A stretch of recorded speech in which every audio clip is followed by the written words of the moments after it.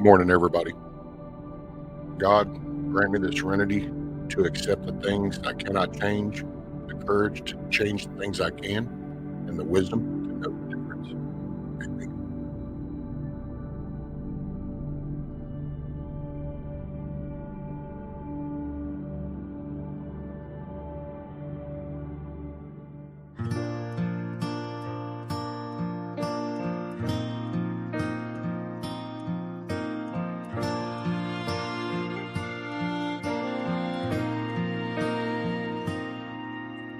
Freedom ain't free, that's where I stand. Burn my flag, I'll kick your ass. Life of a working man, that's just the way that I am. People like me, rednecks like us, still old school barbed wire and rust. Bible on the table, the shot glass in my hand. So when you ask me why, I'm willing to give my life. That flag right there, it ain't just stars and stripes. It's a brother lost in Vietnam. It's a World War II plane that got shot down. It's for the ones that fight, the ones that never made it home. It's the way we live, it's the air we breathe. Home of the brave, land of the free. It's the blood we bleed, and we ain't backing down. So when you ask me why, I'm willing to give my life. That flag right there, it ain't just stars and stripes.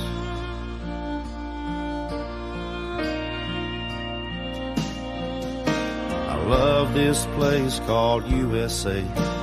You can't change my how always. Brings out my fighting side. That's why the devil knows my name. I miss John Wayne, ain't scared to bleed. Rebel in the South in me. We don't need your hand out here in this blue-collar town. So when you ask me why, I'm willing to give my life. That flag right there, it ain't just stars and stripes. It's a young kid's dad we'll never see again. It's something some people don't understand. It's for the ones that fight and the ones that never made it home. It's the way we live, it's the air we breathe. Home of the brave, land of the free. It's the blood we bleed, and we ain't backing down. So when you ask me why, I'm willing to give my life. That flag right there, it ain't just stars and stripes. It's a gold star hanging on a mama's wall. All gave some, and some gave all. It's a brother lost in Vietnam. It's a World War II plane that got shot down. It's for the ones that fight and the ones that never made it home. It's the way we live, it's the air we breathe. Home of the brave, land of the free. It's the blood we bleed, we ain't backing down. When you ask me why, I'm willing to give my life. That flag right there, it ain't just stars and stripes. That flag right there, it ain't just stars and stripes.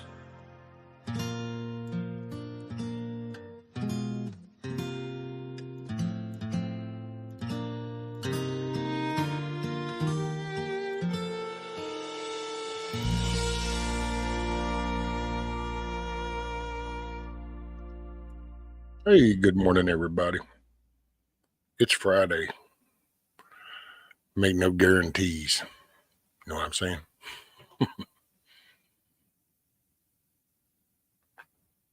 Just kind of ooey.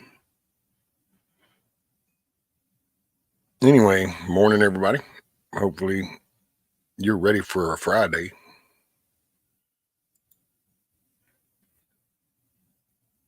It's Friday.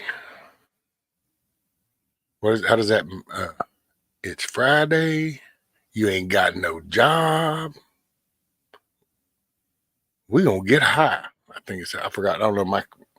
Hell, all of them used to quote that damn movie Fridays. I forgot how it goes. Something like that. It's Friday. You ain't got no job.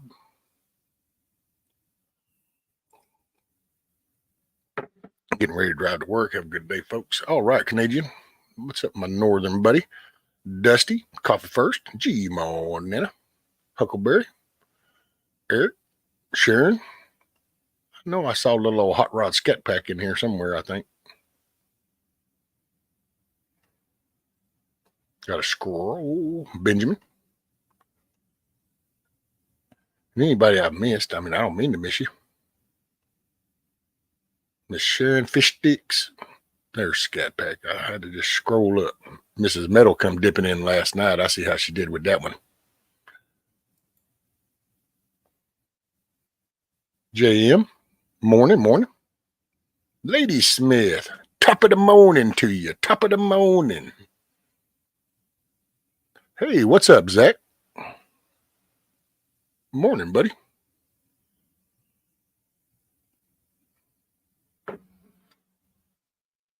Man, I don't know. It's just been, like I say, I don't know. It's so weird.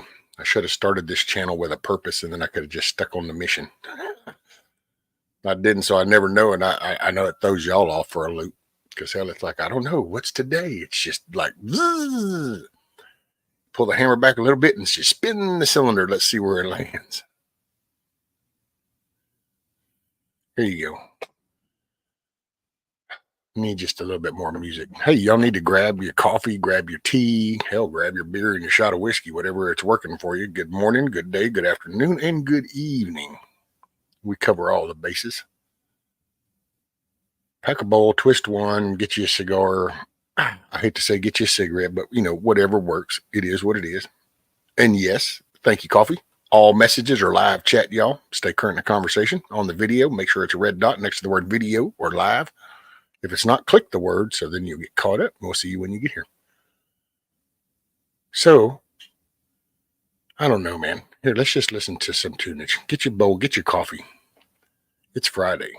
This is where we go into cruise mode. We don't have to wind up for the week. This is where we taper off for the weekend. We just trying to catch a good time, even if it takes all night. Pass that bottle around the campfire, sipping apple pie moonshine. Yeah, we picking on them guitars just right. Everybody singing Dixieland delight, like a bobber on a wet line. We just trying to catch a good time. 80 degrees and the sun ain't even out. We got a spot a couple miles out of town. And when that moon comes up, you know it's going down. We got them folding chairs leaning way back. No other plans other than to relax. We ain't worried about tomorrow from where we at. We just trying to catch a good time, even if it takes all night. Pass that bottle around the campfire, sipping apple pie moonshine. Yeah, we picking on them guitars just right. Everybody singing Dixieland delight, like a bobber on a wet line. We just trying to catch a good time.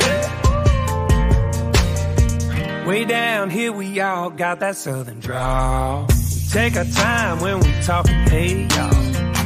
Yeah, it don't take much for us to have it all. That's right. Something about a night is clear, makes your problems disappear. We just gonna stay right here and let the world go by. We just trying to catch a good time, even if it takes all night. That bottle around the campfire, sipping apple pie moonshine. Yeah, we picking on them guitars just right. Everybody singing Dixieland delight, like a bobber on a wet line. We just trying to catch a good time. There's something about a night this clear that makes your problems disappear. So we just gonna stay right here and let the world go by. We just trying to catch a good time, even if it takes all night, all night. Pass that bottle around the campfire, sipping apple pie moonshine, apple pie moonshine. Yeah, we picking on them guitars just right. Everybody singing Dixieland delight.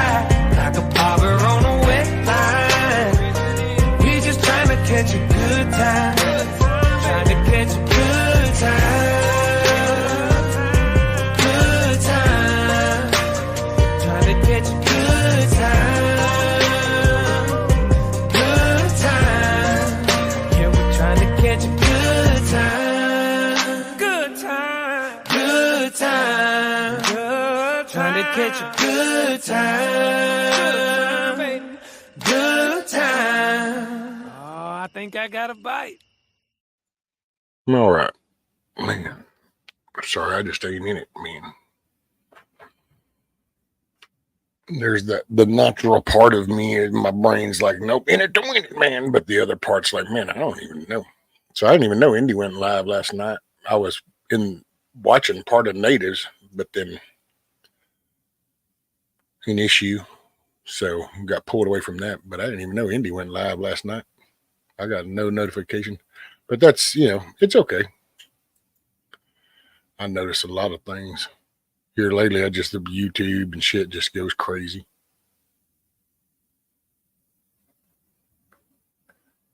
Papa's Farm apparently did a little short thing last night, I guess. Toe tapping at 4 a.m. There you go, G Mondana. It's Friday. Holy moly. And I'm just trying to kind of figure out where the ball's going to start pushing from. Oh, Zach, let's see what you got. I have a question about tech. Next year, I'm thinking about building my own computer. Should I get Linux so I can swap between Windows and Mac, or just get Mac OS? I need it for Apple apps. Well, actually, Zach, you could take you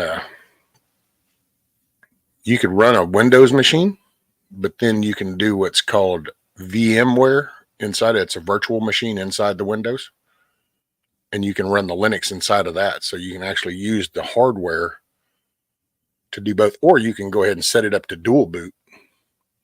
But some components, I would say you could either VMware it if you wanted to kind of do the Windows and then VMware a Linux distro inside it, or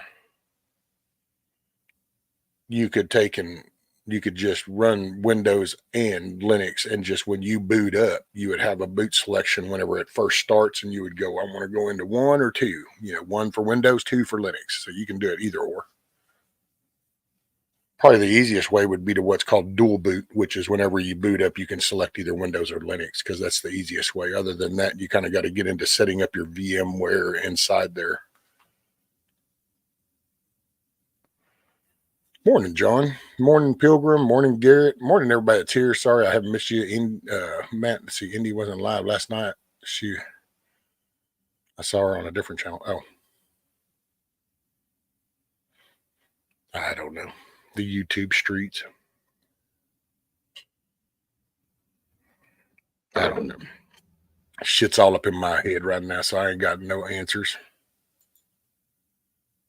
Not quite sure which way is up anymore. I've just decided that I got my own little life ring, and I'll just float down the shit river and see what happens. You know what I'm saying?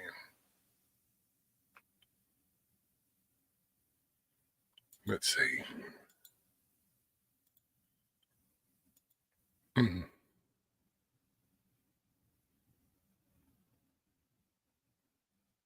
Oh yeah, Huckleberry. This is backwoods. I don't have too many, but I think I got mad sheds, but I'm not quite sure where it is. Yeah, I've actually got special ones, because if you notice, I've got the shirt. It's got nothing on the sleeves. Mine was an oopsie, but it's okay because it fits in with the fucking rest of my life. I always end up with the oopsies. Oh yeah, a million went out like this, but there was the one, and that's always the one I'll end up with. Nope, you don't have this shirt though, Coffee. Nothing on the sleeves. It was a oopsie. This is, matter of fact, you want to know, you think I'm making this shit up? Watch this. I'm going to show you just how it's been this way for decades. So I probably can't even show it. No, you're not going to be able to see it. So on this lion tattoo, there's supposed to be 5 claws and there's 6. Why? Because it's the shit that happens. It's just what happens. I am an anomaly. My life is an anomaly. It's crazy.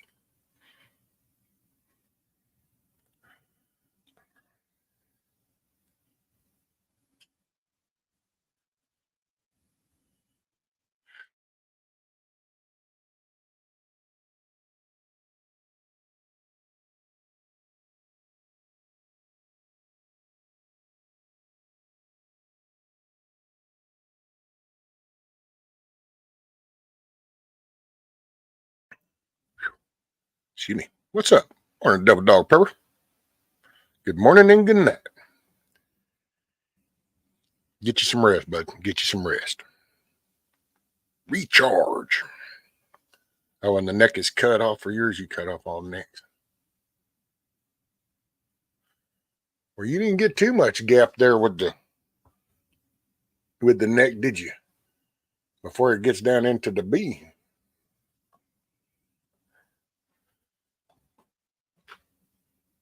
Oh no, coffee. And I got age on you, ma'am, so I think I'm kind of leading the anomaly way here. There, I think everything about there's nothing that just goes normal. I don't think I even know what that word means anymore. What is normal? I don't know what normal is.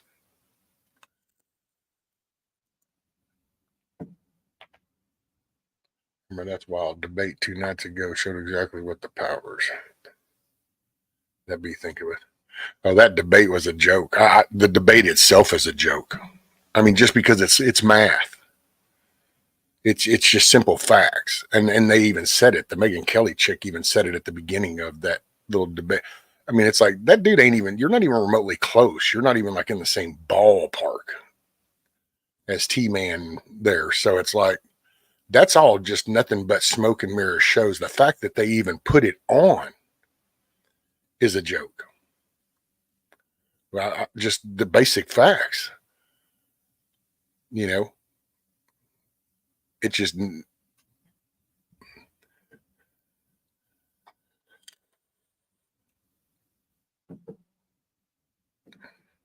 oh, I know nothing's really normal, but it's just, dude, nothing even goes along with the rhythm. It's like, wow, if you touch somebody right there, they always say, ow. Not me. If I happen to do it, I'll get the, what you do? And it's like, wait a minute, I thought everybody said, ow. No. It's kind of like, I don't know. No. What debate? Oh, what, did y'all have a debate?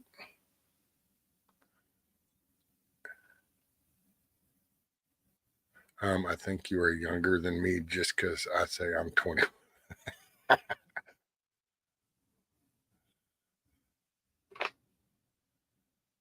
Morning, Miss Kim's.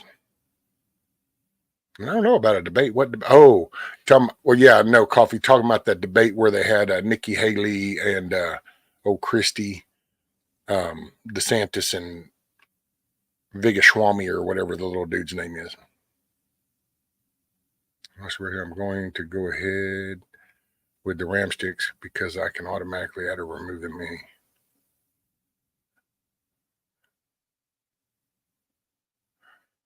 Well, now, what do you mean the ram sticks, though? What are you talking about, Zach? You don't need to change out your ram sticks. Once you put them in, those will be done. Yeah, Coffee. It was the actual, I think, what is it? News Nation is the one that hosted it, I think. Megyn Kelly and these two other ladies were up there.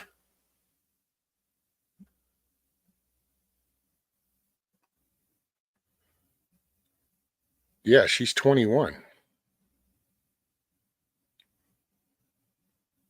You couldn't tell how young she was. She went in live and she was right there on her camera. You could tell she was young. She's a youngin'.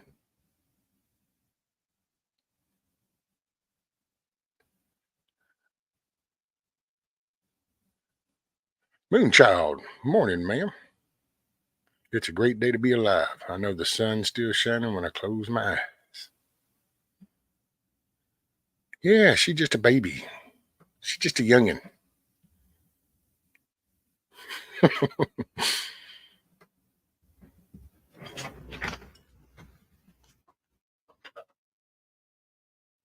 Okay, refill.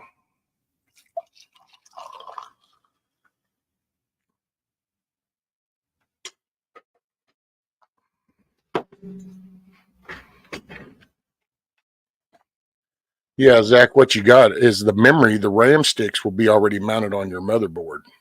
Well, no, I got the incubator in the way. I'd say I could show you inside that computer.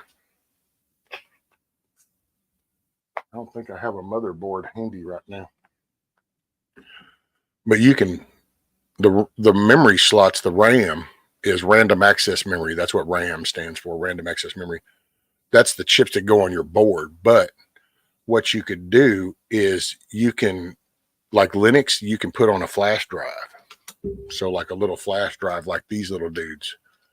You can actually put Linux on this and just plug it in and boot up to it and run off of it. You can do the same thing with Windows for that matter. But that would, if you're wanting to dual boot, then what I would probably do is I would just do the Windows machine and then dual boot into Linux. So that way you can, when you're going to start, unless you want to get real kind of into it. And like I say, that's when you get into virtual machine stuff, VMware, where you run an operating system inside the operating system.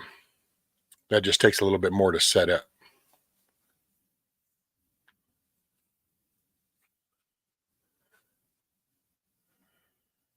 Oh, what did I miss? Hey, y'all don't be picking on coffee now. We take care of our youngins. Don't pick on the kiddos.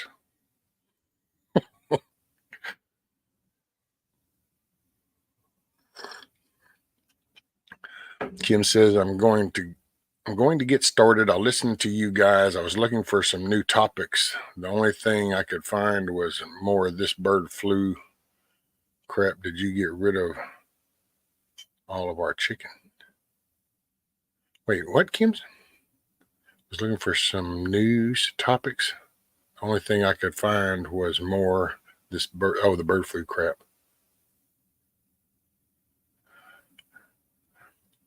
Oh, no, I didn't get rid of my chickens. Matter of fact, I got me an incubator. I'm fixing to hatch me some more. Matter of fact, I'm thinking of setting that up right there on that desk. That way, in the mornings, I'll go live, and I'm thinking of putting either the tablet or something right over there so that then you all can see it up close.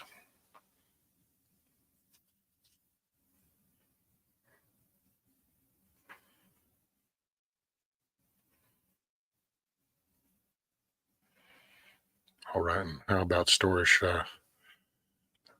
Yeah, and actually, right now, dang, I wish I built that one computer I could have shown you there. They're called NVMEs, M.2 drives, and they're basically, man, they're just like a little circuit board that, if you're getting new hardware, then if you have that type of hookup on your board, then those are really cheap and you can get 2 terabytes for $100 kind of thing. So I will throw this out though, on your media side and saving stuff, you might look at doing an external drive so that then that way, regardless of what happens to the computer, you'll always have your data. So, and most computer builds, you do your build, your primary drive where your operating systems are, that can be smaller. And then you have a secondary or third or fourth, fifth, whatever, to increase your storage with.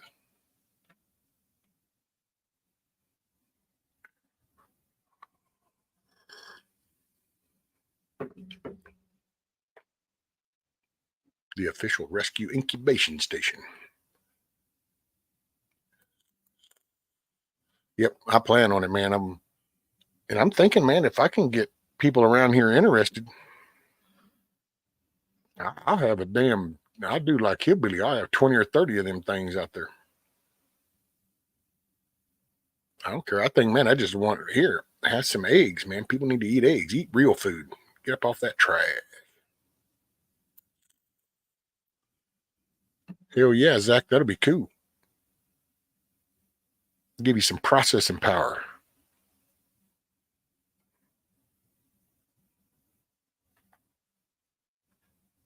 And the new NVIDIA cards have some pretty good power for doing the rendering and for even AI algorithms. I know people here and here don't want to hear that term, but on the actual hardware side. Kim says my Google voice doesn't understand me. They're trying to shut down big chicken manufacturers, raise price and start. Well, yeah. That's why we were talking about that the other day, is all the chickens that have, they're doing in with this new shit. And that's why it's important. That's why I was so grateful when I was gifted this incubator, because it's like, cool. Now I got a way to produce some meat and some protein, some eggs, because you can always hatch an egg. Hell, I'll go out here and grab some damn duck eggs or something. This and be another loss. Wait, what Devil Dog said, talk about the presidents of. Yeah, I was talking about that yesterday, Devil Dog Pepper. That's a matter of fact, that's it. I commented on something else. Dude, I watched an interview with RFK. Dude, and it blew me away. It was with that PBD, the David Valuetainment guy, Patrick David guy. Well, he asked him about the whole transitioning thing. And, okay, if you were president, would you ban that to minors? Dude, that dude couldn't answer that question. Well, I had to get more knowledge. I'd have to know more knowledge about it, and it's like, wait, what? There's no justifiable reason for a parent to abuse a child and do mutilations to them. And I just do that. I'm blown away. It just, nobody wants to stand up for anything. And it ain't just politicians anymore either. It's all around. You can watch shit go down, and then you can watch people go, I don't think I'm going to get involved in that, because I'm just going to. So it just perpetuates. It's the same shit that they're doing. You get asked, well, what about the transitioning thing? Well, I need to get more knowledge about it. What knowledge do you need to have? You don't jack with the kids. Oh, and I did this long little list of shit. I'm like, well, that's funny, because let's see, kids, you can't get a mortgage. You can't go open a bank account. You can't vote. You can't get a driver's license. You can't go sign up for other medical surgeries.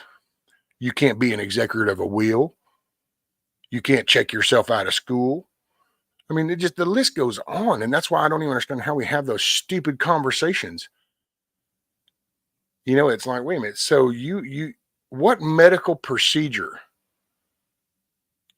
calls for saying, wow, you have a urinary problem. So the solution to this is not to like maybe an altered and you're going to have a bladder bag or something, but no. The solution is we're going to just change the sex. So we'll snip it off and then we'll give you a clitoris. And no, that's not a valid thing. But these people don't want to just stand there going, no. I don't understand. How hard is that? You look at kids and it's like, really? You think somebody ought to be able to mutilate that kid for life? Well, I just need enough knowledge. What knowledge do you need to have? The shit that you're going to do to that child will ruin them for the rest of their life. What more do you need to know? But oh no, let's debate it. Debate. What kind of, oh man. See, and that's how they get into here. It's just like when people want to come in here and, it's like, I don't know, man. Hey, you know what? I think there's some tunage back there we probably ought to play. That's what I think. We might need to slip off into a little diversion. Let's see. I wonder if they'll let me get away with a little Hootie and the Blowfish.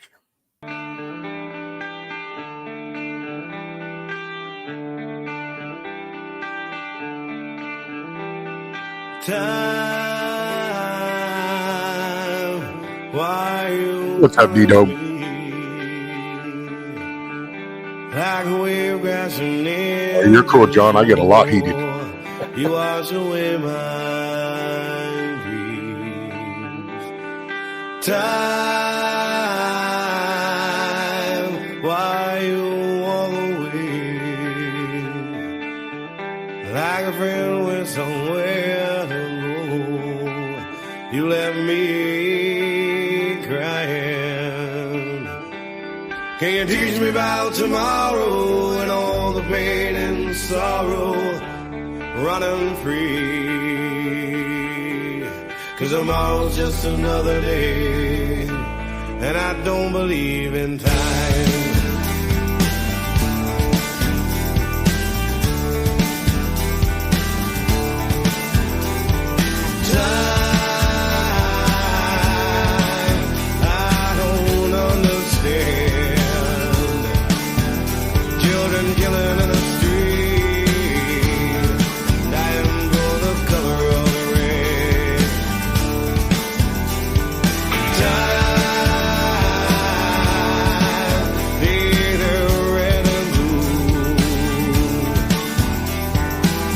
wash them in the ocean, make them clean. Maybe their mothers won't cry tonight. Can you teach me about tomorrow and all the pain and sorrow running free? 'Cause tomorrow's just another day. And I don't believe in time wasted and walking. You ain't no friend of mine. I don't know where I'm going. Think I'm out of my mind. Thinking about time. And if I die tomorrow, yeah, just lay me down and sleep.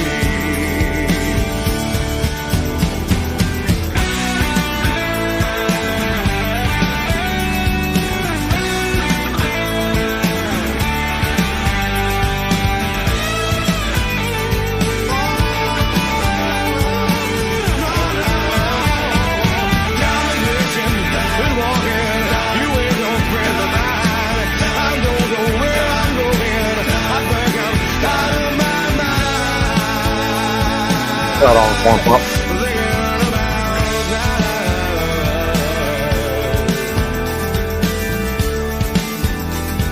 Hey, Coffee, make it a great day, man. Thanks for being here. Be safe. Keep your head on a swivel. You left me standing there like a tree growing all alone. The wind just stripped me bare, stripped me bare. Time, the past is come and gone. The future's far away, but now only lasts for 1 second, 1 second. You teach me about tomorrow, and all the pain and the sorrow, running free. 'Cause tomorrow's just another day, and I don't believe in time. You ain't no friend of mine. I don't know where I'm going. I think I'm out of my mind. Walking, wasted. You ain't no friend of mine. I don't know where I'm going. No, no, no, no. Turn out courage and coming out real.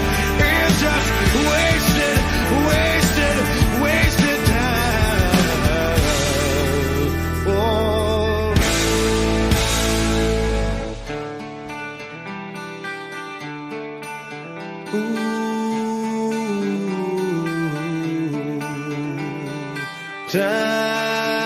Time, why you punish me?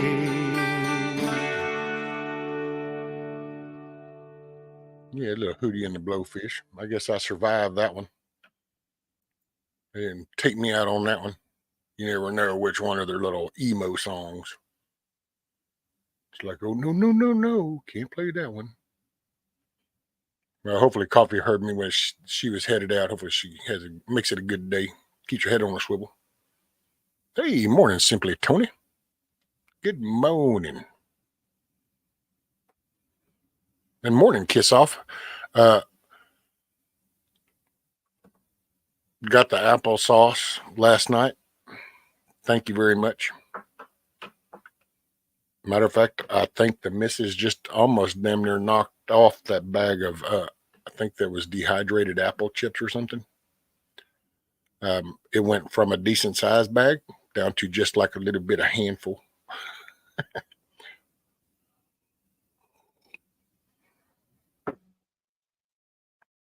So thank you very much. No, Daddy wasn't a badass just yet. We're not there yet. Just because you came in late to the game, you don't get to set the rules. It's not how it works. You ever watch like NASCAR where they're placing people? See, you're bringing up the rear, ma'am. You showed up way too late. You're just gonna have to drag. It's kind of like in the old cattle days. You're just gonna have to pull drag back there because you showed up too late. So you're just gonna have to ride drag back there. It's just the way it is. I didn't make the rules. I just go by them. You know what I'm saying? So there you go.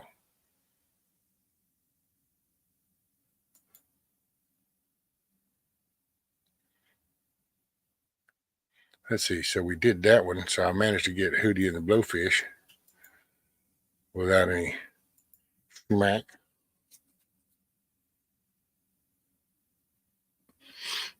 And good morning, everybody. If I missed you, I'm sorry. Except for Corn Pop. I'm not sorry I missed Corn Pop because he just kind of, he does Corn Pop things.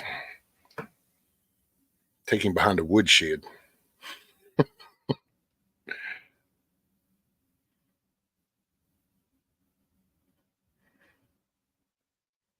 Man, too bad the Epic Times wants me to pay for that. I wouldn't mind reading a little bit about that article, but I'm sure I'll read about it in a little bit. But apparently the grand jury indicted Hunter Biden on 9 charges.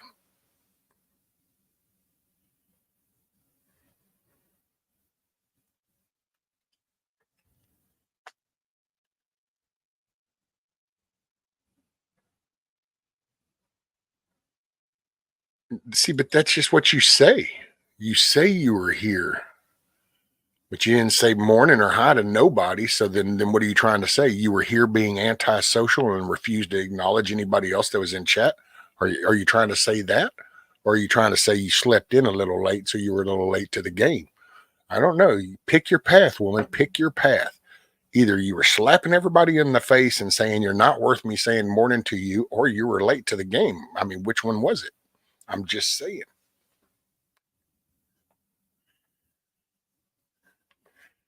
Need to have the morning, get it right. Talk with my thumbs. Hey, morning, Miss Angela. You got it. Need some Java.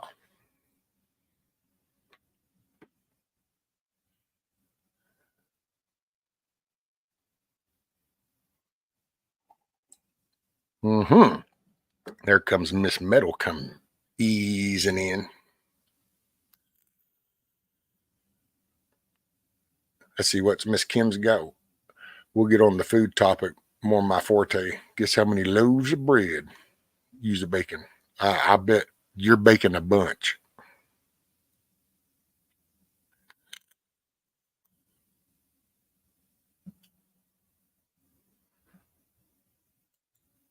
Hey, I don't know. I haven't tried that yet.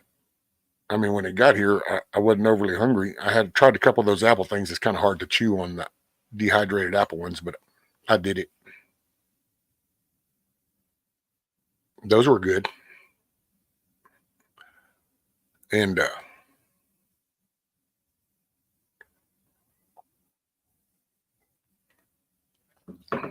like I say, she pretty much knocked off the bat. Oh, and Rudy, dude, those little treat thingies. At first, I thought, well, let me break it in half. Shit, dude, he ate that treat, and all of a sudden, he's sitting right looking at me like, "Hey, man, that thing was bigger. I saw you break it in half," kind of thing. You know, I was getting that the stink eye from him. Like I saw the other half of that, so I gave him the other half. So he devoured that bad boy. So I don't know what the hell's in that treat, but is that a Hunter Biden treat or something? Like, is my dog now hooked on some shit? Do I got an addict for a dog? John says eating a chorizo sandwich for breakfast. A chorizo sandwich? Never heard of a chorizo sandwich. Just heard of a chorizo, but didn't know the sandwich thing. What's Lady Smith talking about? She knocked out 7 loaves banana walnut bread. You know, see, okay, we're going to go back to music. I don't need to hear all that. I just don't need to hear all that. I don't need to hear about all the things that you can't have. That's just rescue morning. How'd everyone in the chat on my phone? So I can't tell everyone. Plus, I'm supposed to be acting like I'm working. All right. So it's simply Tony says, "Hey" to everybody, but he's got to fake it till he makes it. With barbecue sauce and spicy brown mustard. Oh.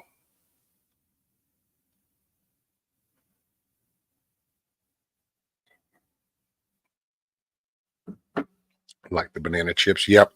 We got some bananas yesterday, so I'm going to try to dehydrate those. And we got some more pineapple. I'm going to try it again. Maybe I won't screw this up because we got the rings this time. So we're just going to break the rings in half and put them in there. I'm staring at some red velvet cupcakes. Rescue the stink eye from a dog is the opposite end of the dog. You already did mayhem, so neener, neener, neener. And plus, I was getting on the kiss off. You know, she's always screwing shit up. It's kiss off.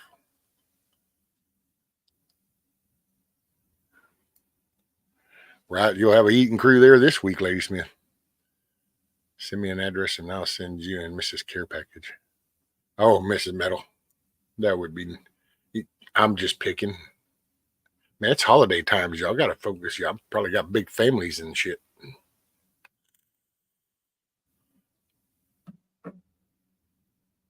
$10 loaves today. I got choice ribeye steak sandwiches for supper tonight. Holy schmoly, look at you.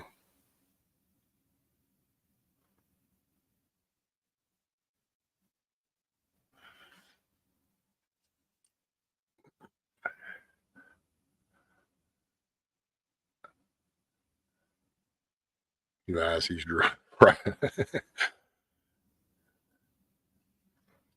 I will email me.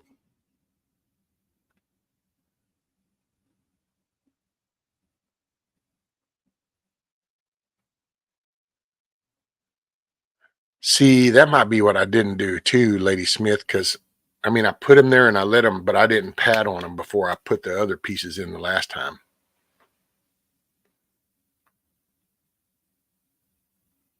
Gear says, wait, so now we have to say good morning when we come in to chat? Well, shit.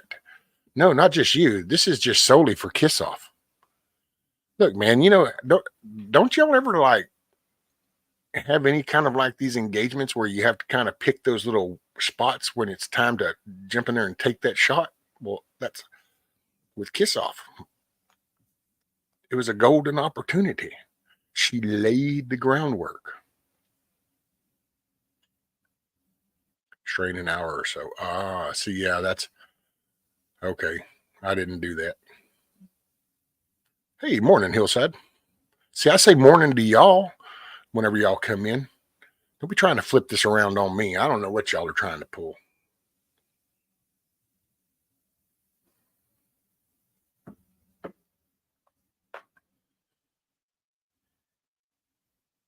Sandwiches. Did I see sandwiches?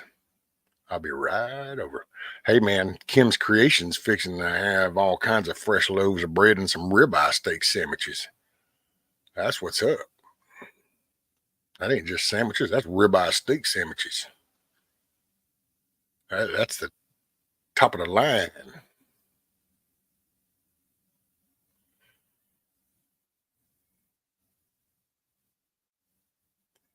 Pre-lunch even. I need a bakery, but that's over our drive. There you go, G Monano. I don't even know if I don't think. Well, we got people that have gotten into where they do like. There's a couple of people that get into making those cakes and different little pastries and stuff. That's kind of picked up. Little mom and pop biz. Buenas noches. No, I'm not, Huckleberry.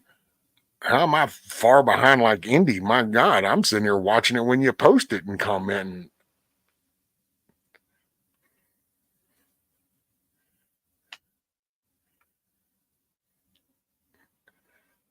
Hell, Indy, she gets so far behind, she's just about telling you hello about the time she's in the stream. Well, I finally caught up with chat, y'all. I'm glad y'all are here. Well, it's time to call it. I'm just picking on her if she's listening.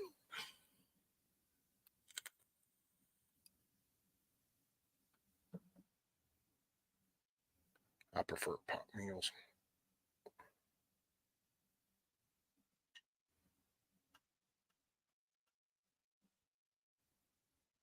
Kiss off's having ham. I don't even, I don't know. Like I said, y'all have had a change on them, so who knows what's to come around the corner. We'll see. No habla inglés. No sabe, no sabe.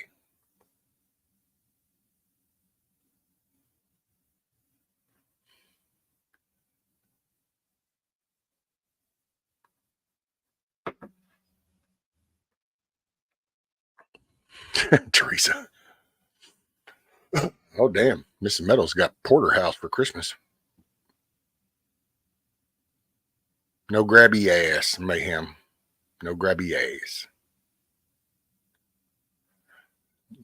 Nah, it's Friday. It's a F.U.B.A.R Friday, Huckleberry.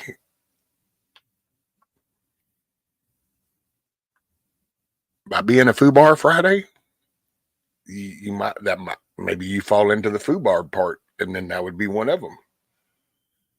Brown chicken, brown cow.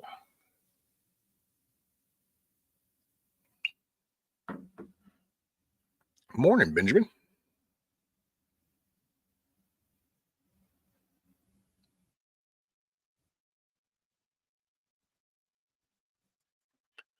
Oh man, kids made it on the bus. There you go.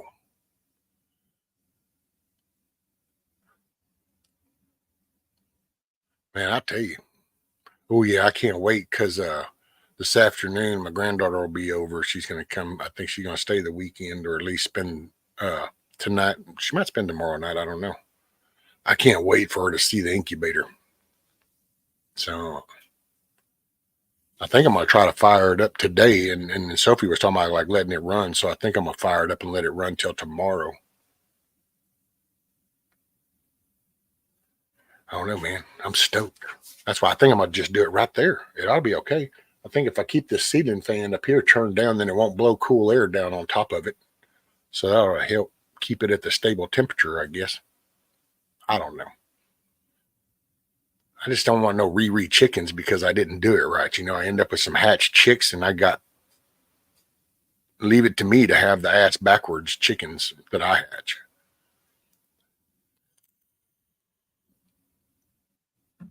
Hey, Michigan. Morning, morning. 6, Miss Angela.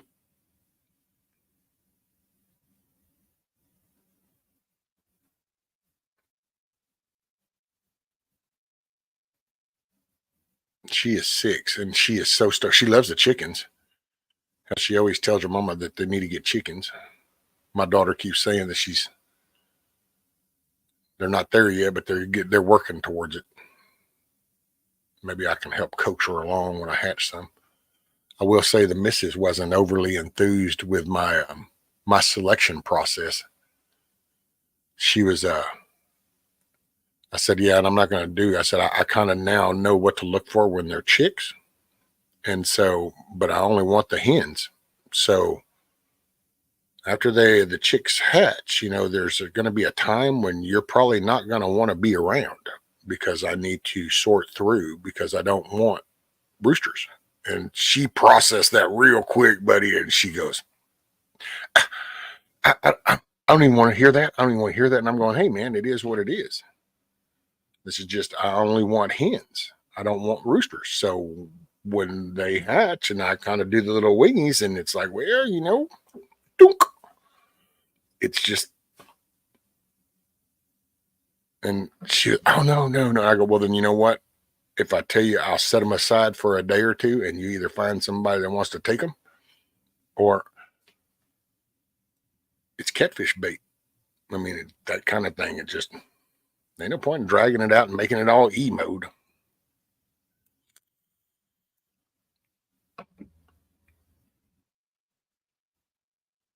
I have a white hen who is almost 8.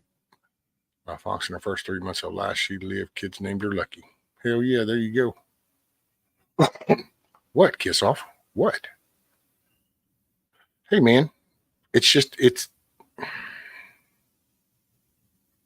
the simplicity of life. It is what it is.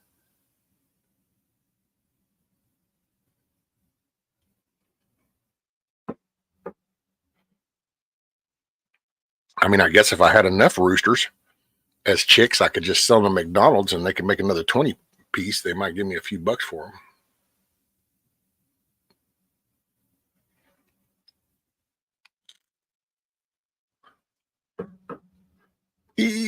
I know. I figured that'd get you. That was pretty much just for solely for your benefit, kiss off. To be quite honest, if I just had to fess up,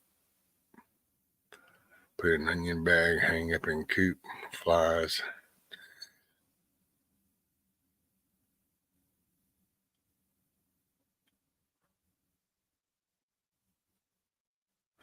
Okay, so wait a minute. What you got? Michigan? So you in an onion bag, hang it up in the coop. Flies. They lay the eggs. So okay, so you're talking about like so kind of using those like you would because I've seen D-Dog sent me a deal and there's a guy that used those black and yellow storage containers at an angle and he did something similar. He put some cardboard in there and then he had the meat hanging and then some holes for the flies to get in and lay the thing and then is the larva. Something about the way the larva crawls. And then he put a hole up there for them to fall down in. I guess it's the same kind of concept. Wish my coffee was made when I get up. It's called a timer, Mrs. Meadow. You don't actually even have to have one on the coffee pot. Just get the one that you plug into the wall. And then you plug it into it and you set the little time, the good old timer days.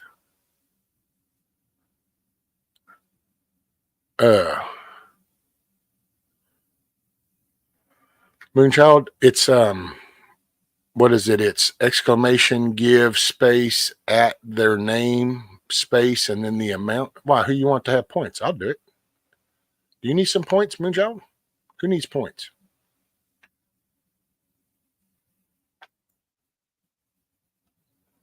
Cheaper for the onion bags. Okay. One day when chickens get smarter, there will be dating service and escort for chickens at rescues.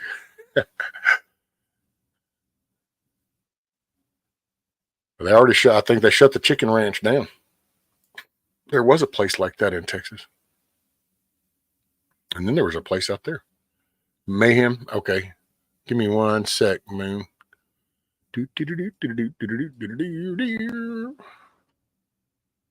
Oh, come on, man.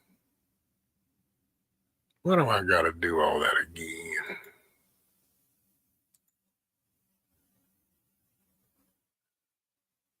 There you go. Okay, now.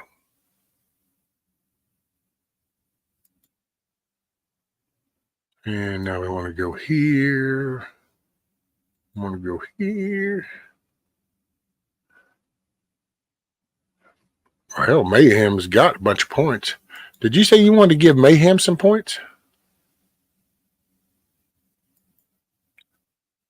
You don't want to give Mayhem no points. You realize Mayhem's got points.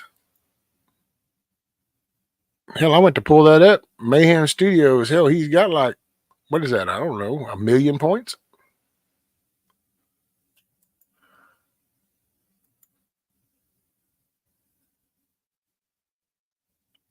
Yeah, there you go, the chicken range.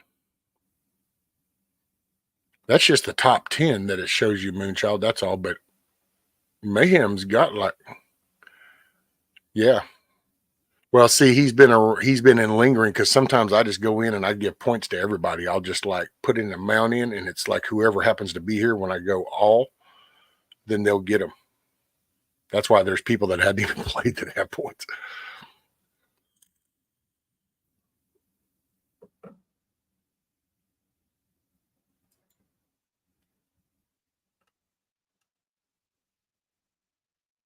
Scroll, make sure I didn't miss nothing. I was looking at the perks.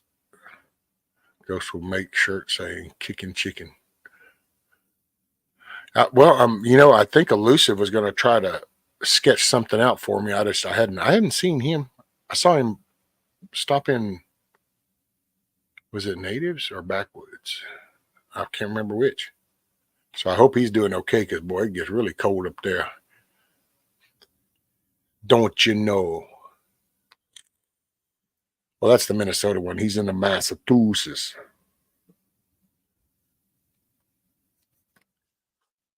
Huckleberry, you don't need no points. You want me to take you back down to 1 point? Is that what you're saying? Are you trying to remind me to take you back down to you just want 1 point? Is that what's happening?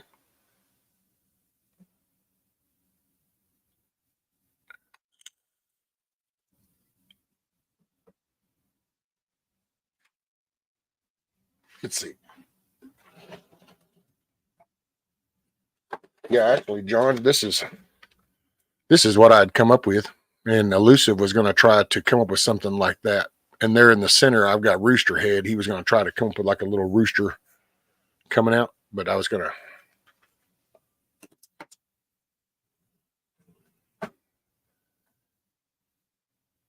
Winters in the future, I believe, will be getting much colder. I don't know, though. You kind of,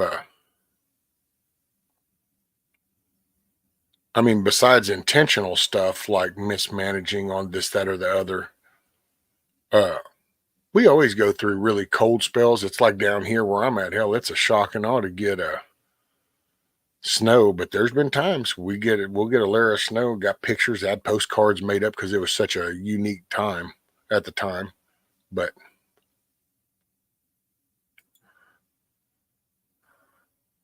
winters in the future. And then he said, I dare to entertain the strong feeling we are transitioning back into an ice age. See, I don't, that's that. Wait a minute, John McGill. Are you going with the global warming thing? Don't you dare tell me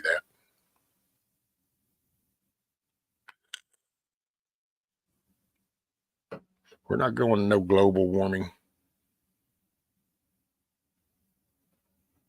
It's only 6 years, still dark, too early to feed them chickens. The dough is in a hurry today. I know, Kim's, it's weird. They'll wake up, but they won't come up out of there until later. And then they go in right at dusk. It's so weird.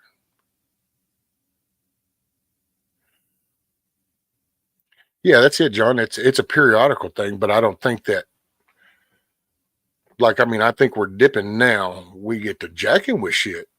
We can kind of like alter the outcome of things. Excuse me, man. I did not. I just hit y'all hard in the ears. I apologize.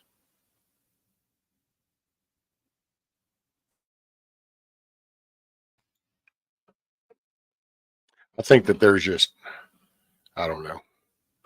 I think there's bad, but then you have, it's kind of like when me and Bushido were talking yesterday. It's like, yeah, you technically you have the bank robbers robbing the bank, but there's also so much more criminal shit that was going on in the back end that they'll use that as the cover kind of thing. What do you guys do with points? They're just messing around, Kim's. I mean, overall, I guess I could set it up to be where you got stickers or patches, or you could win a shirt, which I don't have shirts, but so the idea is that you could really start off, and what it's to do is it encourages, because in all honesty, these aren't done right because I just give everybody points, but like it's supposed to be how you hang out. The more activity you do in chat and you're earning points, and then that way you could then get some merch, keychain, a sticker, patch, whatever kind of merchy things you got. Hey, morning, Anthony. Let's see, I got to scroll up, catch John's. We just aren't alive to experience it in occurrence. So yes, I do believe we are inevitably heading towards ice age.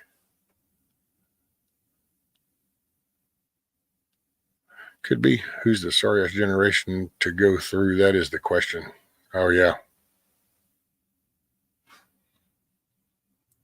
Well, and it's a stacking up thing.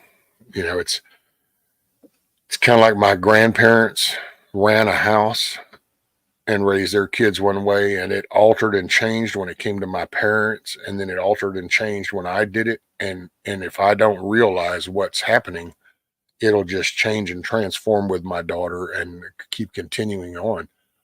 That's why I say it's that point when you kind of wake up and you don't blame outside stuff. You start looking at what am I in control of? What happened? And so now I start having different conversations with my daughter. So she'll start having different conversations with my granddaughter, with her kid. And then that helps change the soft little comfy thing that we've fallen into. Because it's the complete, look at how many people, well, you just, they do the Uber, all this ease of comfort things. Nobody wants hard things anymore. And I told the missus that, we were talking. I said, if you take the money and the time, people will literally think about this. So they want to watch a show on TV. So they will spend more money to then call someplace and order a meal that they're not fixing, but they'll pay a restaurant to make this meal. Then they're going to pay for delivery just so they can sit and stare at a screen and watch a show. When if they took all that money that was just wasted on that, and all of a sudden you went out and you planted a little garden, you had a few chickens and stuff, well, you could spend the time instead of 2 hours watching this stupid show and not doing anything. You could have spent 2 hours outside pulling a few weeds out the garden, plucking a tomato off the vine here, getting a cucumber up out the garden here, go out there and grab some eggs. And it's in the thinking. See, people with the, oh man, I don't want to go outside. I ain't doing it. Why? This is what's leading to this comfort thing. It's just that damn carrot on the stick shit, dude, is everything. It's, oh man, I don't know, man. That's, you know what? I'm gonna call somebody and just have them bring that. And it's like, oh, do you got something important to do? Yeah, man. I ain't got the time today. I ain't got the time now. I'm gonna have to get them to do it. And then you realize that, oh wait, you needed a few hours to go sit on Facebook, or you needed a few hours to just, go stare at a screen and watch Days of Our Lives or some stupid shit.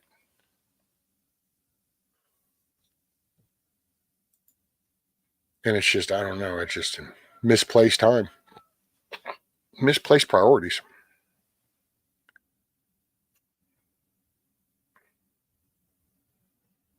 Someone said all those dead fish in Japan was because the water was hot. No, I do not. Excuse me. Excuse-moi. Told my mom yesterday we had a warm spell this week. I bet around Christmas. Very well. Could be. Hell, around here, it's nothing new. Some Christmases you'll wear long sleeve shirts and, bundled up. And some Christmases you go out there in shorts and flip-flops.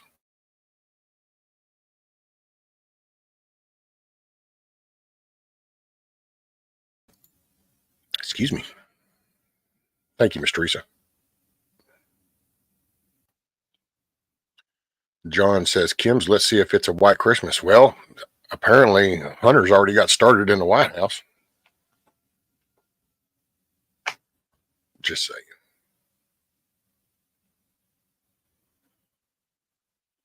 We eat out maybe one every 2 or 3 months. I cook daughter and son-in-law, eat out 2 or 3 times a week. Yep. Bug Out Adventure says, I can't versus I won't. That's it. And needs versus wants. Desires over needs. That's a blurred line nowadays. I need that. Really? Really? You needed the new iPhone? I don't think you need the new iPhone. You might want the new iPhone, but you don't need the new iPhone. See, my grandson, 14, wanted DoorDash cards for Christmas to have food delivered, so my daughter bought him a cookbook. Way to go. There you go. I meant something different, but I can roll with it. Mayhem. Grew up American, not American. Americant. Right, there you go. Michigan grew up American, not Americant. Can't, never could, never will. Mayhem. Make sure to hit that like button or else you like Joe Biden. All right, I'm going to play. What? You don't want none of this, Garrett. You don't want none of this, but that's okay.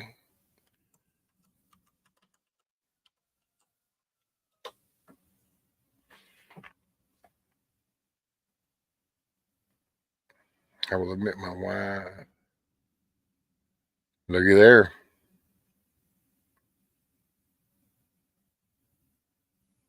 So let's see. What'd you do? You took 900,000. So I need to go give myself 10 million now.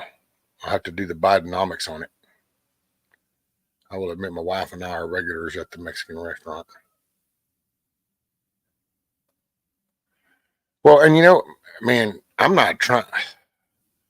I feel bad. See, I just need to go back to playing music because this always backfires on me. It always backfires on me.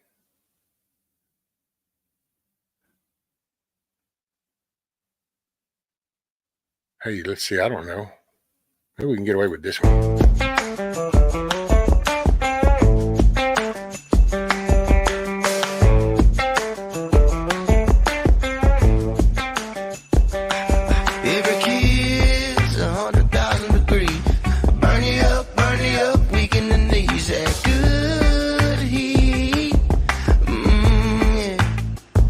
Hey, morning, love you. Ice cream, I'm talking blueberry hot, but you know what I mean. That good, sweet. Oh, well, she's hotter than Tabasco. I'm talking barefoot, blacktop, down in Daytona. Southern little sizzle, you can fry an egg on it. Well, she's sweeter than the sweet tea.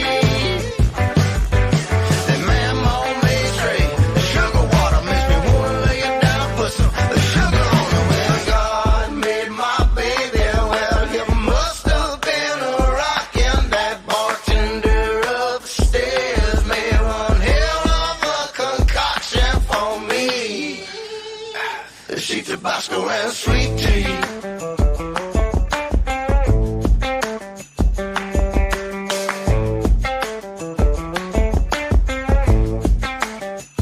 Yeah, well, she's spicy like a jerky got from Buc-ee's down in Texas. So delightful like a coconut hanging in my legs. It's not that new car smell.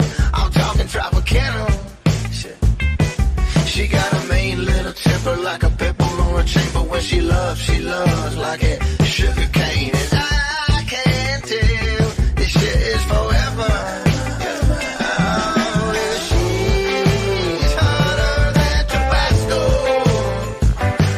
I'm talking barefoot, blacktop, down in Daytona. Southern little sizzle, you can fry an egg on it. Well, she's sweeter than the sweet tea. That mammo made straight. The sugar water makes me wanna lay it down, put some sugar on it. Well, God made my baby. Well, it must have been a rockin'. That bartender upstairs made one hell of a concoction for me. She Tabasco and sweet tea.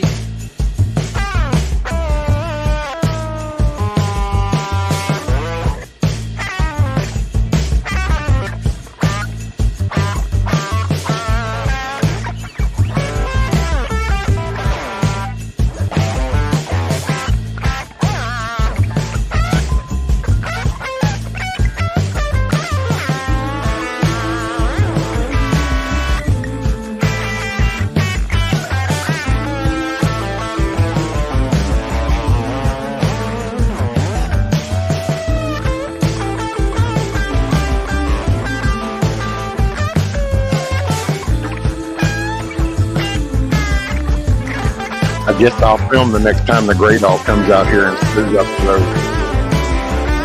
Or when they dig up.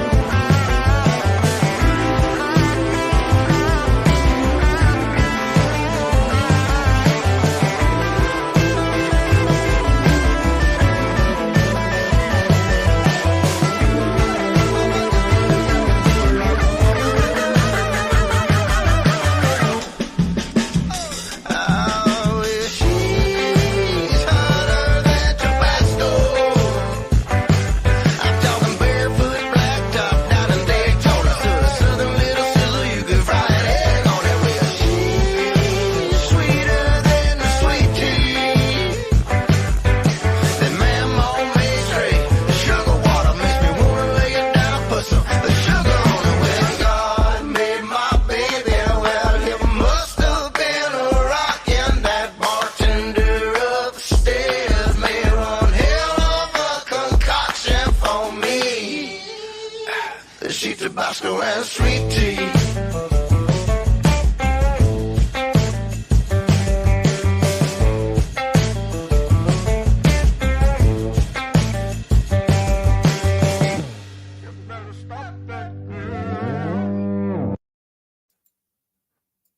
Yeah, I like that one. That's Cadillac 3. I think that's the name of it. Cadillac 3.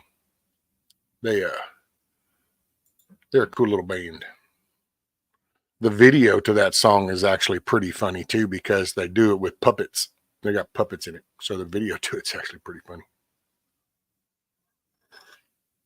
No, Grumpy, you want me to? You want to come up, Grumpy?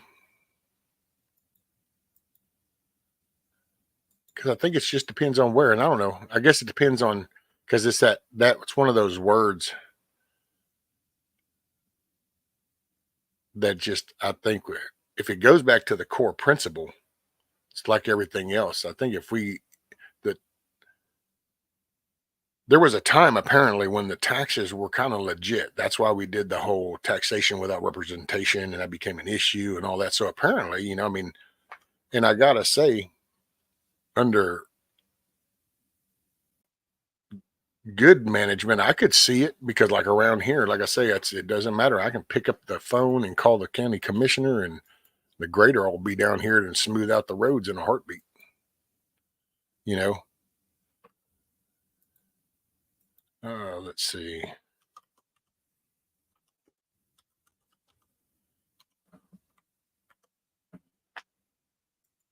There we go.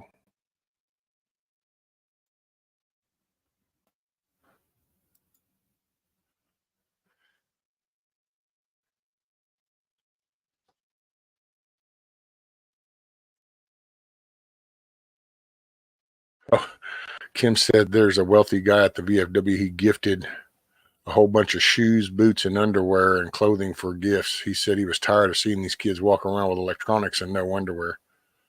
Well, or they're walking around with the electronics with their underwear showing out their butt, because, well, somewhere in the brain of society, they said, hey, this prison behavior of people wanting to do homosexual acts in prison, and they drop down their pants so that they can offer an authorization of the rear. Oh, hey, I know. Let's make that a fashion statement out on the streets. That sounds like a bright idea. Because that's actually where all that little baggy, your ass hanging out the back of your pants comes from, is queers pimming it in prison.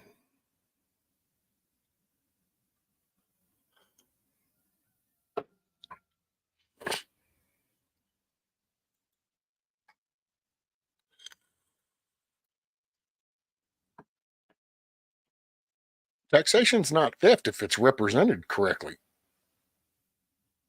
I mean, because you get to vote in your tax assessor, which then you get.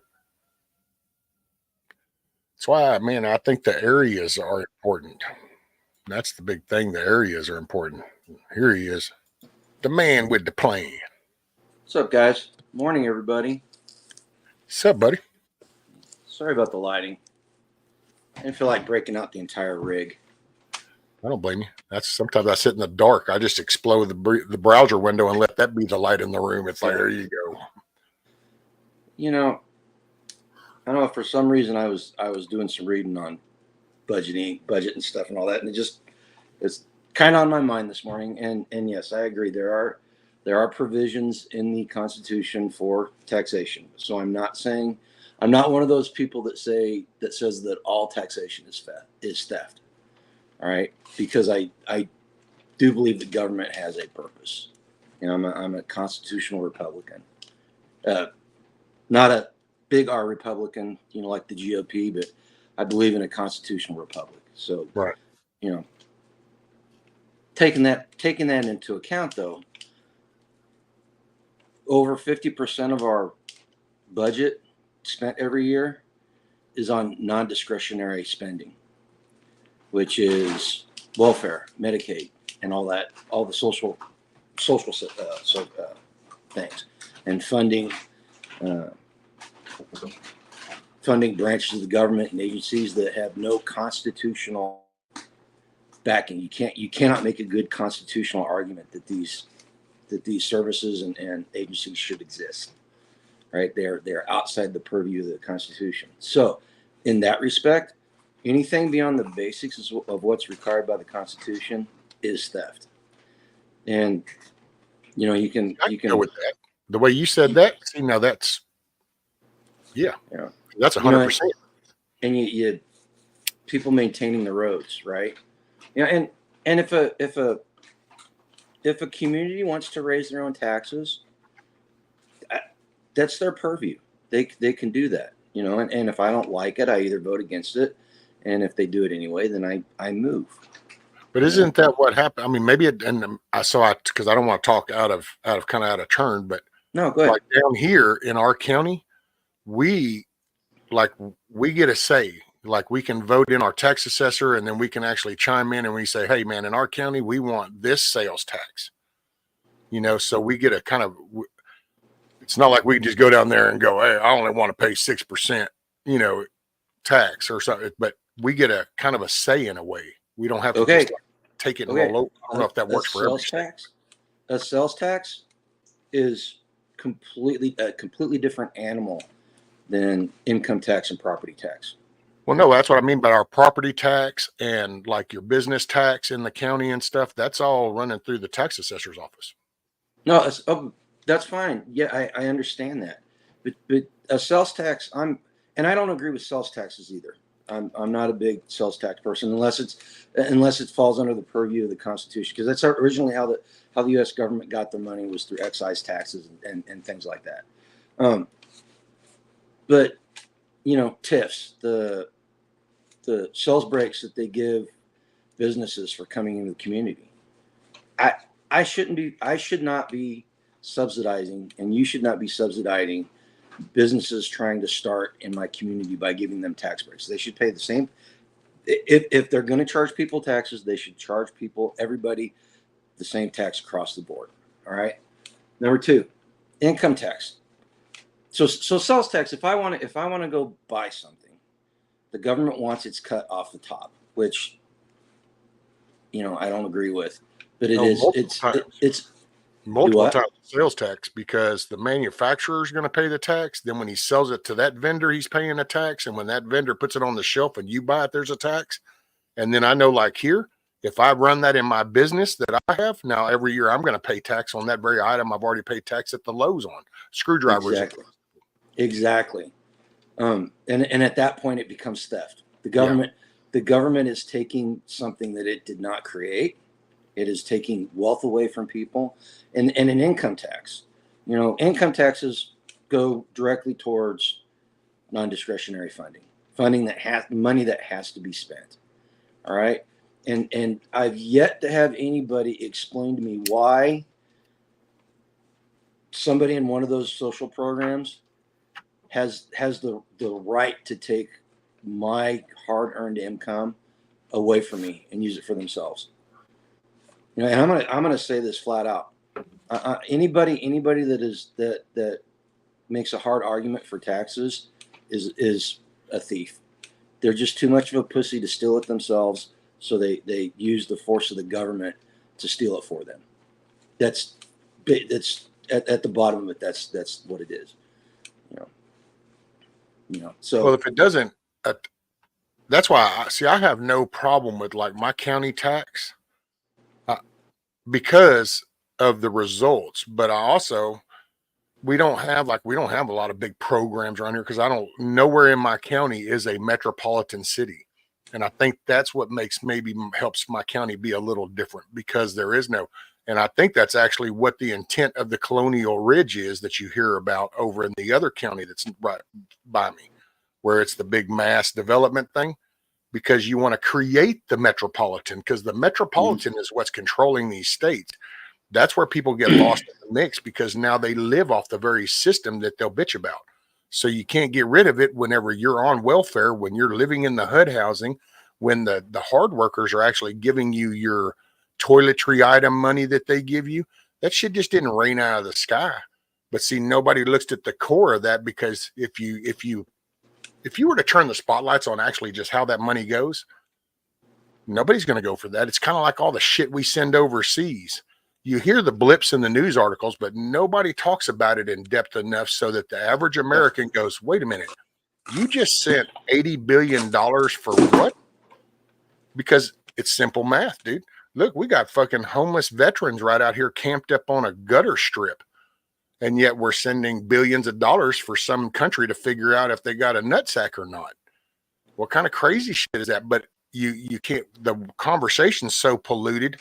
People are so used to it. I've told her that my whole life. I've never understood, ever since they introduced that child tax credit.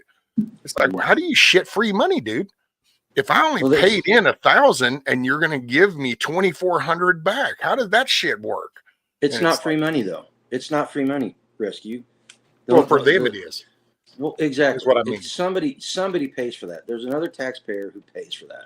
Well, see, now they've even gotten worse though, because I don't understand, dude. I tell you what, if any number person that really wants to get into some shit, the little Wisconsin representative, that dude will fuck your mind up, dude.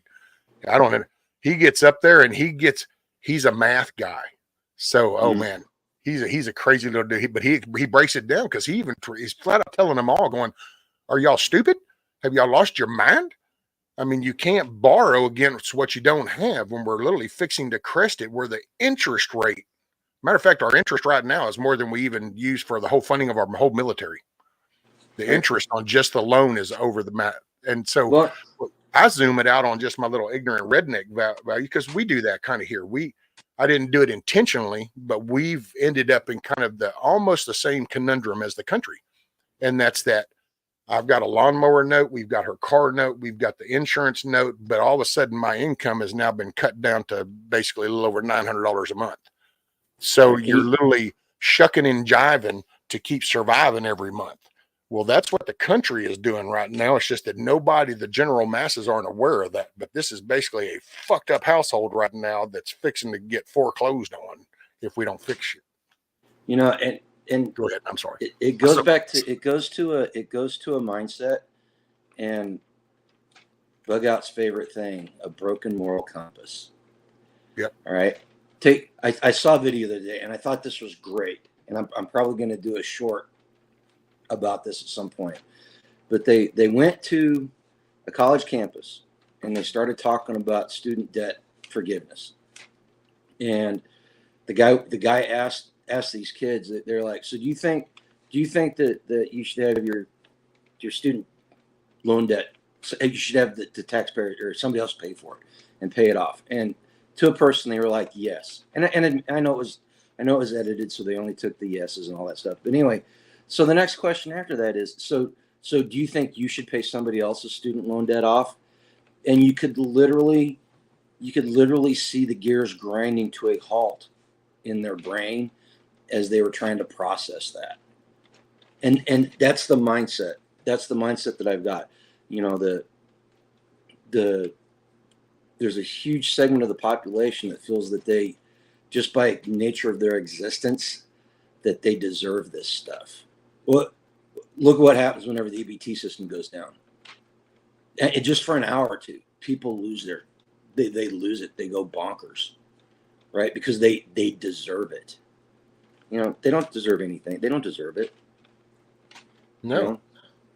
Well, that's the parenting. We've lost the family structure. We lost that putting pride into going to work, getting up, and I've said it before, kids today, whenever we were kids, if you were in junior high and you went back to school on a Monday morning and you said, man, I scored a part-time job, you would be like the big shit in the room. It's like, holy shit, dude, you're going to go work. Now a kid walks into a junior high room and goes, man, I found a part-time job. They get called a sucker and a loser and a dumbass. And, oh, and they get it. It's switched. Well, by doing that, of course, then you end up peer pressure. Well, then they'd know. And then you have parents. We're at a generation now to where, and this is probably going to sound pretty crude, so sorry, but facts really are just there. We literally went through a whole generation that basically grew up in a HUD housing and on welfare. And they have now produced kids that are at the teenage level entering into young adulthood. And that's our next wave. They have no concept of any effort into anything. They've told that it's not worth owning your property. They've been told that it's too much of a hassle. Me and my son even had this little WTF moment, because I'm going, son, why don't you get you there's no point.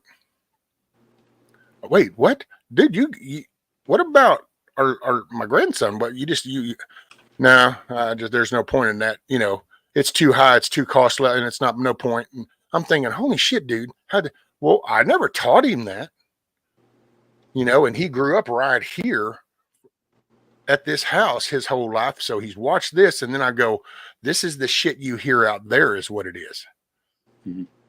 It's that I call it victimization shit because dude, I'm a 2-time convicted felon, a meth head, a drunk, a pill popper, a fucking biker wannabe thug.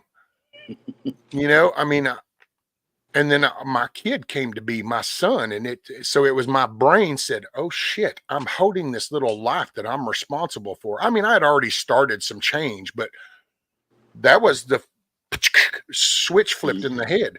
So people that want to talk about, oh, you can do anything, dude. I'm just telling you, there you go. I've been to college now. I mean, I raised my hell. I'm the stupid parent. I literally went to college in front of my kids to go, this is how you do homework. This is how you guys need to study. Because my kids went from the A.B. honor roll trying hard to this outside input going, what do you got to do homework for? You don't really have to do it. You're going to pass anyway. So then their drive went from A.B. honor roll to where C's and D's were okay as long as you're passing. Just get a 70 and above, man. And I'm like, no. Well, that's why I get so passionate sometimes. I guess that's the favorite word that everybody likes to use. That's why I get pissy about it myself. Because damn it, you can do anything you put your mind to if you really are willing to sacrifice and you're willing to say, okay, I don't need all these comforts. I don't want this. I can do this. Dude, you can go sleep underneath that overpass and go to that truck stop bathroom every morning and go in there and wash yourself, rinse your clothes out, go hang them out in your little secret cubby hole, and then go commence to walking looking for some kind of job. Hey, man, can I pull the nails out of those boards for you? I'd like a little supper money. So there's things you can do. We just don't like that perception. And it's like, and sorry to get off topic with the taxes. Taxes are a necessary evil to a point because it's just a community thing. It's like if you had a house full of 15 fucking people, one person can't go hold down an 8-hour job and pay those bills. So you need help. And I view taxes kind of that way. We just need to manage them better. But as a community, like I say, here where I'm at, I can pick up the phone and I go, hey, commish, the ruts are getting bad. Got you. Next thing I know, there's a Gradar showing up and graveling it. Now, I'm not saying that works everywhere, but that just shows the options are there. As I said, I am not 100% anti-tax. I'm not an agorist. The Constitution, they're in the Constitution for a reason, but they've gone way beyond. And if your community wants to pay taxes to have the roads, then by all means do it. But how do I put this? They name me a tax in your county that's gone away once it's been instituted. Well, I don't really know because I don't even really know. Now, probably chances none. are there's none. Let me ask you though, Grumpy, is that just taxes or does that pretty much go anywhere?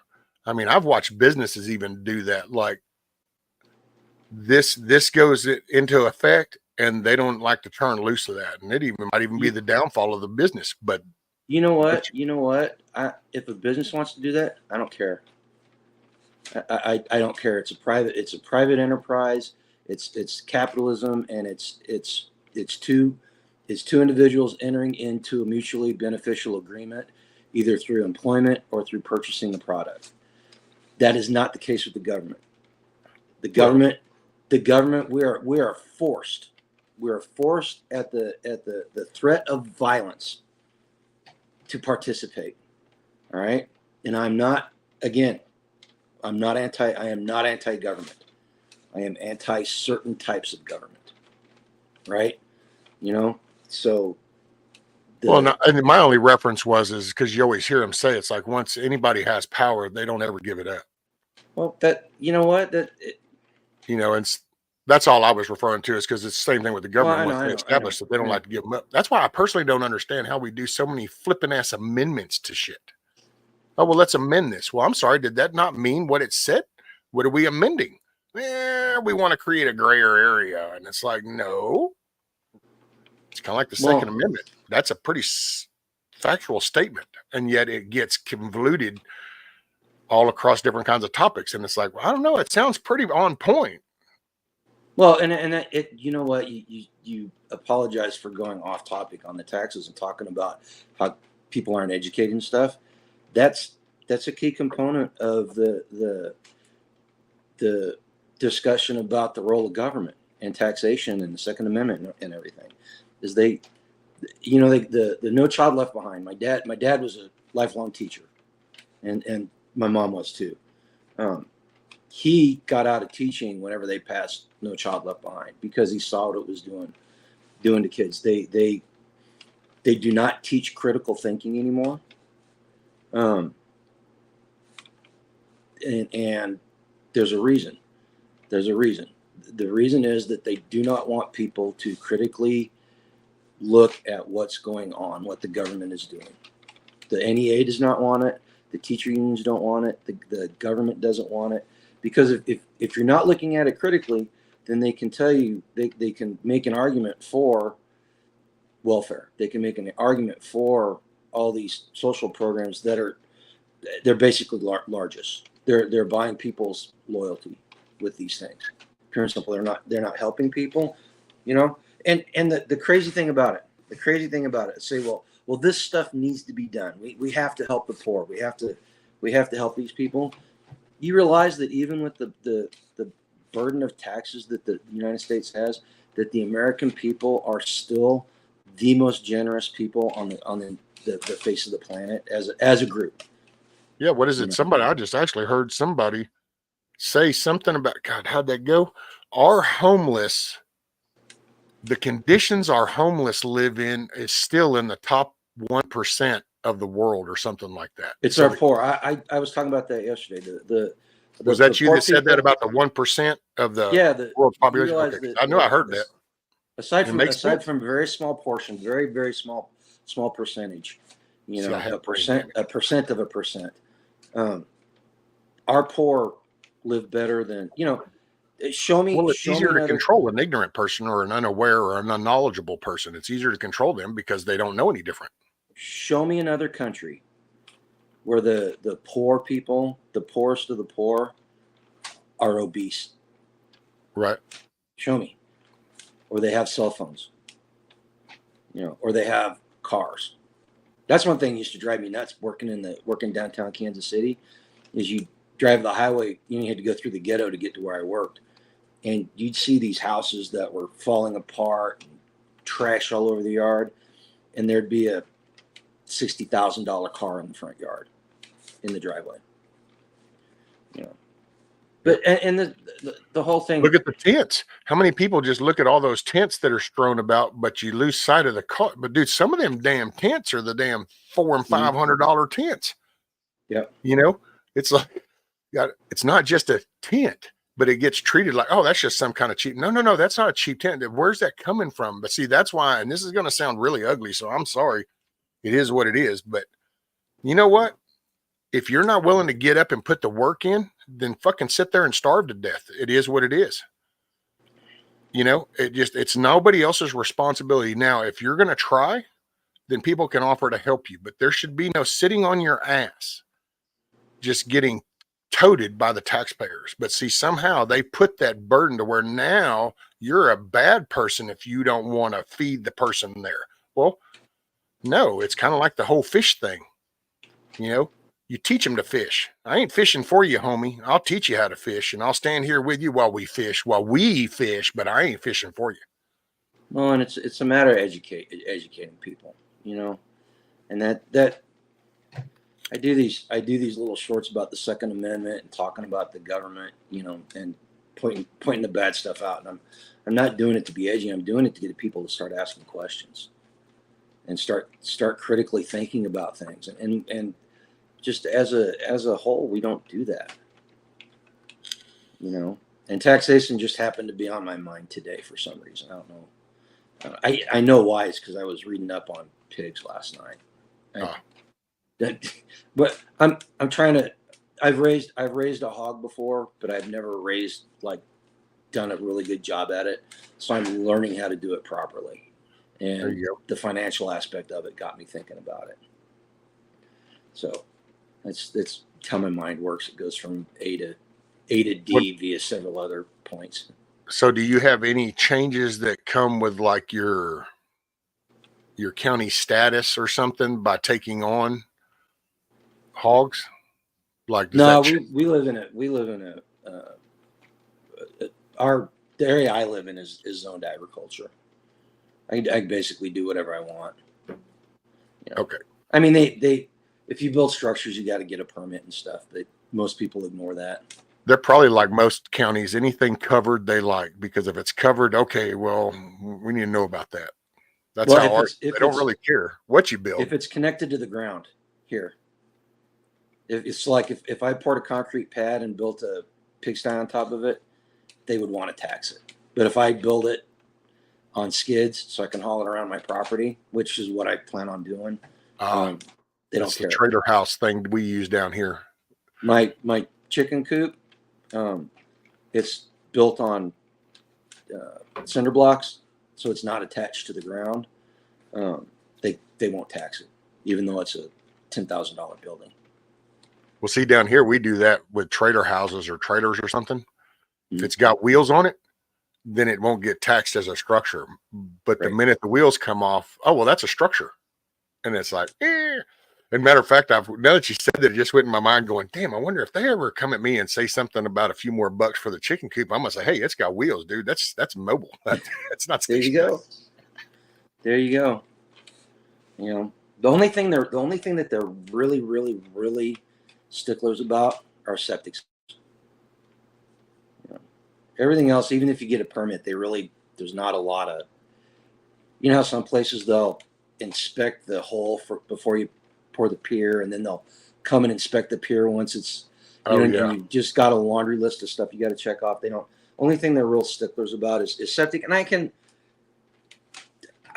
understand that. I mean, I don't agree with it.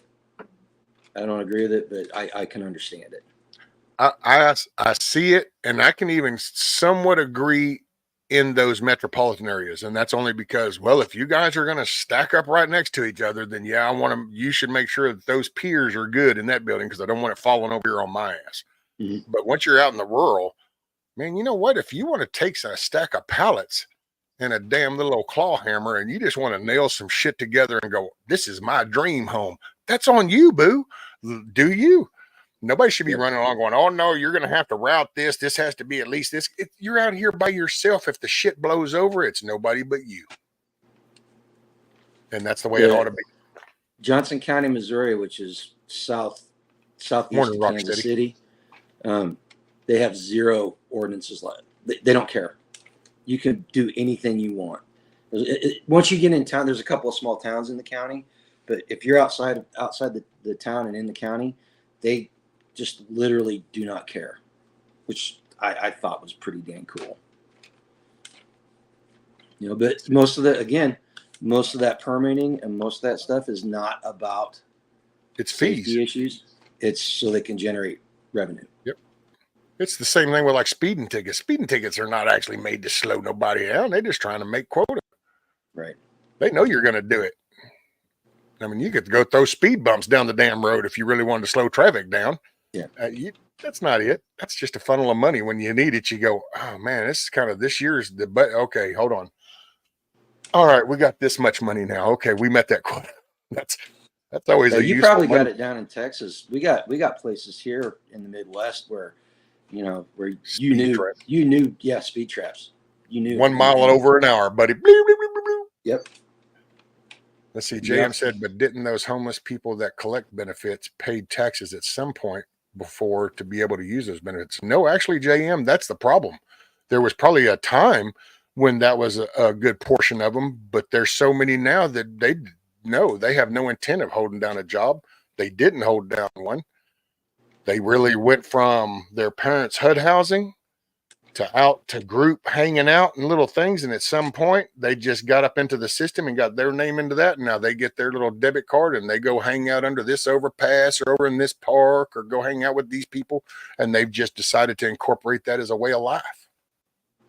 Yeah. And there's people, speaking to that point specifically, there are people in this country that have taken way more out of the system than they ever put in. Now, there are plenty of people that actually, like, if we could get rid of all all the mooches and all the leeches and focus on the actual ones that need it, are vets that come back to nothing, because their family broke apart while we sent them somewhere else, or they got physically jacked. See, we could focus that intent. I'll say somebody told, matter of fact, I think it was like last year or a year and a half ago or so, me and Bushido were talking, and there was somebody that had done a little deal. And if you took all the money that we send out from this country, not just what we waste right here, but what we send away, Oh yeah. our country could look like Dubai. Mm. We could have like flat, awesome highways. We could have nice, clean structures. This country would look like Dubai all the way, but we just Well, piss off so much money. the veterans thing. I entered in a contract with the United States that it was a contract. I signed a contract, and every veteran that served signed that contract, and the United States government promised to give us these benefits if we did our service right. There's a story, and I'm going to try to get it right. I'm sure I'm going to get some of the details wrong, but it's a story that I read about Daniel Boone that has stuck with me since I heard it. So Daniel Boone got elected to Congress, and he had some really big supporters in the Kentucky area. So he went to Congress, and he would come back when they weren't in session, and he went back, and one of his biggest supporters would not even talk to him, just treated him like a pariah, like he was the worst person in the world. And Daniel Boone finally tracked this guy down and was like, "Hey, what's wrong? Why are you treating me like this?" And the guy told him. So when Daniel Boone was in the session of Congress, there was a bill that came up, and it was a bill to give a widow of a veteran money out of the national treasury. They were going to give her a stipend every year because her husband did something great in the military and all this stuff. And the guy made a point to Daniel Boone, and this has always stuck with me as far as veterans benefits go. He made the point. He's like, that woman was her husband served, she did not serve, and it's not you don't have the right to take our money and spend it on a social cause that you want. And the whole point of the guy's argument was, if we're going to take care of the widows of veterans, it should be the society doing it, not the government, right? And the whole, if you look at the laws on charitable giving, and this is kind of segueing, it's kind of an offshoot of the taxation discussion, right? Morning, Morning, William. If you look at the laws of charitable giving in the United States, they are written to discourage individuals from giving. The government wants to be the only entity giving charity to people. And the politicians want to pick and choose who gets charity and who doesn't. So they write these laws. Making it extremely hard and not, I don't want to say financially viable. That's not a good way to put it. But they make it so that it's hard for individuals and nonprofits that are not connected to the government to give charity away. And so they tax people, and then they want to. He was asking if you were talking about star families. I think that was before the creation of the star families. Yeah, this was way before, and yes, I am with a Caveat. a caveat. So the United States government wrote the contract with the veterans now that their families will be taken care of. Right? Back then that was not the contract, right? The contract now is that the families and the and orphans and the widows of soldiers will be taken care of. All right.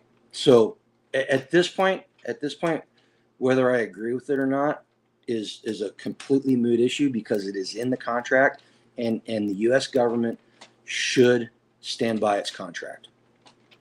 Right. That's one of the reasons. That's one of the reasons why I have a problem with the VA system, because it there are a lot of times that it has to be forced to fulfill the government's end of the contract. All right. So Jim, don't think that I'm sitting up here being a heartless bastard, because I'm not. Well, no, actually, the VA thing there's a prime example of why they want to maintain control, and it's just look at how that system works. So we entered into that contract, and then when it comes time to fulfill that contract, they said, "Well, that's okay. We're going to cover that part." So we do this at Veteran Administration, and so it's now they control the help that they're offering. But then look what really happens. They can't be fired. They treat you like shit because they know they can't be fired. So they shove you over into the corner. But if all of a sudden that wasn't the Veterans Administration that covered the bill, if that was you don't feel good, you go to a doctor, all of a sudden you're not getting pushed in the corner no more. But as long as they can control where your coverage goes and where to go to, then they can maintain that. They can control. That's power.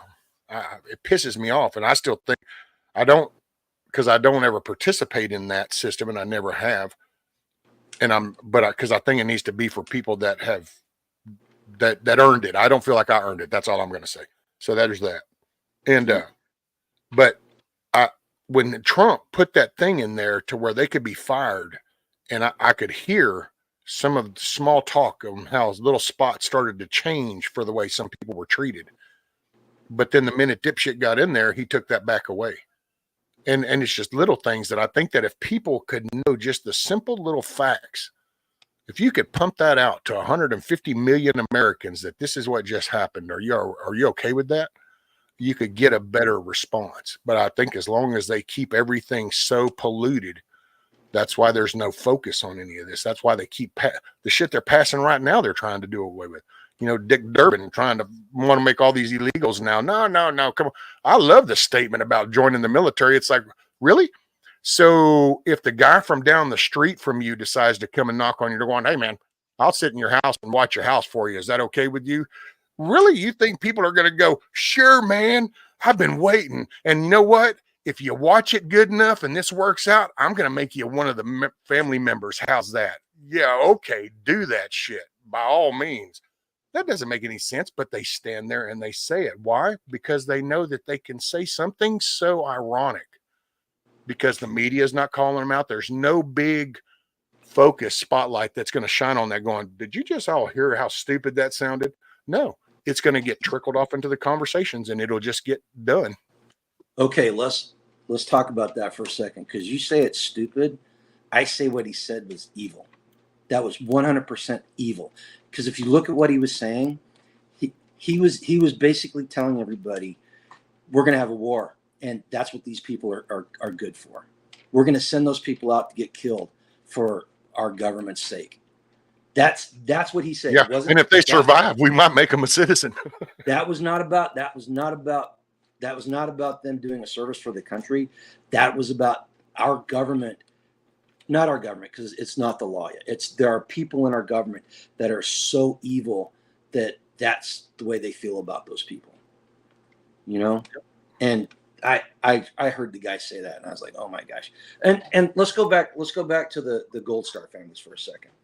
And this is just something for people to think about, okay? So have you ever heard of the Marine Corps Law Enforcement League or Marine Corps Law Enforcement Organization or something like that? It's a nonprofit that Rush Limbaugh set up many years ago, and it raises money to take care of widow. Hey, Kims, make it a great day, ma'am. Appreciate you being here.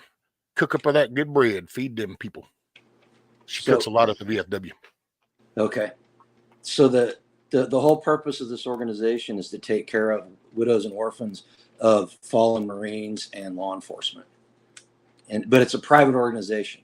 Now, knowing the way things are in this country, which organization would you rather see your money go to because you think it's going to do a better job of fulfilling its mission? The United States government or the Marine Corps Law Enforcement League?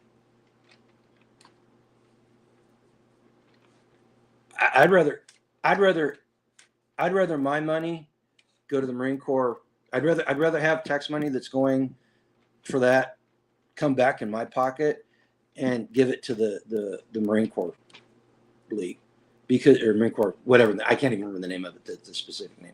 But I'd rather have it going there because it's going to be held more accountable than the United States government.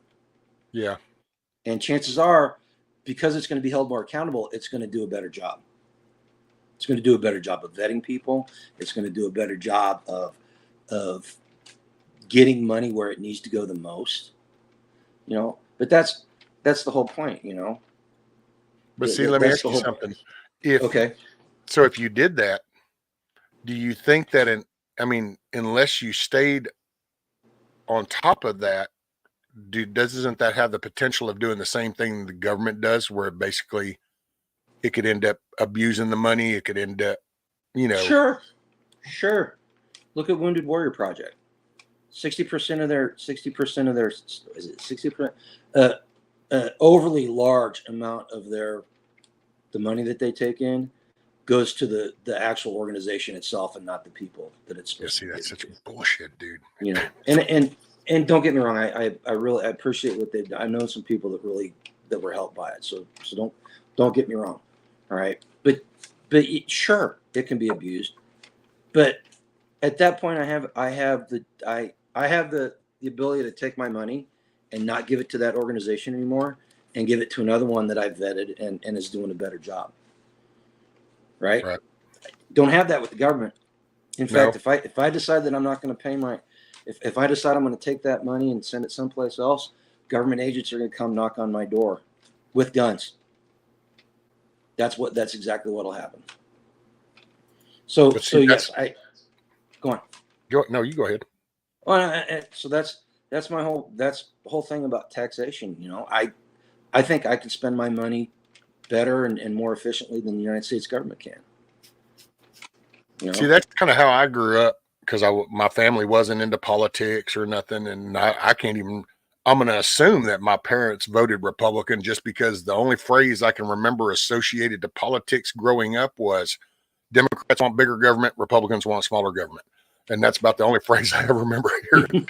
So I'm going to go, okay, well, then I'm going to assume that my parents were probably going for the smaller government and I would do know that. Well, I take that back. There was a time when my mom, and I don't know if that was when Perot ran or not, if it was back then or what, but there was a time when my mom, at the time I didn't realize it, but she hit it on the head. She goes, we need two presidents. We've gotten so big, we need like two, one that does the international, but one that focuses on just here. And I don't know that I'd call it two presidents anymore, but I could see her thinking back then, because I guess from her perspective, we had grown, because then you look at where we're at from when we grew up, and it's like, yeah, things are a lot crazier now. So I can only imagine from her perspective, it was like, yeah, from when I had you to now, things are crazy. So I can see it, but I guess, and I don't know how to say this in the right way, but that's what I really think that and people hate the phrase voting matters, but we're so jacked up, and I get it, but by God, that process started this ball of freedom that got us here a couple 100 years later. So we can look at where we are and go, it's all useless. But this is one of the core things that got us to where we are. So it can't be all bad. I think we need to just, you can keep mopping the floor with a shitty mop and then bitch about the smell of the room. Or you can go, you know what? It might be just about time to put a fresh mop in the options. And then we get a fresh cleaning. And it's not overnight. I forgot who we were talking about. I think a good 10-year span is what it will take to right the ship back up. But it would take getting the locals. You vote your local, you start getting more solid constitutional people into those local spots. Then you start working on your state spots. That will collectively change the federal side of things. I will repeat what you said in a more concise manner. All right. The further away from your front door government is, the less effective and the less moral it is. So the government that is down the street from you at City Hall is by and large, going to be much more effective and much more moral because you're there to watch it rather than the politicians at your state house or the politicians in Washington, D.C. So voting does matter, just like you said. And it does start anybody that thinks that voting for Donald Trump is going to change the direction of this country is a fool. It may slow the trajectory down a little bit, but it's not going to change the trajectory. I don't think he's the solitary though, Grumpy. But I do think voting for him does matter because it's that one spot, and now you just got to follow it up with the Senate and the House. Well, yes, he's just by virtue of the way he is, he's going to do something, and chances are it's going to be positive for the country. But at the end of the day, he's not going to save the country. Oh no, it's going. What needs to happen is you vote local and you change your local politics. And then from local politics, you send people to the next higher level. And it's going to take longer. It's a generational thing, Rescue. It's not a 10-year plan. It's a generational thing. It took us. No, and I think when we were talking like if there was like an intent, like if all of a sudden you had constitutional Republican people step up and go, okay, we need to start focusing on this and actually pecking away at these races that are coming up and actually starting to go, okay, kind of doing the George Soros thing. See, that's the ironic part. We sit here and we're bitch about what's happening, but the only reason that that's happening is because some fat, hateful little piece of shit that has money up there proceeds to dole it out to groups going, here, go out here and pay for this. Go out here and rile that up. Here, go out here and show them this. So as a collective, why can't we just stand up and go, no, no, and no? And we just need to start to unify that. Yeah. Because it's like Paxton, dude. It's like people, you don't ever hear any of the Paxton stuff, but dude, that dude's taking it to him. Now, is this going to be some like, hell no. And I think that's where you have to be a fool to think that any one of these singularity type things are going to be some life-changing event. It's going to take a domino effect.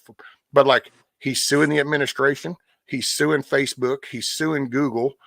And you go, yeah, well, I don't know, but I guarantee you, if you put about another 10 states onto that lawsuit, all of a sudden, if I was a corporation, I would start be freaking out because even if I try to settle out of court with about 20 states, this is going to pretty much bankrupt my ass.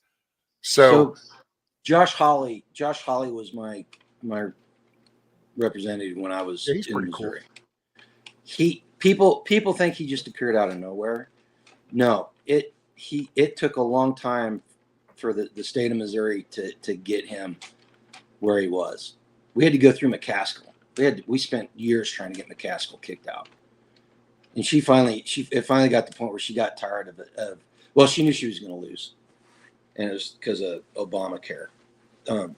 But, so people like him are going to make a difference in DC, but they don't come out of a vacuum. They have to be created someplace. And that's why I say as a collective group, the people that are going to step up are not going to come about unless we start at the lower levels, and that's going to take a generation or two to get a mass, to get enough mass to make a huge difference. Well, I don't know. I laugh and say because I got no answers. All I know is you just don't quit, and it's kind of like with you just don't quit, and it's gotta matter. And I do believe that the voting has to matter. And just like I tell some people that come in here and they're like, whatever, hell, some dude even commented on one of the streams one time going, you think your vote matters? And I actually just replied going back, I don't know, sir. My taxes next year are now down to $77. So this little tax assessor that we all know and some people went to school with, it was kind of cool getting her into that position because now all of a sudden she's like, hey, you know what? We need to bring this down. So, again, how long did it take her to get there? Well, see, but we've never been really because and I think that's one of those key things though, because like here in this county, it's about 50,000 people. But at this level of the game, I can literally say that like I didn't grow up here, but the missus did, so like here, our grandkids are going to school with the grandkids of the people that she went to school with. Mm-hmm. So it's kind of like our county judge. She's been here her whole life, so everybody knows her. We only have one Walmart. We have one H-E-B and one Brookshire's. There's your stores. So it's consolidated. So this isn't like you can't get lost. So, and I think that matters because you can't pass stupid shit and then where are you going to go get your groceries? Where are you going to fill up your car? Where are you planning on going? Because we only have one road that goes through that town that way and then 59 that goes this way. So where do you Why do you think business? these politicians that live in? Why do you think these politicians that are in DC only come home once or twice a year for very they don't short want to trips? face them constituents. If they had to, in fact, you want to know what? There you go. There's a solution. Matter of fact, your boy Holly even brought that up just like 3 days ago in one of the hearings because they were passing judge, trying to nominate a judge, and he even flat out goes, "You realize if you went back to your area and told your constituents that you're trying to nominate a guy who gave a person who raped I think it was a 6-year-old child or a 3-year-old 6 times or something, but only dropped the thing. Do you think that would fly?" And they're all just like, didn't even answer. And dude, they're doing this, talking to each other. And it's like, yeah, you don't even want to acknowledge him because you know damn well you're living in a bubble. Things would change. Things would change in less than a decade if we made it so that Congress was done remotely, that those people had to be in the communities that they represent year round. Local town hall spots that they had to go and attend the Senate hearings or the House stuff. Yeah. Then all of a sudden you get to go sit up in the balcony right up there like the state stuff and go, yeah, we want to see how you vote on that. Yeah. And they don't get to shop for their groceries in Washington, D.C. They get to go down to the local H-E.B. and shop for their groceries. We had I don't know if I told you this story, but we've been going, our group's been going to the county meetings and the city meetings around here. And the county kind of jackasses. But anyway, one of the county guys owns the jewelry store where Angela gets her jewelry taken care of. And she had a necklace that she needed to get fixed. And so she took it down there. And he was in there the week after that they were up at the meeting talking about how they were going to raise our property taxes 10% next year. And this guy stopped and he lives his store's down in Topeka. So it's like a whole county away, but he stopped what he was doing and came out and talked to her and tried to justify their stance. And she had the discussion with him, and it was personal. He's actually a nice guy. And I think given guidance, he would change a little bit. He just caught up in the current. He's not used to people confronting him, and he's not used to running into those people outside of town, outside of the office or the city office. It's funny that little scenario you just said, because down here a few years, well, I say a few, it's been actually a little bit. One of the little JPs, the judges in the county, owned the jewelry store, and it was funny because the missus got a no seatbelt type ticket, and it was funny because the very person you go to get like your ring fixed, and it's like, hey, by the way, Judge, I don't know why, but so and so gave me this, and he goes, don't worry about that. It's like, but see. And I'm not saying everything here is perfect, so I ain't trying to portray that area. I mean, we got our hiccups, we've got shit that happens. We have abuse that happens here. We have a woman's shelter, so we just don't, it can't escalate too bad because people know everybody. And so you start noticing now it's starting to change now because you have all those little fucking people out of Houston. They got flooded out and it suffered through the ice storm. And they're like, wait, they didn't lose electricity. Let's move up there. And it's like, no. Stay there where you are. You created that shithole. You stay there. Okay, man. It is almost 7:10. Actually, it is 7:10. I need to. Roger that, sir. Go take care of the animals. It's Friday. Looks like it's all foggy outside too. It's still dark. It's 7. It looks like it's a little nippy outside looking out that back window of yours. And the shading of it and stuff looks like it probably might have a little chill to it. Yeah, or at least Texas chill. There's a lot of fog out there, which means it's probably in the upper 30s, low 40s. I haven't checked the weather this morning. Definitely nippy weather. You got me sidetracked. Well, it's supposed to rain today and tomorrow, which in and of itself is good because we need the precip. But it's all muddy here. You can't go outside without getting mud all over yourself right now, which is. I get stuck. So yeah. I don't like this time of year because of that. But by the way, roll around. Did you see I got an incubator? Yes, I saw that. I saw that part yesterday. I just have to. I can't brag about that enough. That's going to be so cool. I'm looking forward to seeing how things go for you. Drop Dude, me, I always drop me an appreciate you. email.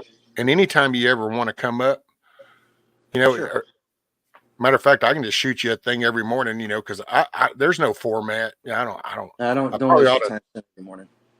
I'm not here every morning because sometimes I got stuff to do. Shoot me an email. We got a friend of ours who is really, really good at animal husbandry, and she gave Angela some tips on what to look for in the eggs that will help. It won't ensure incubation, but it'll increase your odds.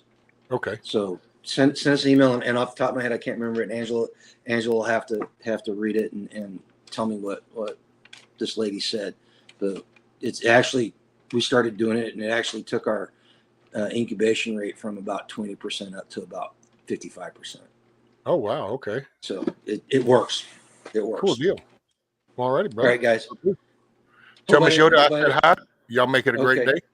Hope I didn't upset anybody too terribly much. Well, you know what? If I did, maybe you need to be upset, right? It just was early cardio for him. That's all. It got the Yep. blood flowing. Yeah. Well, at the very least, it's going to start a discussion. It's going to start a discussion, and that's what we need to do, because it's the only way we can share our experiences and share the knowledge we have, and try to get people on the same page and moving in the right direction. We're not all going to be pointed in the same direction, but nominally we're headed the right way instead of the left way. Yeah, that was a little divisive, wasn't it? Hey man, don't mind the road full of potholes as long as it ain't going off the end of the cliff. That's right. That's right. All right, guys. You guys go have a great day and live a life done free. Roger that, brother. Appreciate you. Mr. Grumpy in the house. Hell yeah. Some good discussion. And I'm sorry I wasn't trying to ignore chat during all of that. We were rolling on talking. So it looked like y'all were doing StreamYards. And I'm scrolling up just to see. Hopefully I didn't miss anything. Oh, looks like Mike was headed out. Sorry I missed that. Hopefully he'll make it a great day.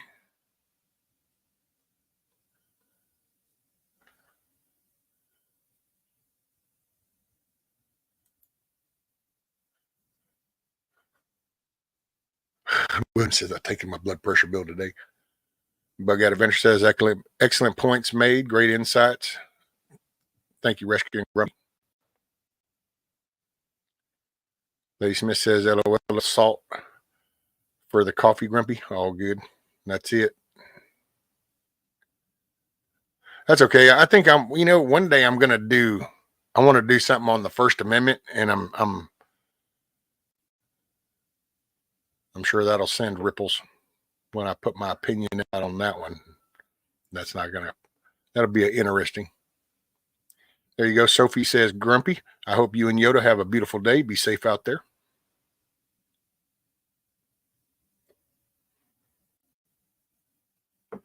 Okay, so let's see. What do I got back here? Let's see. I did that one.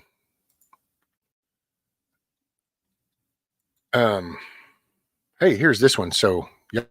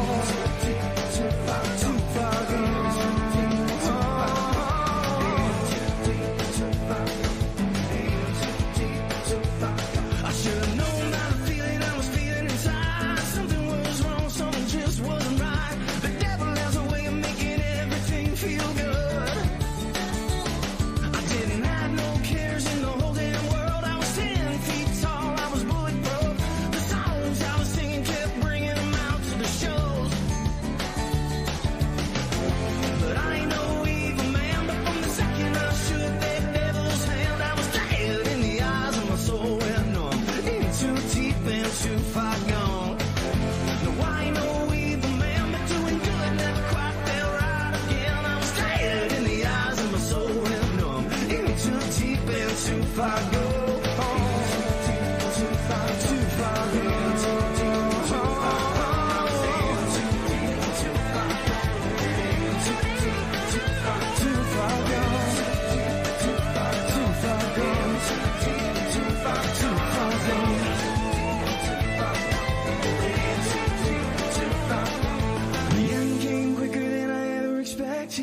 Left for dead and the devil collected. He threw me into the fire but didn't know I could swim. 'Cause years before I shook his hand, me and the Lord had a man to man, and his heart became my armor until the end. That's right. No, I ain't no evil man, but the flames kick-started my heart again. I was dead in the eyes of my soul and numb. It's too deep and too far gone.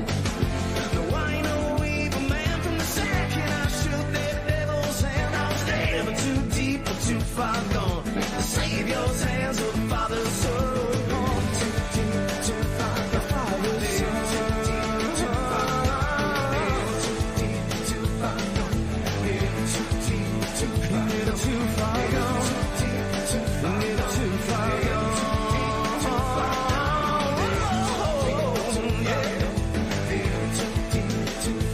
gone. I never considered myself a teacher.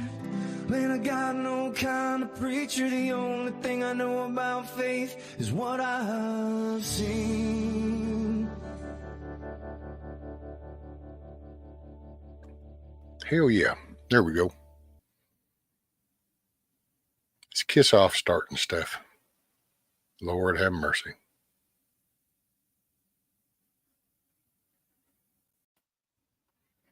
Whatever are you doing, Kiss Off? I tell you. I guess this was Forget About Your Meds Friday or some shit.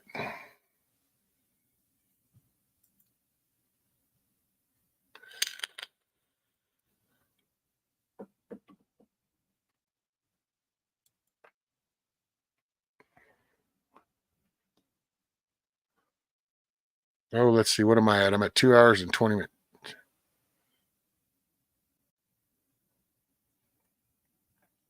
What, that song there? That was David Bray, I think is how you say that. Let me look at that again. I think it was David Bray.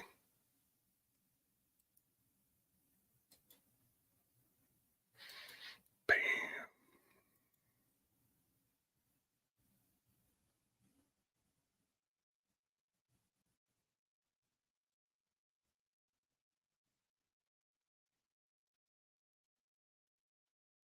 Come on, where'd it go? I think it's David Bray.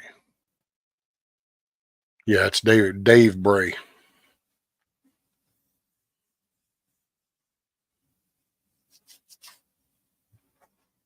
You weren't just saying how much you love him. See, why you gotta lie? Just decided to just jump right off into that lying stuff. She lost her meds in a gambling. Where do you get your... From the local feed store, Miss Angela. It's the little local one.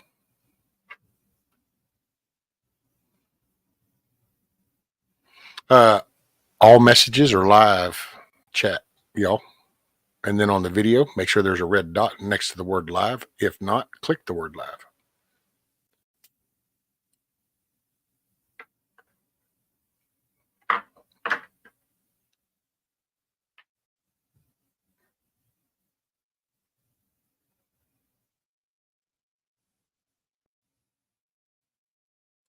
Oh, there you go, Sophie. Cool.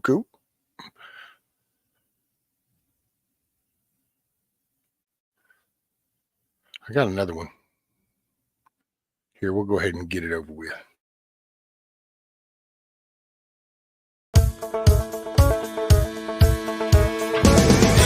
Little country one.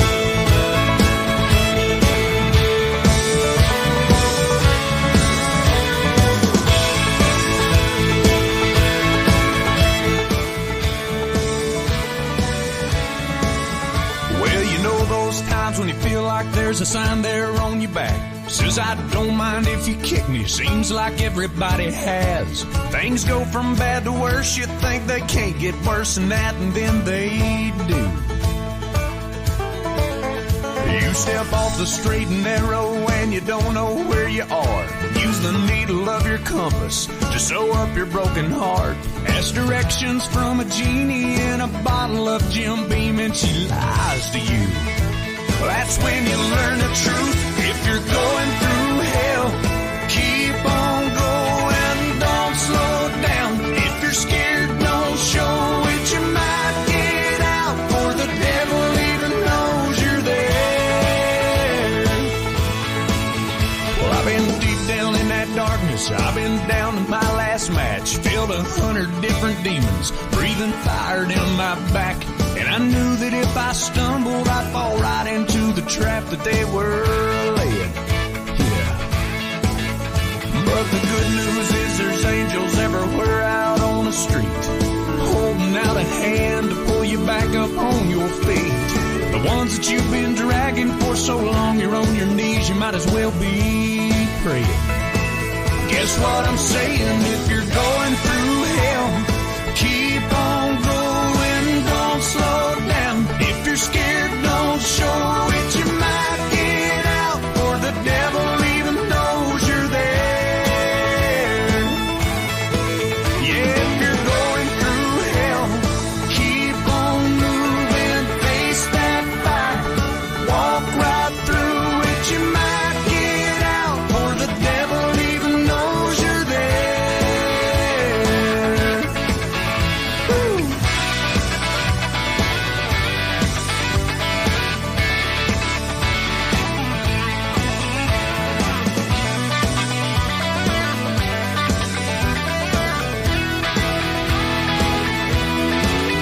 If you're going through hell, keep on going, don't slow down. If you're scared, don't show it, you might get out, for the devil even knows you're there.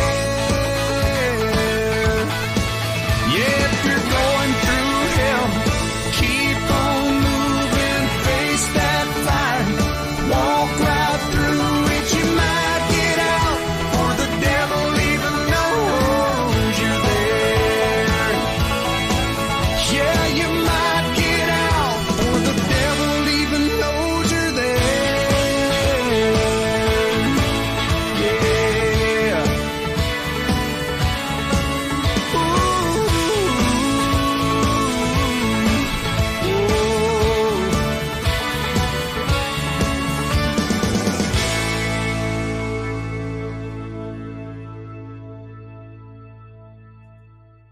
Oh, yeah. See, that's a good one. Glad y'all dig that one. I wasn't sure. Sometimes I'm not sure about y'all and how y'all will take in my randomness of music. Just random shit. I have no format. I have no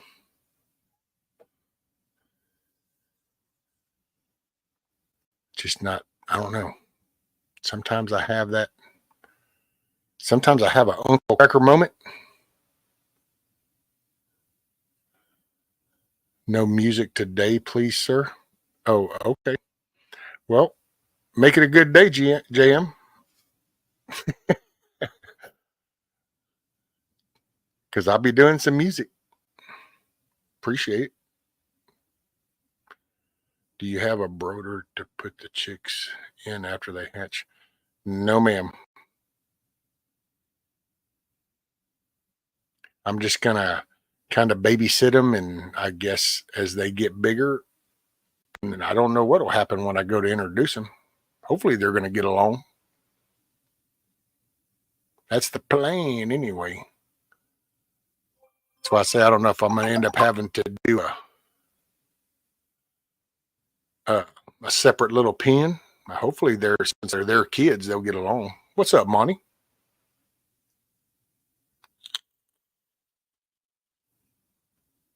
Right, John? John says, come on, put the JM in jam.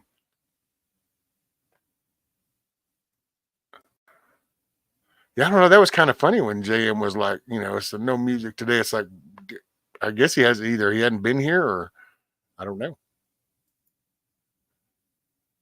Because we were playing it earlier. All right, Miss Angela, thank you very much.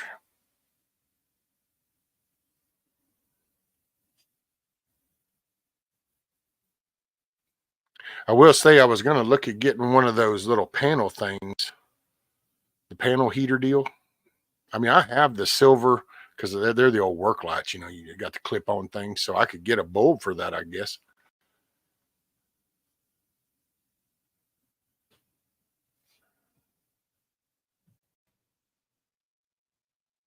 A big plastic. Okay, so when you guys are saying a broder is basically the box, the container to put them in. Okay, I'm sorry, and I'm sorry, Miss Angela, because I thought you actually meant like the chicken, like is one of the chickens acting like that. So my bad. Hey man, I can build you a computer, but this chicken's effing chickens. I'll figure it out. To be honest, I thought so. Here's what was in my head. You know, I was thinking that okay, after they hatch, because me and her were laughing because they're going to be. I'm sure they're going to be loud and chirping away. But I figured I'd just put them over here so I can kind of keep an eye on them and know what the temperature's like and make sure the water and then they could just kind of they'll just hang up right here. Hopefully they won't be too damn loud. Otherwise I might have to move them.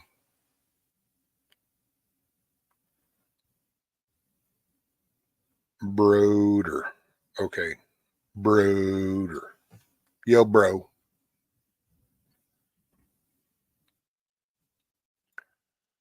Okay, let me see. I know what you're talking about. We call them mama hens. Yeah, see, that's what I thought you meant when you first said that word.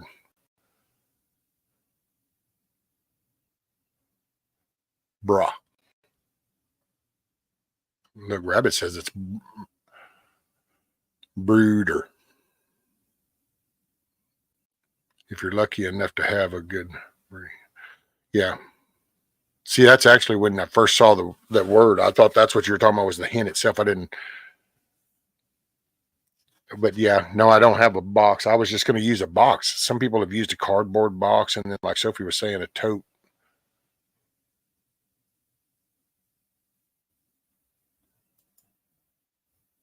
Why isn't the name of this chicken coop?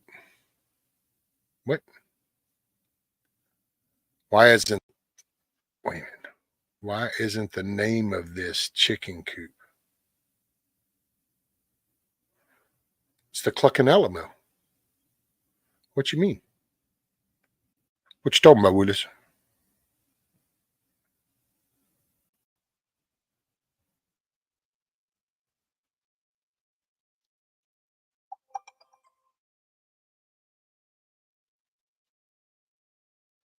Are y'all in live chat and all messages?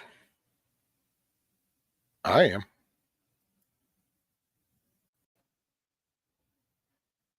I have 7 youngsters and a plastic tote in my bathroom right now. Whew. Why move them? Well, if they're real loud, then I wouldn't even be able to talk to you hardly. If they're so they might need to relocate just to deafen the sound a little bit. Burger box takes place of a pretty hen. I know the damn top chat rebels.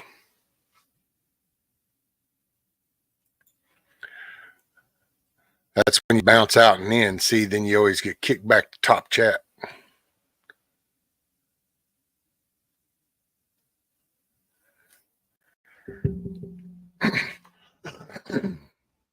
The name is Chicken Coop.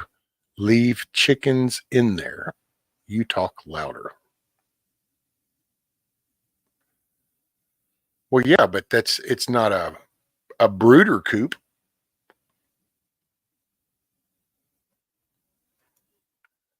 Or what are you talking about the moving part? Because okay, so here's where we started. Quick rundown. We're gonna do a recap. So when they hatch, I was gonna put them in a container and have them close by, keep an eye on them. But if they got too loud, then I would need to probably move them to deafen the sound down.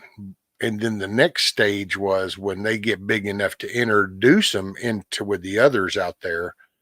If it doesn't seem to take, I might have to make a second pin to move them into that then, so that then they don't beat the shit out of each other. If that's what happens, I don't know. You guys tell me. Y'all are the pros at this. I'm just a redneck in the woods. Effing chickens. Rabbit, it's a heat plate that is adjustable as the chicks grow. We call them mama hens. It replaces the light bulb.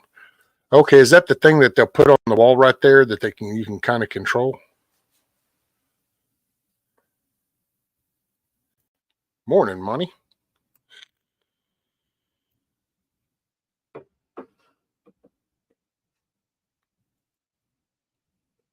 Oh, you were being a smartass. Where's Metal? Metal, are you awake yet? Where's Metal?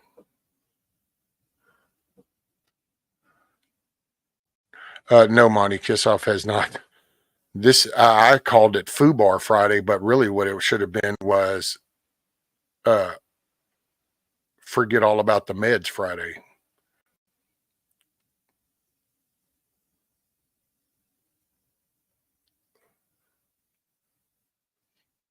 And this is, I'll send you a picture of it in a little while. Okay, cool, Angela. Thank you, ma'am. Yeah, well, Metal needs to get up so he can straighten this up, Missy.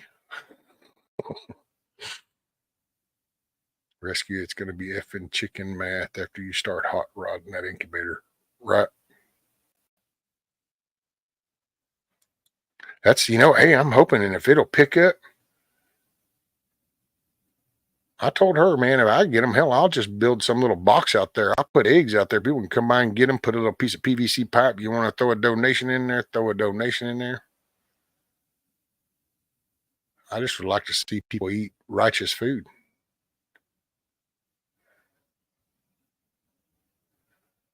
Y'all help me. I'll just help everybody around here. That's what we do now. If we crest a dozen eggs that we haven't eaten, we go find somebody to give them to. Well, not so much now. I've been stockpiling a few, but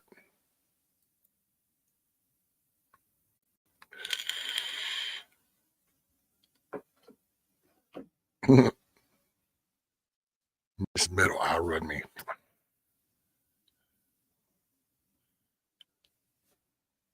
Metal, but Metal is at least there. He could pinch you.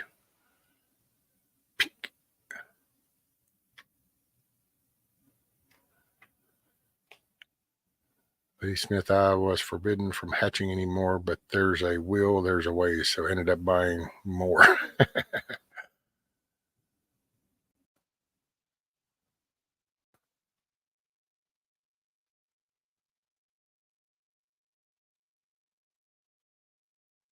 Sophie, Save the Roosters is my new organization. Please donate to save a life. It ain't going. Hey, man, I've done got the wing diagram. I got the information I needed.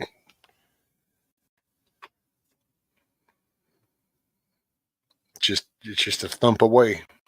Thump.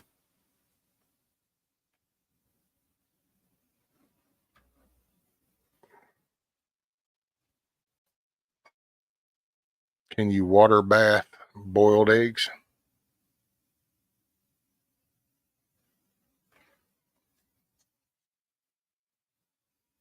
Guess who's up? I got punched. Yeah. Thanks, Metal. Right on, brother.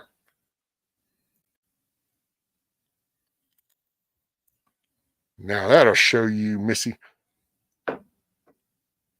Hey, what's up, Josh? Morning, buddy.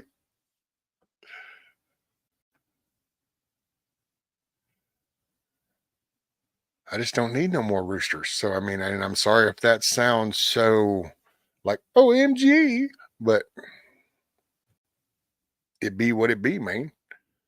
As they hatch, I won't show y'all. I mean, you don't have to watch the little thump in the back of the head, but it's just compost action.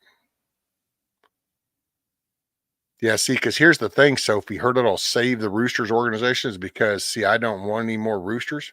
I just want laying hens. And so now that I know the wing pattern to look for, I was going to do a little thinning right from the get go. And she was not a big fan of that. So all of a sudden, she, you know, over thousands of miles away, wants to save these. And it's just no. And I guess if enough of them hatch, I can make a deal with McDonald's. It could be the next 20 piece somebody orders. Bam.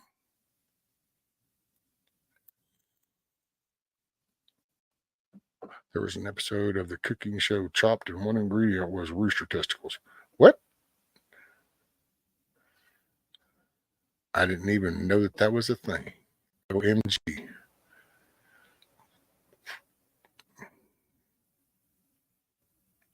No. Yeah, I just can't.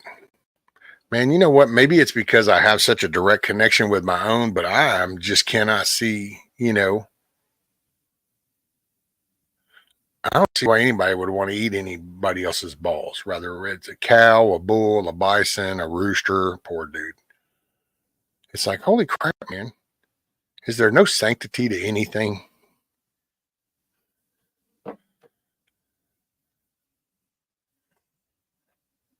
I'm just saying. I'm just saying. Rooster balls.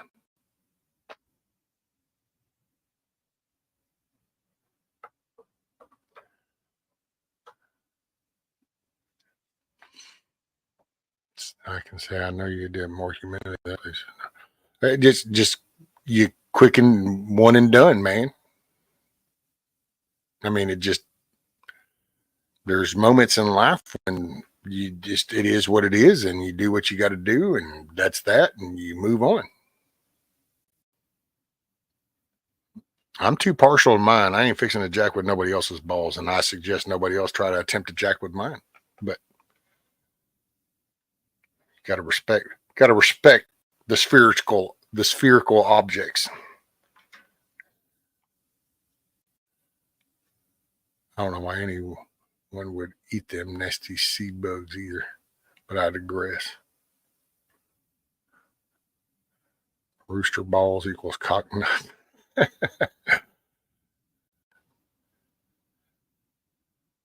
And that is just nuts, Huckleberry. OMG.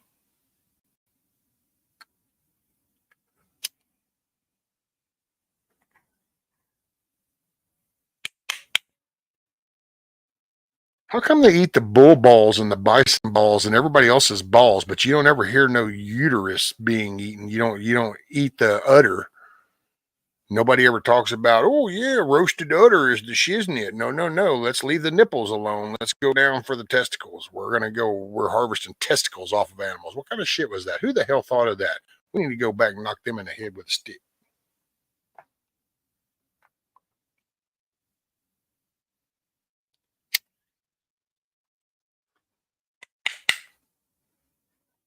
Think about it. There's no roasted nipples. But oh no, no. Snippy, snippy. And it's like, yo, homie.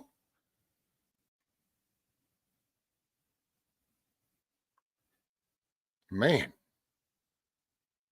Oh yeah, let's not talk about all them parts. No. Let's just go straight for the manhood. Boom.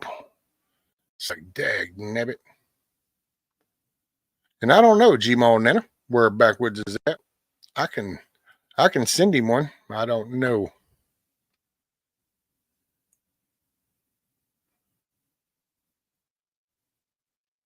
Chance of rain today.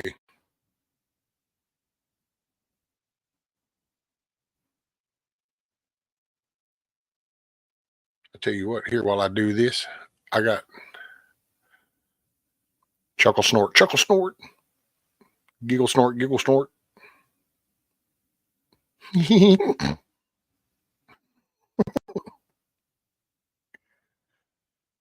Chuck said that, not me. What'd Chuck say? Utterly delicious. No.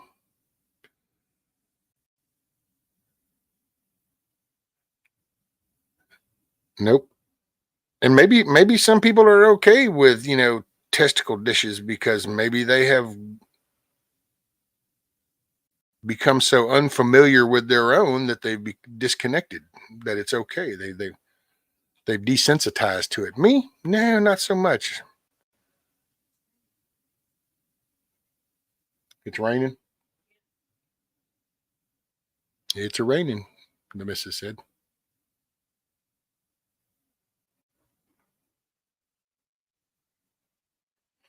We can try this. I don't.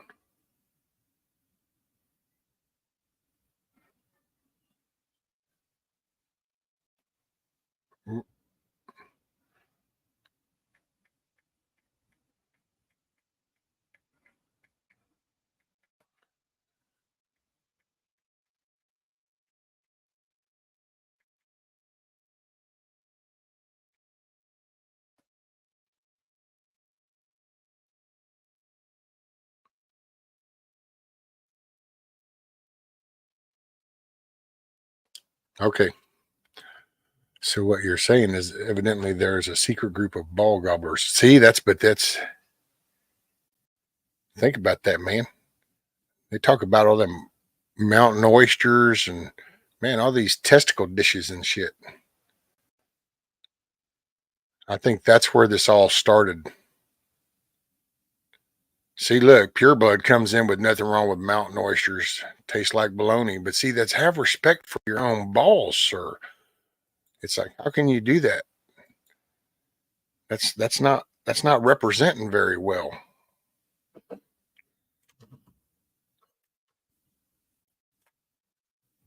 Morning, Pure Blood, by the way. Say good morning, good day, good afternoon, or good evening, wherever it works for you. Top of the morning to you. I know. See, look, Huckleberry, they're all coming out the closet at the same time. Bam. Got to have respect for them things, man. I don't know.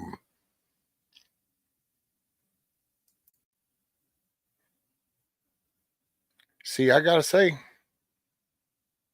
man, oh man. Unbelievable.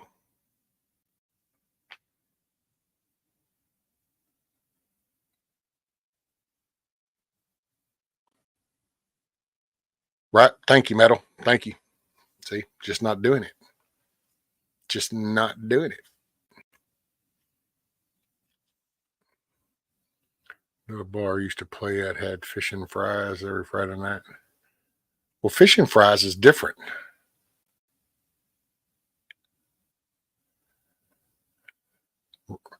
Respect the round objects, man. Respect them. You got to respect the testicle, man.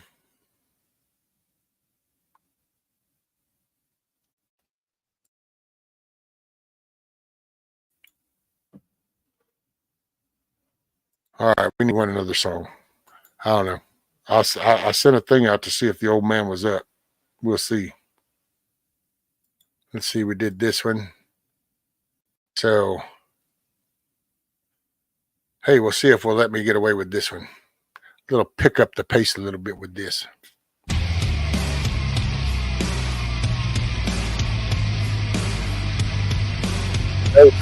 No, rabbit. Fries are sliced up potatoes that are been fried. Put the word fries, damn it. This conversation's over. It makes no sense to me. You could have stopped the suffering. You could have stopped the screams. But now your reign is over. And it's all up to me. I'm gonna show you what I mean. Bury me with my guns on. So when I reach the other side, I can show him what it feels like to die. Bury me with my guns on. So when I'm cast out of the sky, I can shoot the devil right between the eyes. Hey, look, that's just flat-ass liberal talk right there. That's that radical liberal shit. You're trying to really play the word out. Fries or damn potatoes. It's on point.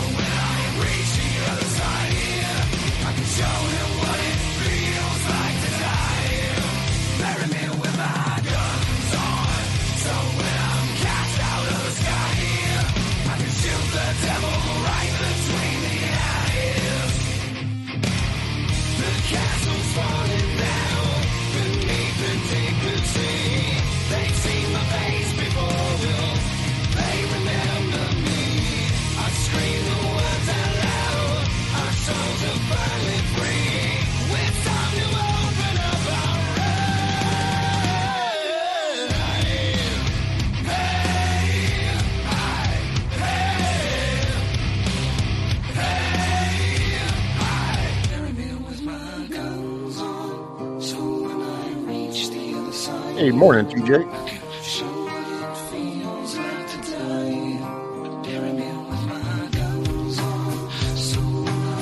We know the kids that lost at the game of marbles when they were little now, don't we? They've shown their true colors.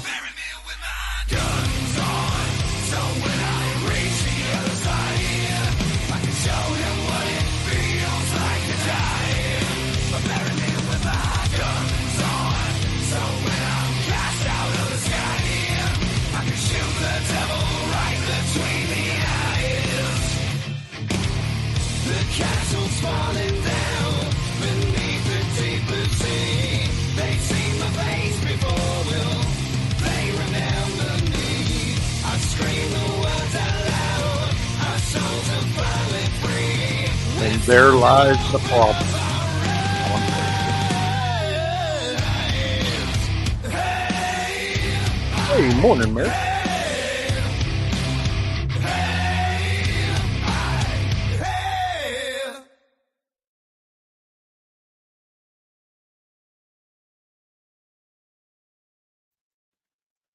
Hey, I survived that song. Wasn't sure.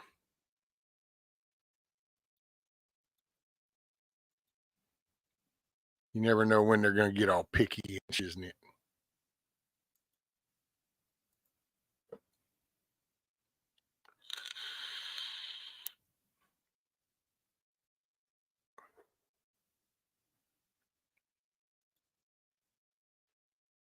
Yeah, I like that tune. Redneck Prepper. What's up, young man?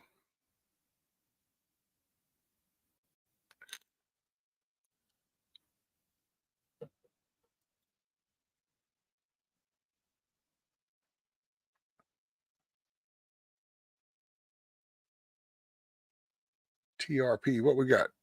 Oh, it's Redneck Prepper.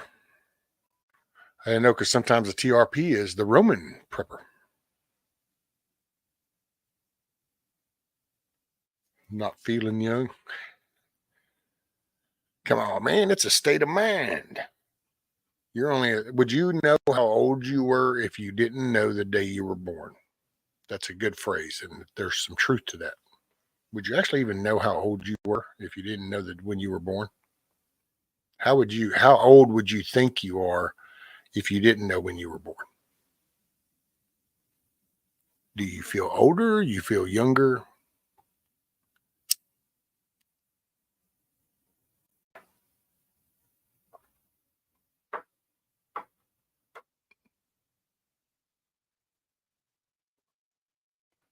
Come on, then.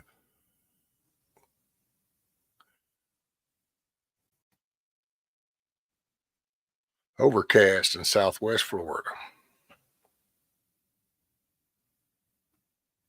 Redneck said instead of 63, it'd be 83. I got to say, man, I don't know. I know yeah, I said that. 61 here and raining from what the missus said. Today, I feel very old. Sit up too long yesterday. Pressure canning.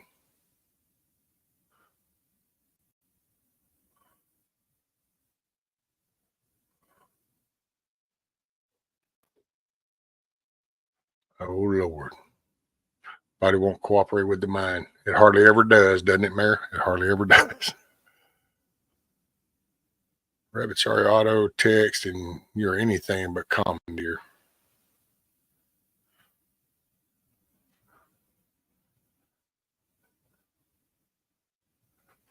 No wonder you feel old, because you is.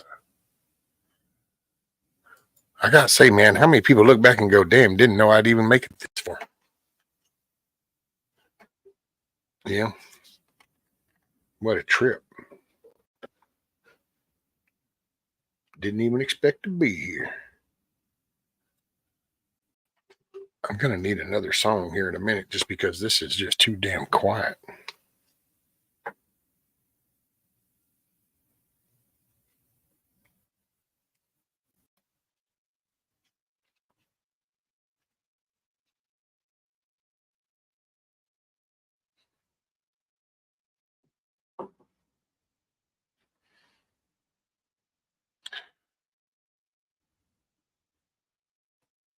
Sometimes I have those throughout my life. I've had times when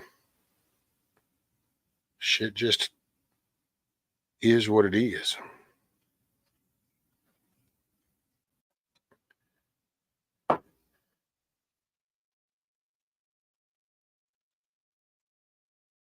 Hell, I used to get in some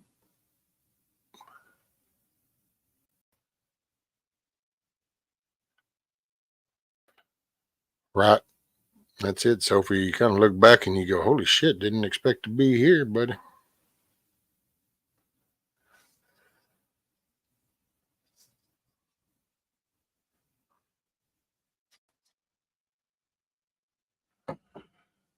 Let's see.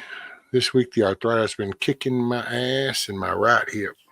It's time to medicate the mind. Yes, ma'am, that sounds like a good one. We could do that. That's a good one. Time to medicate.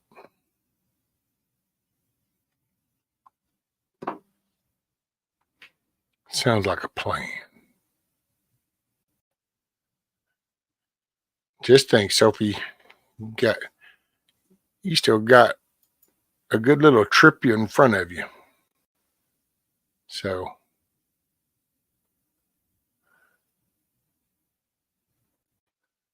just getting started, ma'am. You're just getting started. Hey, here we go. Do a little medicate the mind. 2, 3.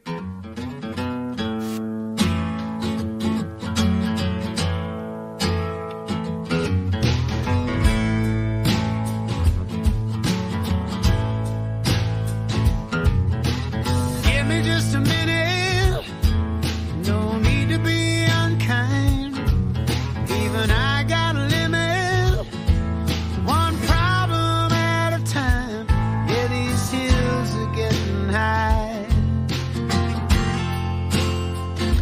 The way I'm going,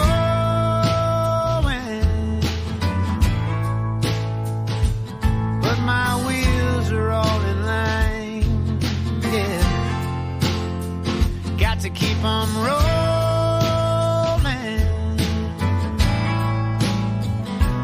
I'm a darkness reaching for daylight. I'm a spring that needs to unwind. I'm a wreck, but everything's alright. Just as long as I can medicate my mind.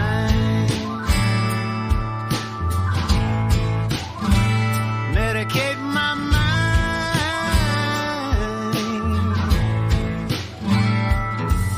Everybody in a hurry, heading down their own track. Ain't gonna worry, let it roll right off of my back. I'm a stranger to this world, but I keep on growing. Amen, Huckleberry. Get off that sugar money. Life will try to put you out. Yes, it will. But I keep on glowing. Yes, I am. I'm the darkness reaching for daylight. I'm a spring that needs to unwind. I'm a wreck, but everything's alright.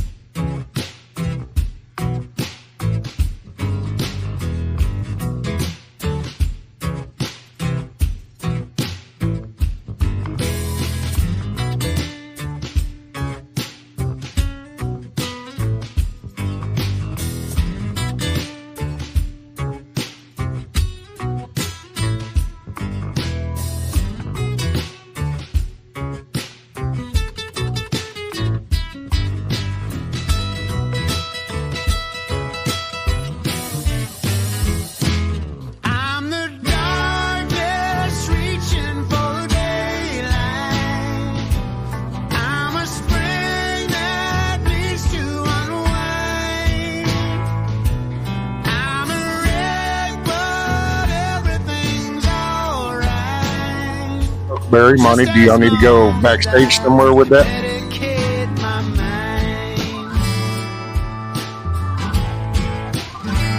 Medicate my mind.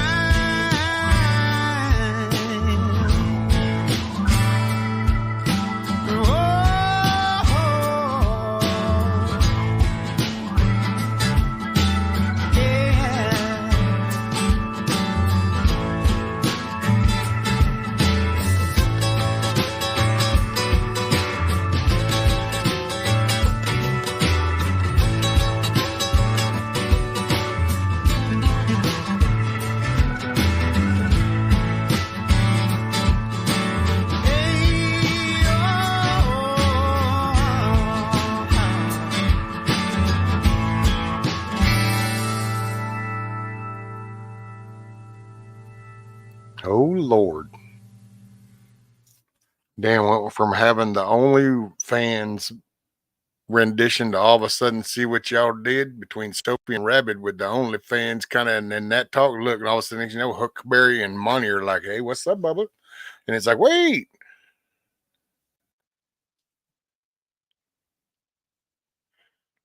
See, look, Monty even says his freak flag was starting to fly. It's like, no, reel it in. It ain't time for the flag fly. He was going off. See? Got to get off the sugar, Monty. It's jacking with you.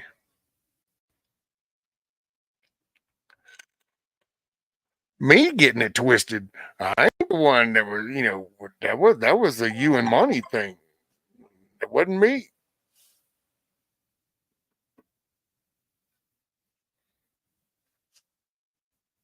Wasn't me. Wasn't me. What's up, Papas? You still working? Metal says, here's a good one. Oh, I got to do that through that. I can't do that in StreamYard. Let me. Oh, by the way, you know what you ought to try? I don't know if I told you this, Metal. Because we were talking about the phone and the Streamlabs things. Instead of using the app on the phone, try going through the browser, going to it and using the web version, and then you get more options. It would be nice if they would fix that.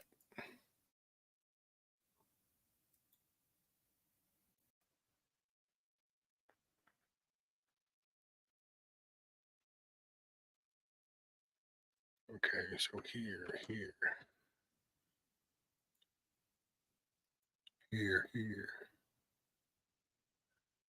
Sorry, I'm.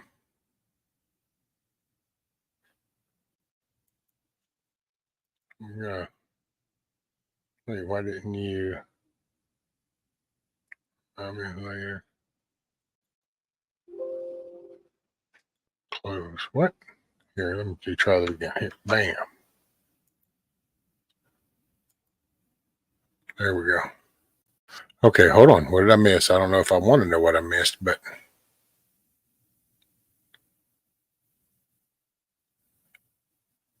sometimes I'm thinking that maybe looking away from chat is a good thing.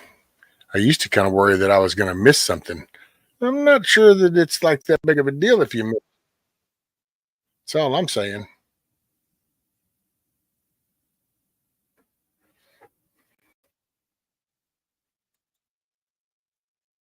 Okay, so let's see. I did that and that. So now it's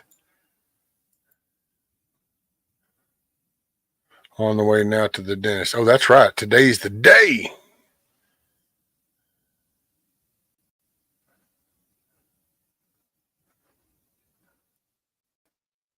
I don't suppose you want me to send you a link real quick. You want to pop up just a minute? I don't know how long the drive is.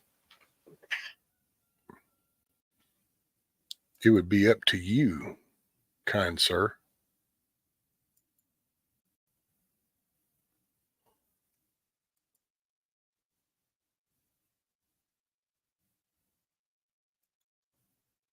Oh shit, did I just miss where I put that?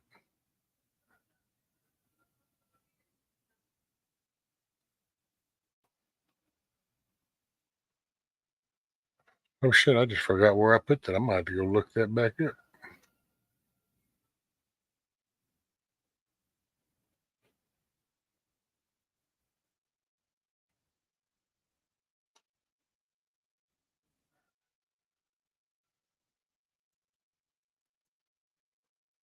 Okay, it's that.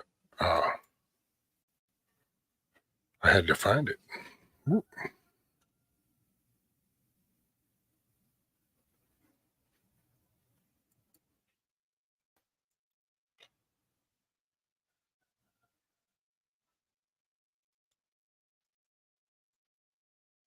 Okay, so now we get that one coming over. Do this. All right. Yeah, I'm gonna try to go through some of these that Corn Pop hooked me up with. It's a dude named Jason Bolin. Looks pretty cool. So let's see, did I miss anything?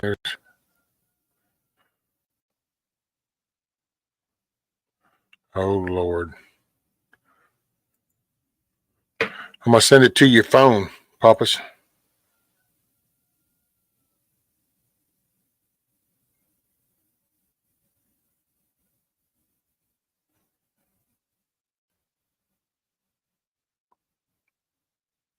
All right, there you go. I sent you a text, Papas.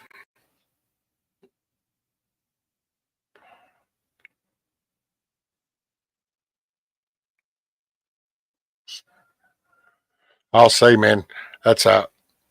Got them dehydrated apple pieces. I can only chew them in the front.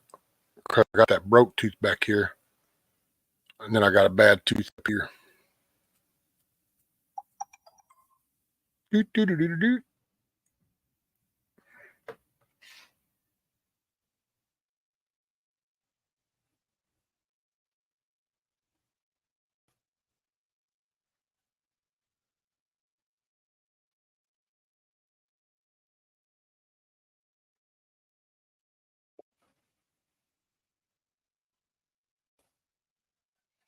Okay. Hey, there's Papas. Morning, brother. How you doing, Rescue? Doing pretty good, sir. It's a Friday. I woke Yeah. up. I know. I'm kind of glad it's Friday myself. Sup, chat? I can't see y'all, but I know you're there. Yep. Now they'll probably still you start. I'll read. I'll say them as they pop up. So you're on your way now, huh?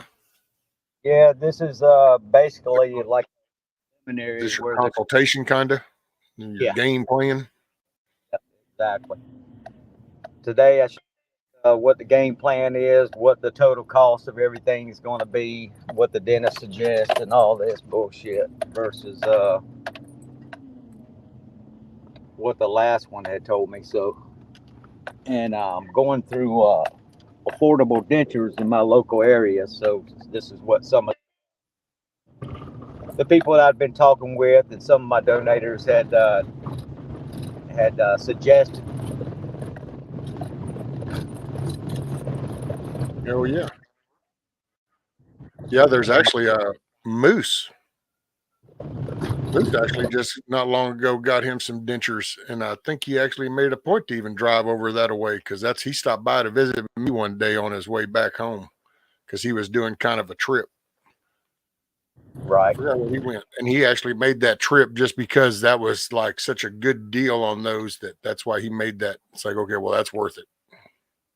Yeah, exactly. And that's what I after doing some research and looking at people.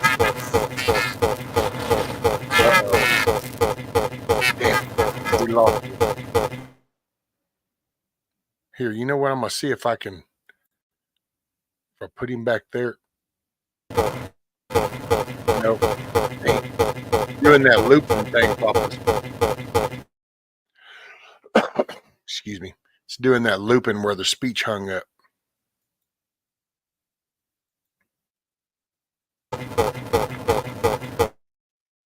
Yeah. Damn. How hard is it to go out and come back, Papas?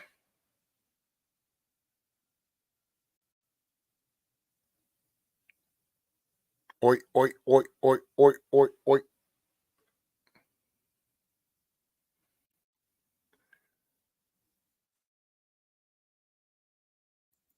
Hey, it's better than wipe my ass, wipe my ass, wipe my ass.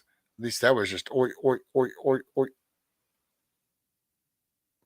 Morning, Nick Baker.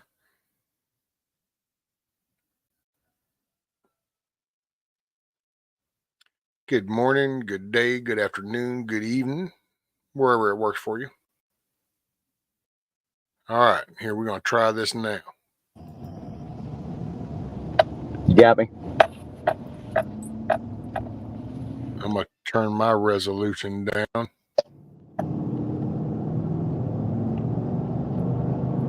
Hell, I'll even try turning my camera off to see if that'll help. All right, we got you. All right. But yeah, just going for the consultation as far as, like I said, what they suggest that they need to do and what the total cost of everything is going to be. Very cool, very cool. Hey, you get the game plan down, then you know what's up. I would love to do it. I'm not, I don't know. I'd have to find somebody that I felt comfortable when I talked to them, because that's the thing. Last place, whenever after the whole teeth thing got loose in the one place, I felt like I went to fucking Earl Scheib's garage or something, because it was literally like went from one little boot to another. Next thing I know, I walk out and I ain't got like 4 teeth, and it's like, well, wait a minute, what? Right. Yeah, Chicken Whisper's kind of going through it with her uppers. She hasn't had the lowers done yet, and I just kind of seen the mental anguish she went through. She kind of at first was regretting it, but then it kind of grew on her, and it's a psychological thing too. You figure you've run around with these teeth in your head for, at least for me, for 56 years now. It's kind of like a psychological as well as physical change. And it's funny too, because whenever I was young, because I've always like stripped wire and done all kinds of shit with my teeth. Hell, I'd open up beer bottles and shit with my teeth, and people would Right. go, oh. That too. It used to be like, whatever. And to this day, actually, my teeth are still strong. It's not like I didn't take care of them. It's just that you take some damage, and all of a sudden, the shit just ain't what it used to be no more. Exactly. Right? I will tell you, buddy, that one that's broken in the back, that was a conscious effort to train myself not to put my tongue even closely to that, because the edge of that tooth will cut that shit like a knife. Oh yeah, I got a couple in there right now. It's like that. You got to eat just right. You got to make sure that you put your tongue in your mouth just in the right place. And I know Chad's gonna tear that one up, but y'all have at it. But I used to laugh whenever I was young, going, man, you know what? Wouldn't that be the shit? I'd gladly take some falsies, man. You could just pull them bad boys out anytime you want to hit on a rouge wheel and polish them things. You could gleam. Of course, this is before all the rap used to even came along with all the grills and all that kind of fashion statement. But yeah, because hey, you just look at them bad boys as polishing up. Well, hell, you just need a good rouge wheel on the grinder head. There you go. And now here all of a sudden, look at me now, and I'm like, oh shit, man. I'm kind of wondering how much the dentist would charge extra to put a couple canine fangs in there. Sharpen those just a tad. Yeah.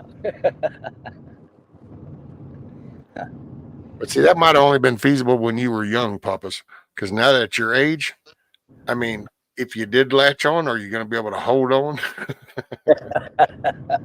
Well, you know what they say, Rescue. I'm still good once as I used to be. There you go. Now, would I regret it in the morning? Probably, but be one hell of a ride for that one time. Yeah, buddy. So cool. So today will be the game plan laying out. Yeah, I'm gonna kind of update everybody because, like I said, I have had people that's made this possible, and I just want to keep everybody updated and let them see where their donations are going to. Like I said, it took me several months just to work up the courage to even bring up that GoFundMe kind of thing. Yeah. And like I said, I've never done that. I've always been a hard ass and took care of everything by myself. So it's hard sometimes to let go. Well, oh, trust me, I've been given so much help, man, and it just it's hard to process because it's just, I don't know. I ain't never been here before. kind of like if you ain't never done something before, and all of a sudden that's what's you're surrounded by. You got to figure it out, and that's kind of where I've been. I ain't never. The only thing closest to this would have been when I first got in the fire service, and the way the field was then, or when I first. Oh, even back whenever I had my biker thug wannabe days, that while that behavior was not righteous all the time, but it wasn't as fucked up as it is now. So, but you could count on people then. You know, your shit broke down. Hey man, I just threw a chain. Somebody would drive, you know, ride 6 hours to bring a chain, and then spend the next 2.5 hours helping you right on the side of the road in the rain, put it on. But Right. you don't find that mentality anymore, because man, it's just so much is so really sensitive that things fluctuate too often. I mean, it just you can say the wrong thing, or not on, and all of a sudden it's too, I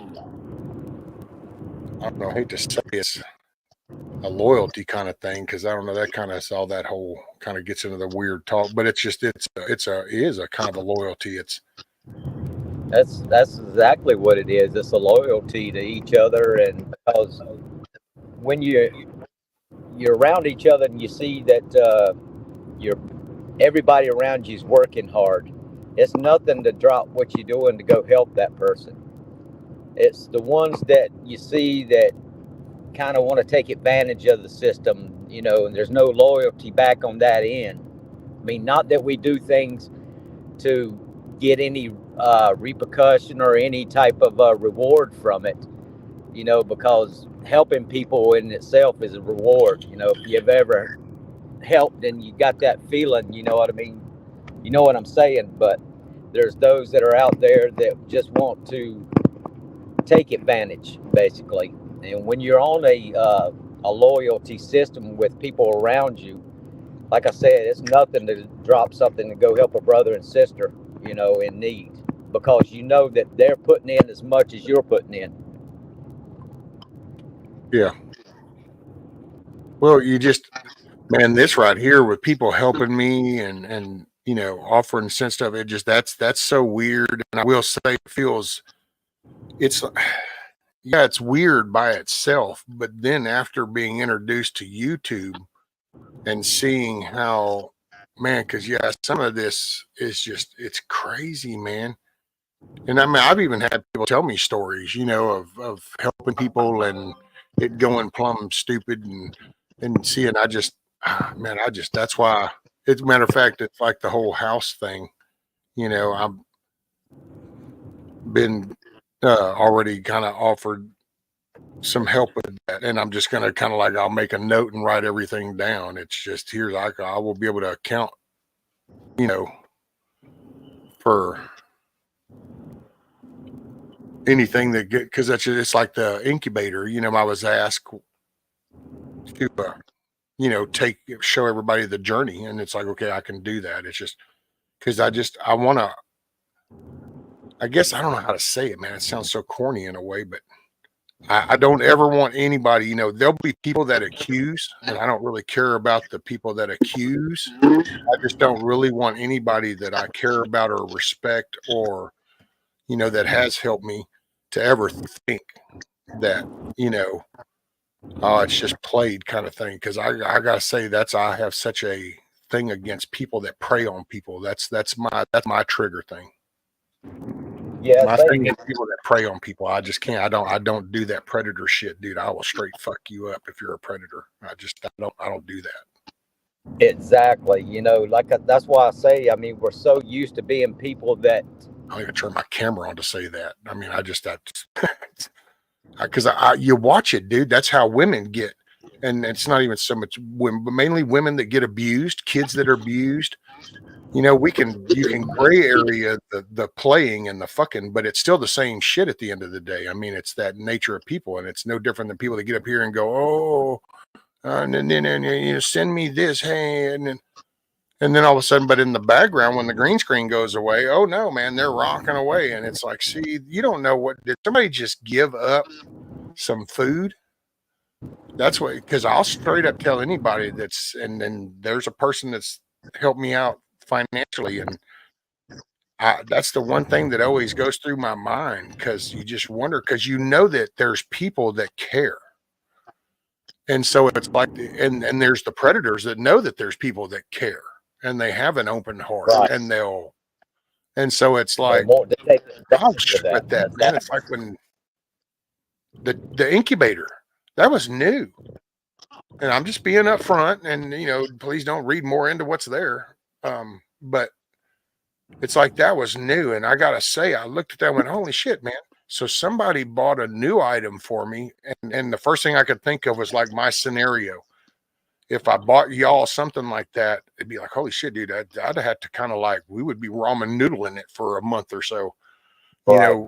kind of thing. And so it's like, holy shit, mentally, I'm going, damn, did you just, and seeing, look, I even started getting all emo wee wee shit thinking about it, because it's like, I would never want to be the reason that somebody else is in a bind. Man, I will gnaw on motherfucking grass before somebody else goes Exactly. hungry before you try to feed me. That's the same way here at Rescue. Like I said, the last thing I want is anybody that, I care about to think that I'm trying to take advantage of them at all. And I'm Hey, like you. Milkmaid. I'd rather go sit over in the dark in some little stick hut out in the middle of the woods and gnaw grass and mushrooms and slugs before I would fucking take advantage of anyone. Just because, I mean, that's just how it is. You don't take Yes. advantage of people. You earn your way. Here, here. Hey, milkmaid. Good morning. Good morning, What's up, sis. ma'am? How are you doing? How's class? I finished it. Sweet. Nice. Yep. You Load are off. awesome. So proud of you.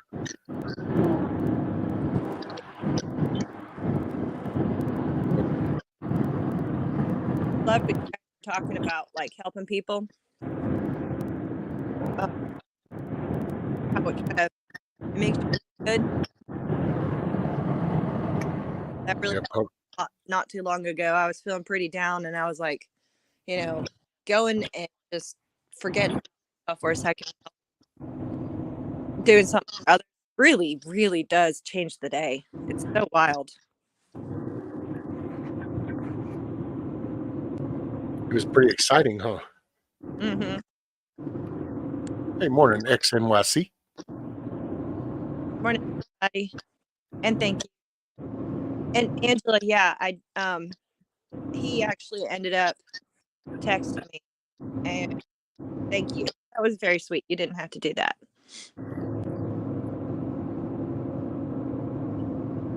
And that is so cool. I'm proud of you, girl. Right? I mean, man, Yeah.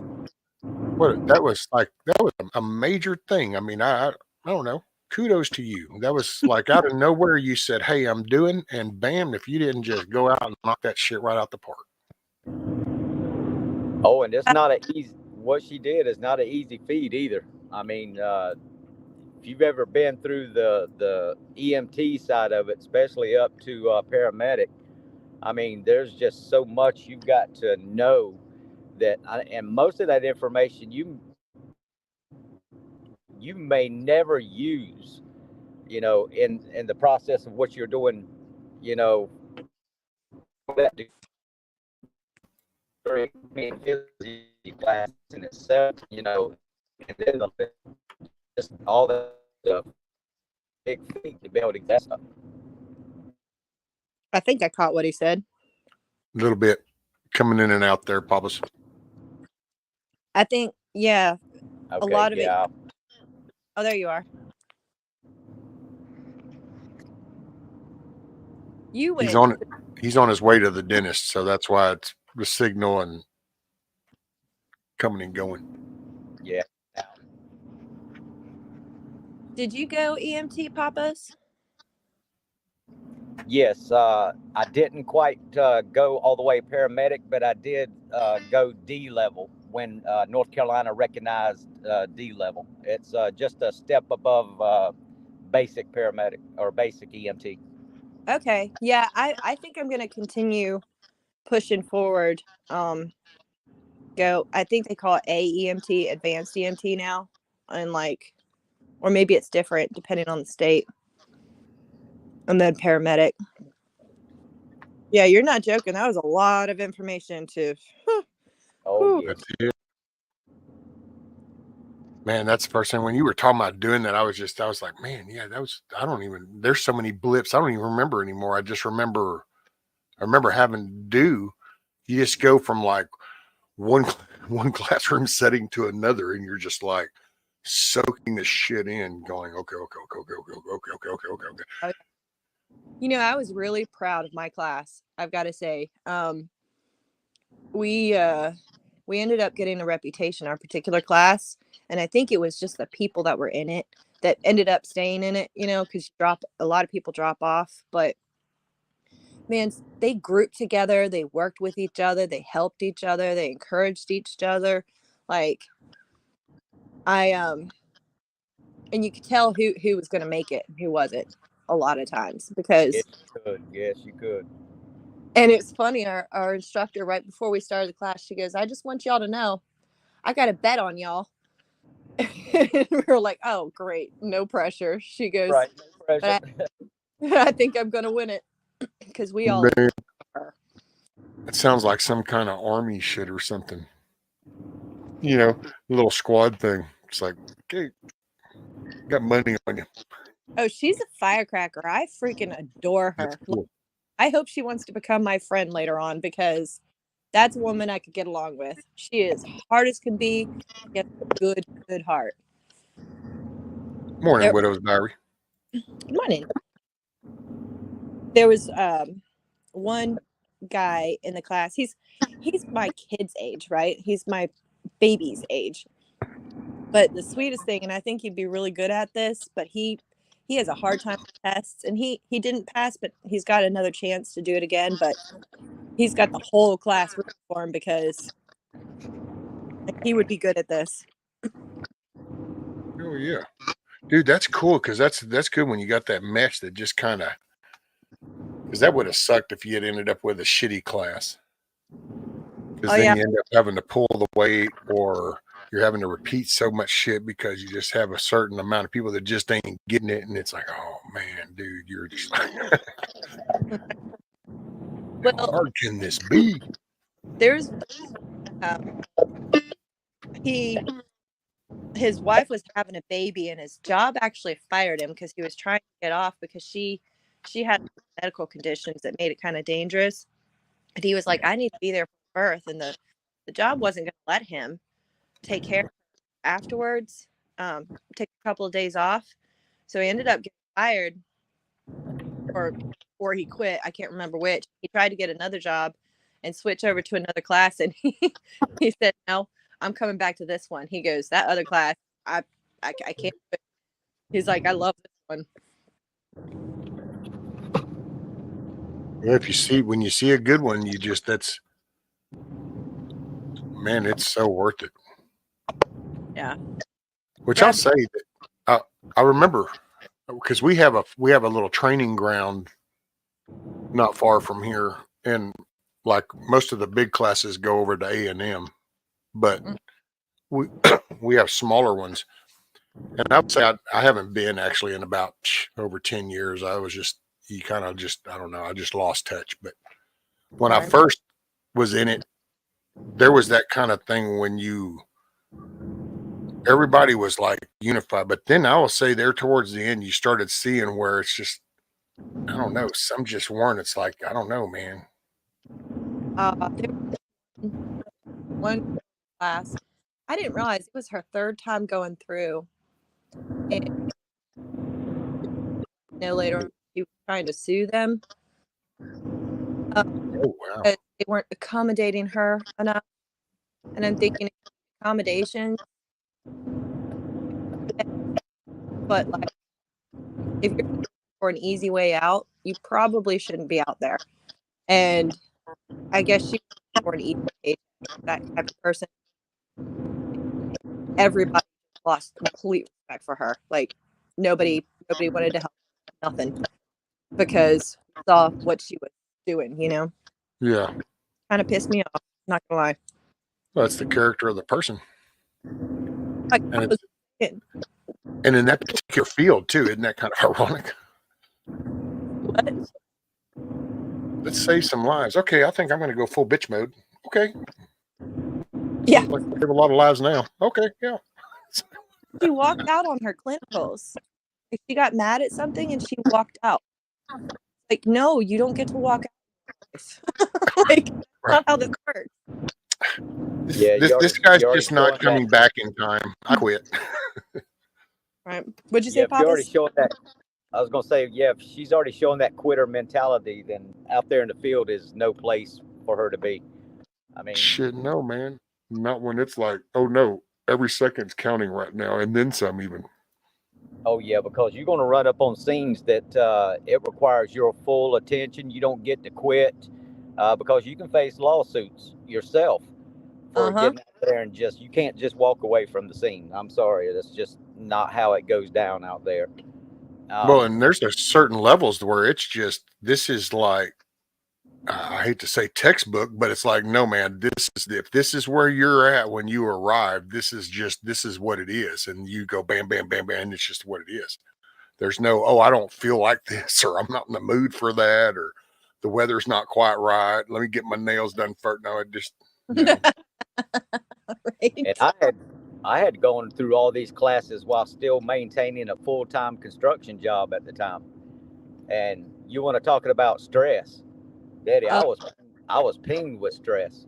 I mean, I'll say this. That's the one thing. See, because to be honest, I give kudos to city fire departments because of the whole structure and the battalion and the shift work and doing that, and they're becoming living together kind of thing, and the reactiveness, and that's all cool. But to be honest, the work that rurals have to do, if it's a good quality rural, to me is a lot more, because you're literally doing that right there. It's like I'm raising my kids and I'm holding down a job while I'm learning this and then responding to this shit. Where when you work for a city, you go on call, you're there, you arrive, you walk in, this is life for X amount of time. That's that. And your training is like a school thing. It's kind of like you're learning your shit while you're managing your life. Other people on city levels get to just target that education and go, okay, well, I'm going to put life on pause and I'm going to go attend this. And when I get done, now I can go here. So I don't know, rural rocks. Hey, Sophia. Yeah, I was thinking that there was a couple of guys that, like one of them, he works at they need a medic on hand. So they need somebody with medical training or an EMT or whatever. And so he was stressed because this was part of his job. Like they sent him, even though he still had to work. And then he got pulled the day before the big test to take an extra shift. And that poor guy, like when we were doing our practicals, he looked at me, he goes, so when I get nervous, I have to go take a shit. He goes, so I might keep disappearing, because he was my partner. And I'm like, you do. Like, there were several people that were so nervous, like they were about to throw up, or they did throw up. Like, oh my God. They funny for you. Yeah. But I looked at him and I'm like, you're going to be okay. And it's so funny because at the very end at that test, like you could see the group cohesion, because one by one people would finish, they'd go out, they'd get their results, and then they'd wait in the hall for the next person. And I felt bad for people who didn't pass, because they almost didn't want to face the class. Like they walked away, and I felt for them. But like every time we were told to move down the hallway because the people in the testing room could hear us, and it was making them more nervous, including that one guy. And he came out if he was going to make it, because he was so nervous. And he came back out and he goes, I passed. And everybody was like cheering and everything. It was Right. You'd see like we'd peek around the hallway as soon as we'd hear a door to see if the next person came out to see if they'd made it. It was cute. I loved it. Damn. Damn, I was hoping to find something. You would have got a kick out of it. It's this. Sophia. It's a channel I've come across, and I've a couple years ago, and he does little firefighter. He's a firefighter, but he does little clips. He's actually gotten pretty good with it. I think his station even kind of goes along with him. The bald dude. Yeah, I love him. There's Dude, he also just got through. And when you were talking about the shitting, I stressing I'm shitting. He just got through doing one where he's responding. He comes up and it's like, about the shitting. Only it wasn't. I think it was a shampoo bottle. yeah, I've seen that one. And there's another guy. He's called What's Good 24/7, but he's a blonde dude and he does skits outside of EMT, but you can tell he was EMT. And he'll always say, "Don't really actually do this, please." But he'll say that in the car. But the kid is hilarious. The funniest thing is he is the spitting image of one of my brother-in-laws, except blonde. My brother-in-law's got dark hair, but I showed him a skit once, and he was like, "Holy crap, that does look like expressions." I tell you what, it's humanity, man. I gotta say, I feel for you. Should be, especially I'm going to be working in a pretty liberal area. Oh So, Lord, yeah. oh, it's going to be. I'm going to have to dot my T's and cross my I's. Right. Exactly. I don't know that I would have ever actually. Well, I don't know. I guess I can't say I wouldn't have. I might have ended up adapting, but dude, I don't think I could have been like in my 20s and 30s into my 40s, like right here, right now. I don't know how that would go with that mind frame and person I was from those different little time groups to be that, have to live that in the way world is right now. I know. What's funny though is I've been talking to my husband because he knows a lot of the guys on that department, and he said that they're not booked at all, but they are careful to like cover their butts. They're pretty sure they don't. It. Well, because, and I mean, I don't know, man. That might be a little too dark for the World Wide Web, but it just, I'm sorry. You look at the streets when you watch the old waste bin kind of thing, and I'm sorry, but it was like, and wait, and it's like you roll up and it's like that, and it's like, why are we wasting the resources? Oh, yeah. It's those responding to that kind of shit or this intent, just because the world's so stupid. It's like, how many accidents do you really respond to anymore? It's Right. just stupid thinking. It's not an accident anymore. It's just that, what? You mean I can't just do this? No. I realize you were raised thinking everything came your way, but that's not reality, especially when you drive off this cliff or when you decide to eat that much shit down your throat. Yeah. It's interesting when people call an ambulance for. I didn't realize how stupid people were. I mean, I guess it never fails to astound me. Like it really does. Oh, call an ambulance because you're throwing up.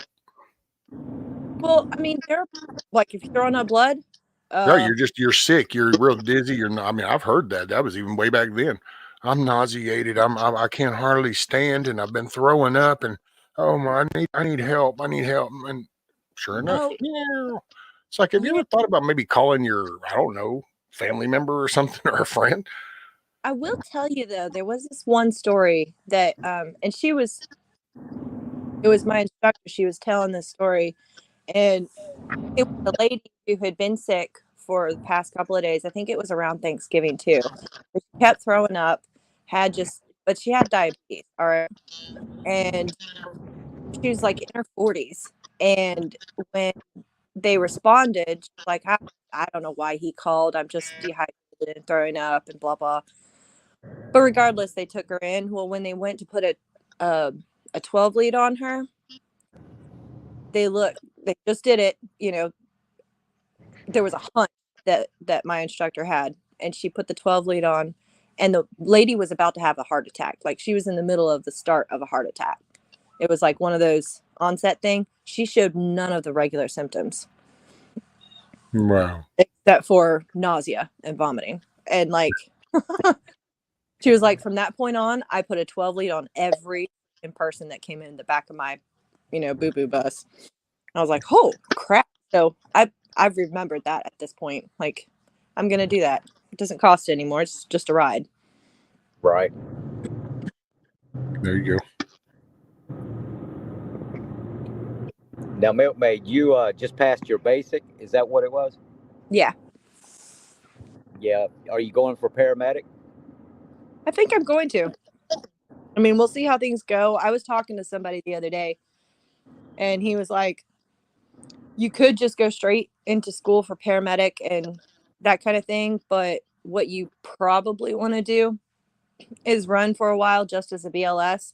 So you've got that experience, because I can't imagine being like straight out of school paramedic and then doing your first calls, Yeah, I was just about to say that. Just ride along as a basic with a paramedic first and get used to the grounds.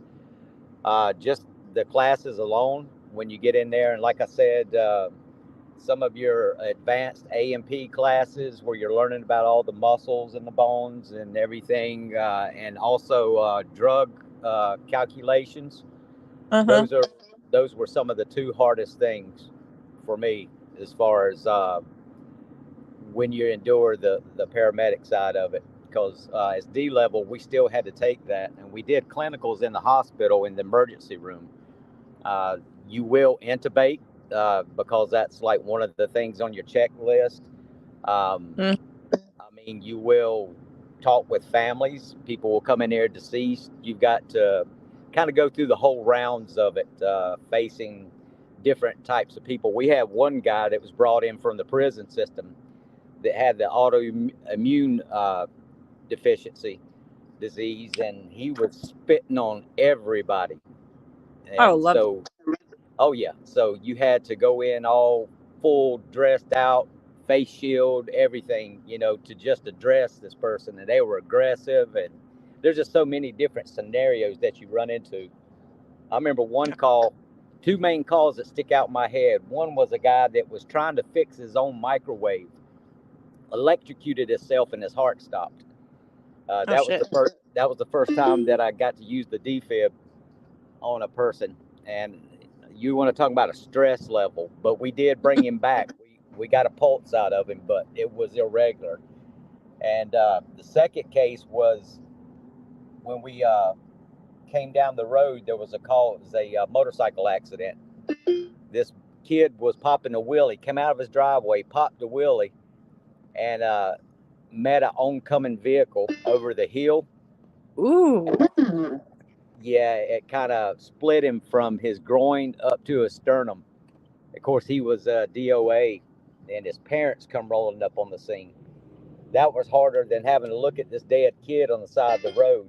Oh, yeah. That whole mental side of it, like, I can't let you look at this right now. You know what I mean? And them fighting you, and it's crazy. It can get just slap chaotic, and you got to keep your shit. I mean, you got to keep cool. You got to keep level headed, because you're going to see some shit. 90% of the time, it's going to be mediocre stuff, but there's always going to be that 10% that you're going to carry home with you, if you know what I mean. Yeah. I watch my husband carry home stuff and like try to help him work through that kind of stuff. But yeah, I know that that's going to be a thing. Actually, I have some friends that I talk to, and they're like, "Oh, sometimes I worry. You're a nice person, blah blah blah." And I'm thinking, yeah, in the heat of the moment, I tend to shut all that stuff off. But the afterwards, yeah, I know I'm gonna have to deal with that. Thanks, ladies. Everybody does. There's no way around that. I mean, it's It's because it's not a prepared thing. It's not a script. So it's flashes, it's moments. And that's why, I mean, and I don't know. It teaches everybody that it's a different, all these fancy foo-aha educated people like to act like there's fucking books on that shit. And there's no books on that. It's No, I mean, it's in how you associate to your home and things matter. It's just like to this day, the worst nightmare I ever have is an Astro van, and there's about a 2.5 inch shoe sticking out the bottom of the roof of that Astro van. I've seen worse, but that particular moment, I think it associates to the age of my kids, and it was because right after that, I come home and you know what? Right there on the dresser next to that crib is a pair of shoes the exact same size. mm, It's shit like that. There's no, okay, you just gotta figure out how you take the ugliest shit you're gonna ever see and how you leave that right there and process that and just kind of some shit. You know, they say, oh, don't hide stuff. No, some stuff you tuck the fuck away in the back of the file drawer. It's just the way it is. This is just a reality. If you're gonna look at that stuff, you have there needs to be a special drawer. well, and you Yeah. got to. Monique. That's how some of the hard I've dealt with. So it was just practice, I think, and why I did so that I could that function in more times by having not fairly desensitized, but learned how to cope. Yeah. Okay, but I think sometimes I know the hardest part was the anger, I guess, on my side sometimes would be because the kids were little. Sometimes you see some because you see some bad shit and it's over stupid decisions. It wasn't like, you know, it's one of those, this didn't have to happen kind of things. And sometimes you get mad, or at least that's how I found myself. I'd get anger issues because of stupidity. And then if something stupid at home happens, it kind of started to dibble over and you kind of got a couple of years were a little rough, but then it's kind of a wake up call. Can't let that shit bleed over. Oh yeah. You know, I know exactly what you're talking about there. We had one case where we rolled up on a scene, and it was a mother who was drinking and driving, seatbelted in the vehicle, rolled the vehicle a couple of times, but she had her child that was probably about 4 or 5 years old jumping up and down on the front seat while she was driving and throwed the kid out of the vehicle. Luckily, the kid was okay, just had a broken arm. The mom was actually worse off than him, but it was no sense for this. You know what I mean? This did not have to happen this way. Mm-hmm.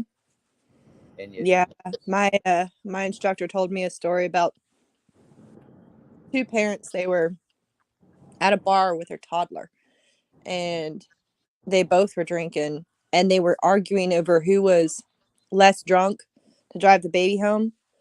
And they both had cars, and they ended up getting into an argument. The dad took the kid, he started taking off. She got mad at him for doing that, so she started taking off, and she ended up the two of them both crashed. And the mom was okay, but the dad was all messed up, and the baby died. Um and she was like, she said she was so mad. She's like, under law, I got to take care of this guy too. But she goes, I didn't want to. Like, Yeah. right. Hey, Well, the rescue. drunks always survive. You know, Rescue, well, I have not to always, cut but you off of here, brother. I'm just about there. all I right, brother. appreciate you having me up, and congratulations, Milkmaid. You stay strong, sister. thank Um, you. just yeah, definitely ride around for a while. Make sure it's something you want to do. It Mhm. does go up a stress level, but I got faith in you, sis. Thank you. Hey, and good luck today. All right, I'll, thank you very much. I'll Yep. talk to Good y'all luck, later. Papa. Thank you, Rescue. Let us know how it goes, brother. I definitely will. All right, buddy. Keep your head on a swivel. All right, yeah. definitely, brother. Y'all too. I'll talk to y'all soon. Bye, Roger chat. that. Hey, morning, Yankee. What's up, so? And what's up, little Maple Leaf? Don't know if you heard me a while ago. And what's up, Shorty? Hey, everybody. Hey, Shorty. Hadn't seen her in a while, but I haven't been around. So, metal. You've been busy. Well, I hated doing that, but like at the same time, I've Shit. been this last week, man. I pretty much, unless I was decompressing for a second, I'd get on like, any chats I was in or emailing or whatever, just to like not think about what I had to learn. But for the most part, I've been absent. Totally cool. You just went and achieved something. So it wasn't like you just said, whatever. It's like, oh no, I need to redirect my focus. And you did it and you went through. Mm-hmm. It's awesome. Yeah, Rabid, we do. We have little stuffed animals. Like when I was running with the ambulance for the clinical and going through all the supplies, I found the little stash of them. Yeah. Little tips and tricks people were passing on. I loved it. That was Yeah. a cool thing back in the day when we had Toys R Us Mm-hmm. way back. Because you could go by and they would just give out bags of the stuffed animals and stuff. Because then that way you could just kind of put them in one of your side boxes or something. And there was always something behind the seat even. It was like, Right. Yeah. My husband carries teddy bears for his rough calls. Because sometimes, like, especially if there's either a child who's really hurting or one that's been abused, that kind of thing. Those yeah. are the Well, it's something to help their mind go to, Mhm. Or what was it? My instructor said, now I don't know if this is necessarily sanitary, but on her stethoscope, she had a little toy looking thing that was attached to it.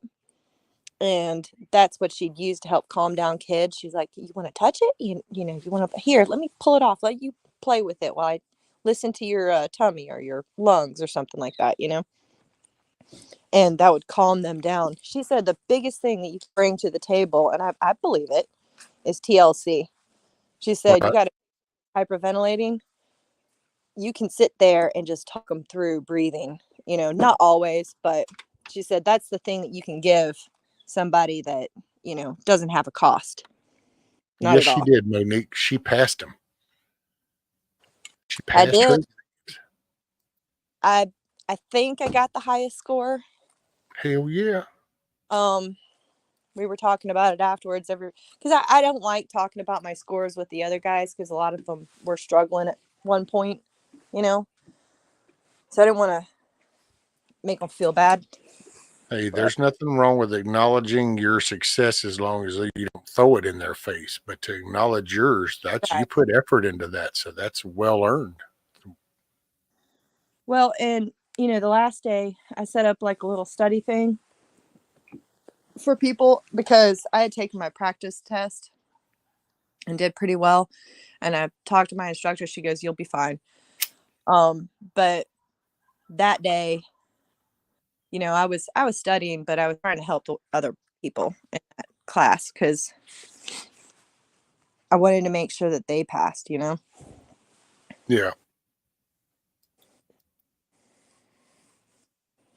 Yankee. Right, Huckleberry? Wouldn't expect nothing less. What's up, Red October? How are you, brother? Hey, Red. Retirement treating you well? Wait, hold on. He retired? Yeah, you didn't know Red. Yeah, Red retired. He's now he's been kind of going and doing and just kind of finding the chill groove. Nice. Sorry, Red. I have not been up on videos and stuff like that. He's one of my favorites. Oh, yeah. Stays Yep. positive. Since August. Nice. Yeah, that's about the time I started disappearing. He's been, because he's kind of been on little road trips going all over and stuff and sitting down. He's been doing a couple of little lives, which, by the way, Red, I didn't know he went live yesterday while I was live. If I had known he was going to go live, I could have directed everybody that way. Everybody could have went and hung out in his chat. Oh, yeah. Well, yeah, I I wonder if the algorithm, I need to make sure I'm still sub to him then. Because I haven't seen, but then again, I have a whole lot of stuff that comes up on my feed, so I don't always catch everybody. It's here and there, hit or miss. Oh yeah, it's and it's it's been the funniest thing because every other channel it comes and goes. Might get a notification, might not get a notification, but somehow on my own lives, no, YouTube is 100% consistent. Every time I click live, an email comes in going, "You're live," and it's like, no shit. Yeah. Well, I mean, I'm glad they do that. Can you imagine going live accidentally? I know, right? Just because thank God I always open up my little browser and type all that shit in and then go live. A friend of mine, it was yesterday, I think. He's got like a bigger channel, right? And he has also these Telegram chats. And because I'm like a admin with his stuff, Talking about risky. maybe. Anyhow, he accidentally did a file and it was him humming a little ditty. And I thought he was like getting ready to do some kind of like crazy thing. And then um, it was just a voice file. And I was like, what are you up to? And he goes, oh crap. I was in the middle of changing and accidentally hit record. And I'm like, I am so glad you didn't tap that button once more. And it was a video thing because, man, that could have been bad, especially if you put it on your bigger stuff where there's a couple thousand people looking. Damn. I made fun of him for that. Yeah, see, like his, sometimes there's a notification, sometimes there's not a notification. Yep. Native last night, no notification. I happened to see his. I popped into chat for a second. I was saw the beginning, and then there was a distraction here, so then I think I caught the beginning and then the tail end. I caught the tail end, I think. And thanks, Red. It's one of my favorites. It's a painting. I miss Milking Man so much. Fresh milk. I need to get back into that. I have to get all my ducks in a row because it's been so chaotic. I've thought about doing goats again, but I just don't know. They're such a pain in the butt. Well, you don't need that if you're fixing to be kind of still working on, progressing forward. You don't need too big of a handful. Hey, what's up, True. Anti? What if you just get it like a milking cow? What if To I at get least one? just have a milking cow and just go out there and milk the cow and Yeah, I have the calf on it, so the days that I can't milk, it can milk. Because like for the academy, I think it's Monday through Friday, like kind of a 9 to 5 kind of thing, because they're teaching you and training you and getting you physically fit. But then after that, I'm going on 24-hour shifts. So that's kind of a little trickier. My husband's actually going to have to start taking care of the animals and stuff. no, yeah. It's all right. Well, how would that fit into your rotation if like you had a milking cow with a calf and it was in a smaller contained with part barn right there, so it would have the shelter when it wanted it and be able to come out, and all you'd have is like the feed and water, and then when you were there you could milk, and when you weren't, well, the calf would pick up the slack.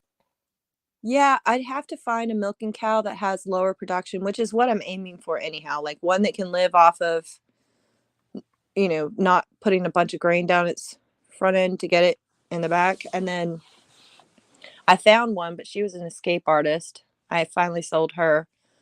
But getting the right cow and the right genetics so that she's not making too much milk, because they can make too much milk and throw themselves into ketosis and that kind of thing. Oh, Red, all my kids left the nest, and so that was really weird for me. And then I felt like I needed to do something different or more, so I ended up going to EMT school and passed. and passed. I just passed, and then Um, I Possibly top of the class. went a step further and went through the hiring process for a fire rescue department in a neighboring county. So I'm going to be doing that. That's another challenge physically. Hell yeah. Moving forward. Always moving forward. Yeah, rabbit. I mean, I could do sheep. They're so freaking stupid, though. I've had sheep. I mean, they Well, no, really the they shearing is important when it comes to sheep, right? It's just maintaining the shearing. you can get two different types. There's a wool type and a hair type. I had the hair type. So those they don't create wool like regular sheep. I mean, they have woolly stuff, but they shed. So you don't have to shear them. They don't become like a big ball of fluff. Uh, Okay. they're more for like meat production.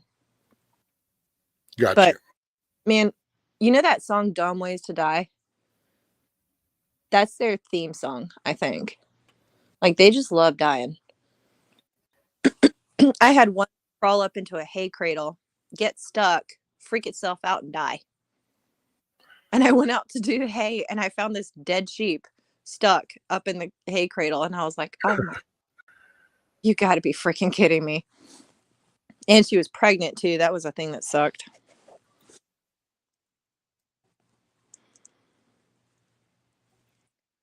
Yeah, it's really. I encourage them. Like my youngest, she went for her first interview, and I think she nailed it. And she's like, "I'm going to my first interview, mom." And I'm like, "Just look them in the eye and be yourself. You've got this. You've got a great personality. You've got this." And I think she nailed it because they wanted her to come and shadow along that night Oh, when right on. doing the job. So I'm proud of her.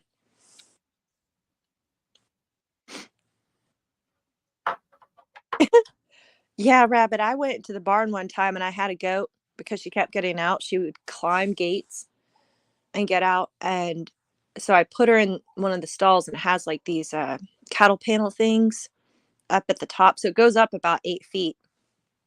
And she managed to find that tiny little ledge. She was 8 feet up in the air trying to scramble over the top. I was like, "Yep, you're going. Bye bye."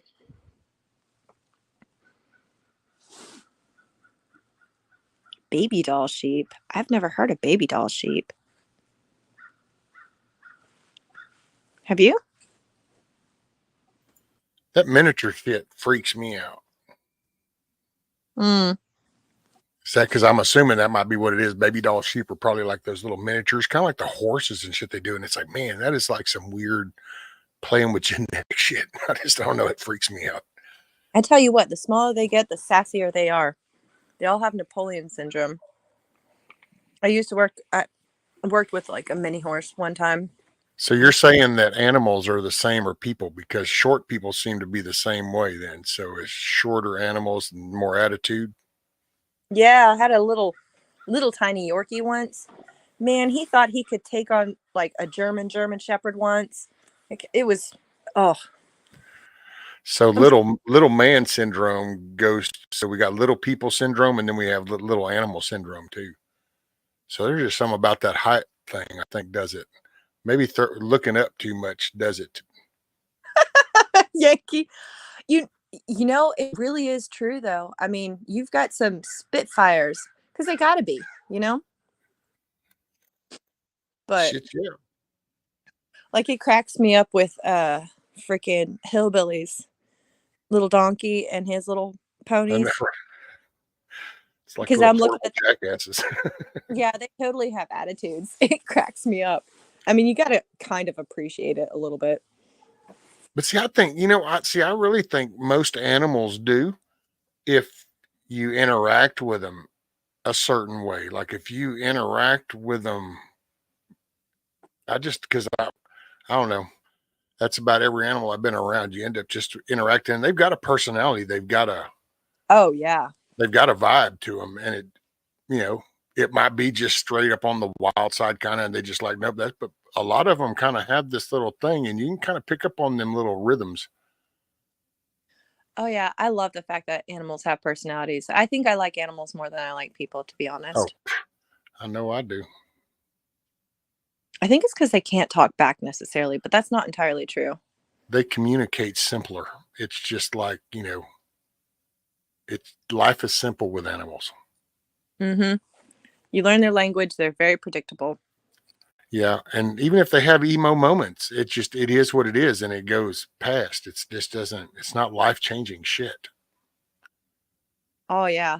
Well, like Gita, she was pouting with me the other day because I brought her inside. I think so. I brought her inside because I sleep so hard at night that if my husband's not there, probably a good idea to have a dog in the house. And I just didn't want her outside all the time for the fact that she's not guarding anything at this point. But she was like, I want to be outside. And so she'll just be outside all the time, laying in the driveway, watching everything. And then when I tell her to come in, she'll look at me. She's like, do I really have to? And I'm like, yeah, you really have to. So she kind of gives me this look and she's like, oh, okay. And then she starts walking inside. Rudy does that if he doesn't want to come in, and somehow he gets right to the end of that ramp, and then it's like there's a pause, and then it's literally like forcing him with concrete shoes to paw after paw up that ramp, and it's like, really, dude? But now if he's excited, oh no, we've actually wondered sometimes if we didn't open up that storm door fast enough, would he plow right through it because he comes boogieing up that ramp full freight train. So it's, yeah. But if he wants to be outside and you say, come on, dude, all of a sudden it's like, well, I'm going to drag this out. And it's like, Yeah. oh, Lord. Holy crap. Sophia just sent. Uh-oh. Give me 1 sec. Okay. Sophia just sent me those baby doll sheep pictures. Holy crap. They're cute. They look like the Scottish Highland calves, the little noses and all the fluff everywhere. Most people are too peoply. You know, yeah. Like, it sounds weird, but I'm kind of glad I'm going into a job that mostly has guys, to be honest, because um, the super female-y stuff sometimes gets to me. I don't know why. I see what you're saying, Sophia. Yeah. Man, that's cute. Baby animals are the best, honestly. And the little ones are spicy and cute.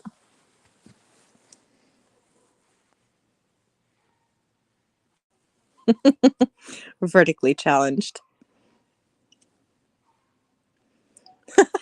Yeah, Lady Smith. I don't know. Like, it's going to be interesting being around a bunch of dudes because honestly, I'm not as physically strong. So there is that kind of thing where they want to be able to let loose and not worry about offending the female. And I don't know how to explain to people that I don't get offended very easily. It's extremely hard. Um, like call me a liar and yeah, I'll probably be offended. But even then I'm like, well, whatever. You can have your opinion, you know? So yeah, God makes you grow till you're perfect. Right, Matt? Sophia, I'm planning a trip to that farm next year. Will not come home empty-handed. You go, girl. Although I will say, like taking on a whole lot at once is a lot. I think you've done a pretty good job of not taking on too much at once, though. You're a mover and a shaker, lady. Two ladies, little ladysmith Well, Lady Smith, but I mean, Sophia. or Sophie. Oh, that woman. I don't know. I don't even know if, I don't think she sleeps, to be honest. Right. She's always cooking. She's always fixing. And then you figure, well, okay, but the kids still get up and go to school. So that's still, that process is happening. So it's like, holy shit. She Mm-hmm. made bread yesterday. Oh man, I miss making bread so much. I used to do it all the time, and then we found out wheat allergies were in the family, and it was like, ah. And making gluten-free is just not fun. I'm just gonna put that out there. Like, it sucks. Yeah, Red. So, man, you got Kim's Creation. That woman cooks for a damn VFW hall. So, like, I forgot how many loaves she said she was doing today of bread for that. And then I think Lady Smith has been cooking a lot because, of course, this is the Christmas stuff coming up. Right. All of them. Now, I thought Kiss Off, she's got a thing. I don't know, man. You'd have to go back and watch that one just firsthand, but she's got a weird thing with turkeys. And it doesn't come out so well. And it's very violent, too. So I don't know if cooking is her expertise, but. Wait, hold on. Did she have a video? Well, no, they would actually, I think it was just all described in chat. Oh, I think, no. wasn't it Huckleberry?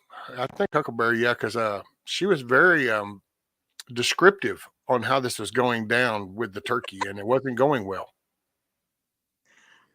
I think she decided for ham this year. Reese's peanut butter. I'm not telling them that. Just tell the guys you're a YouTuber. Oh, you're only offended by Reese's peanut. I know, right? I'm not offended. I just know the truth about them. They suck. Whatever. See, this is just because you still, it's that liberal side of you. You're still, it's okay. You'll come around. You know you really love it. You don't have to right now. No, they were a CIA op. I'm telling you. Oh, I probably shouldn't have said that, huh? Why are your superiors going to be offended? Yeah, home office doesn't like it when I do that. Potatoes should never taste like cement. Oh, you know what I do, Huck? This is what I do when I make potatoes. I get the red potatoes because I like the peels. Now, not everybody likes that, but I do. So I cook them up, right? Slice them pretty thin to cook them. And then I throw them in like a KitchenAid. And then I don't add butter. I don't add milk. I add sour cream and garlic and salt. And those things are banging. They've got a little bit of a bite and pepper too. But that's the way I make them. I learned it from my mother-in-law. I actually learned a lot of cooking from her. I love reds too, Huckleberry, man. Those are, matter of fact, depending on how the size, either quarter them or just half them and just boil them in a pot of milk with some butter. They don't store as long though as the like russets and stuff like that. That's the one downside I can see to those. And I did try one year. No, like they go bad faster. I mean, you can keep it. I mean, I love potatoes. Like potatoes in any form. I love potatoes. Maybe it's the Irish thing. I don't know. Well, thanks, Sophie. Appreciate you being here. Who loves you, baby? Make it a great day, ma'am. By the way, I hope the kiddo gets to feeling better. Oh, is her little one not feeling well? Yesterday, one wasn't feeling good on the way to the bus. Oh, I'm sorry to hear that. And take care and thank you, Sophia. I don't know how that goes. Got to get stuff done. I'm taking a break right now. I didn't even make my husband lunch this morning. How bad is that? I slept. OMG. I didn't make it yesterday either, so I kind of feel bad. I need to like pick up the house and. Well, you've kind of been, in your own little whirlwind, and it's been okay. You got success to show for it. Well, I pretty much told him this last week. I'm like, I'm not going to be available at all. I hate to say that, but like, are you going to survive on your own? I need this time. You're going to need to just do it yourself. Mm-hmm. Like, this is crunch time. I've got to put the focus on this. There you go. But yeah, nothing wrong with that. Yeah, that's a really good price, Rabid. The one thing I'll say is that, and it depends on where you are and which group of Amish you're dealing with, but they might use pesticides sometimes. So you might want to check out that. But I really want to do a garden next year so badly. Oh man, me too. Like You this guys, last broke my heart because I started off great and then things just kept piling on and I had to look at it. I was like, okay, I have food stored because we've been stocking food, right? So we're not going to starve. Even though gardening is like my happy place, I had to let some things go just to be able to stay on top of all the other things. Had to pare down yep.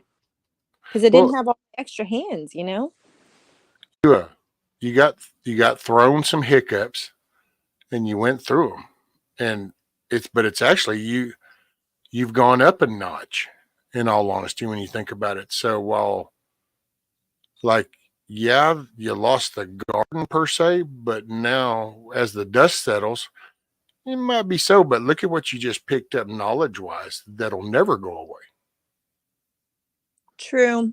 It's like I've moved through phases And this was where a success because this is one where you actually, to me, you moved up. Is I guess what my point. That's you actually, you didn't just break even or fall down. You actually stepped up a notch. I try. I'm not You gonna did. lie. Kind of it weighs on me. Like I appreciate all the encouragement and, congratulations and stuff like that. But to be honest, I mean, it's been hell, honestly. And so I'm glad like that part's over and I can move to the next part. The stepping up is good. I want to just keep gathering knowledge and skills and stuff like that. But, There you I'm go. not gonna lie, there's some days that I just want to sit down and cry because I'm so tired. And, but that's then it's okay. That's why you just kind of you've made a good hurdle, so you've got up there, and but there can be a resting spot if you want to be, or you can keep climbing. Right now, it's an option. So if you wanted to, you can kind of start to stabilize where you are a little bit more, and then maybe prepare for a garden next year, and just because you've at least made a step. Well, that's kind of what I'm hoping to do is find a way to stabilize everything because I think it was so tumultuous that I had to step back for a second, reevaluate, find a direction, not feel lost, not feel overwhelmed. Although I suck at the not overwhelmed thing, but if you can just find something to keep moving forward and then kind of stabilize stuff, and I don't know, I'm probably just saying what you're saying. That's funny. Yankee said being single at 60 years old, finding a woman that recognizes the signs of a stroke would be a plus. Just saying. You need to start hanging out at the rescue squad there, Yankee. Pick up a lady. Right. And I don't mean like Candyman. Like his van cracked me up, man. That was awesome. Dude. Yeah, and you probably didn't hear the other day. It's so funny because me and the missus were talking, about the meetup and stuff, and mentioned hillbilly, and she was like, "Who?" And I said, "Hillbilly," and she goes, "Okay, wait a minute. Oh man, which one was that?" And I said, "Remember the hanging hammock?" She goes, "Yeah," and she goes, "Oh, okay, okay, okay." And then we were talking along, and I'm saying, "Yeah," and I saw Yankee yesterday in chat, and she's like, "Who?" And I said, "Yankee Watchdog." Wait, okay, so which one is that? And I'm like, really? And she goes, yeah. And I go, remember the van that was right there? And she goes, oh, Colorado. And I went, yeah, sure. That's Yeah. that's all she can remember from him is Colorado. So Well, that's his name is Colorado for her, maybe I need to start calling him Colorado. right? Hey, that's kind of a cool name, It's a cool show. Mm-hmm.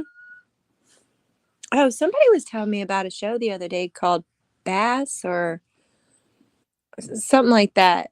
It's like a westerny kind of thing. Called what? Bass? Or maybe one of the characters was called Bass. I don't know. Like I watched a couple of episodes of Rescue Me because the whole fire and Yeah. somebody saying that was actually probably a more accurate description of how fire departments work, at least the inner workings. Made sense. It's not the best show in the world, honestly, but it was interesting.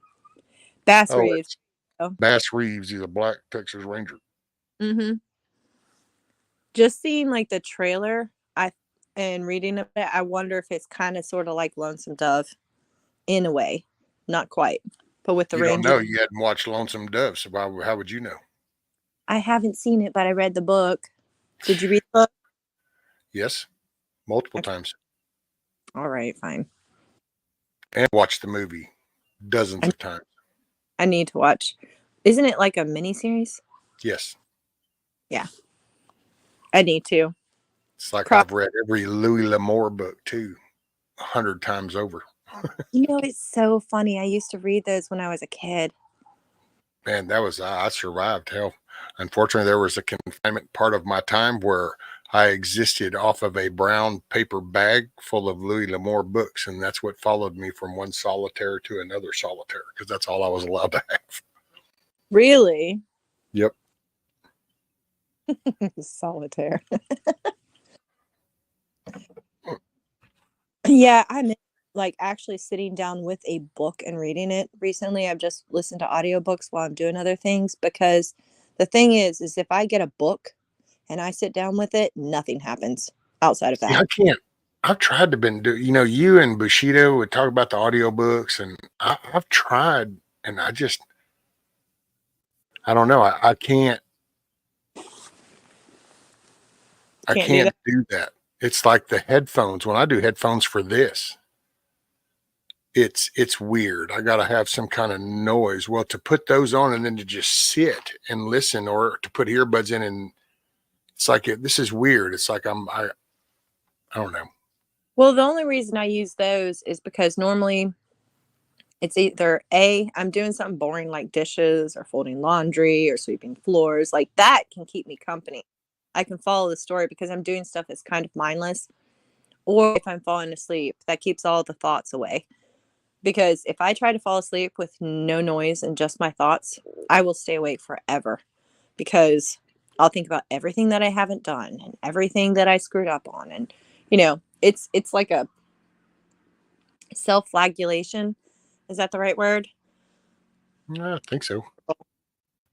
Well, it's everything comes back to haunt me. So I drown it out with a story or listening to history, or I mean, it can be something really stupid, but I'll just fall asleep to it because it distracts me enough I have to. to do something boring because if I do something that even remotely dances around my interest, I just find myself I sit here, and that's actually what's happened before. Whenever all of a sudden I started streaming, going, no, I didn't sleep last night. And it's because you get to reading something, and then I just keep reading, and then I go, okay, I need to go sleep. Well, I'll sit here and I think I nod off, and I do, but somehow my brain is not stopping because as soon as I kind of go, hey, I'm like right back at it, and it's like, oh shit. Or if I go lay down, that doesn't work out. It's miserable laying down. I got to do that when she's not in there. Right. I Yeah. kick her. My I can't help it though, man. It's like, there's a certain, and I don't even know I do it. That's actually what I used to laugh and going, you keep getting mad at me over shit that I don't even realize I do until you tell me I did it. Well, and I go, kind of sounds like you just wanting to be mad. Well, fine. So now she doesn't get so mad. But then again, I also go out of my way not to do that no more. Yeah. It's funny how people sleep. Apparently, I breathe deeply, which is code for I maybe snore. I'm not sure. I know he Do those does. little dealies on your nose. Some people's snoring is actually like white noise to me. It's kind of funny. As long as it's got the right rhythm, buddy, it might sound like a compressor engine to me. Mm-hmm. Huck, I don't have a guilty conscience. Not really. But I do beat myself up over if I didn't do this or I didn't do that. And, oh God, I offended this person. I've gotten less so worried about offending people because I realize that offense is taken, not given. But I do try to be kind. I have never dreamt about peanut butter cups. Hey, maybe you ought to try going to sleep about that. You need to count peanut butter cups jumping over the cloud. Oh Lord, no. Count peanut butter cups. I did. One Reese's peanut butter cup, two Reese's peanut butter cup, and look, you'll just drift right off to a solemn, peaceful sleep. You know, as a kid, I heard about that, and I tried doing that one time when I was going to sleep, pretending to count sheep. The problem was I got very focused on it, and so I kept looking at Kept counting. sheep. It was terrible. I'm not sure if it works on any mattress but a Serta, but Oh, yeah. I forgot about that.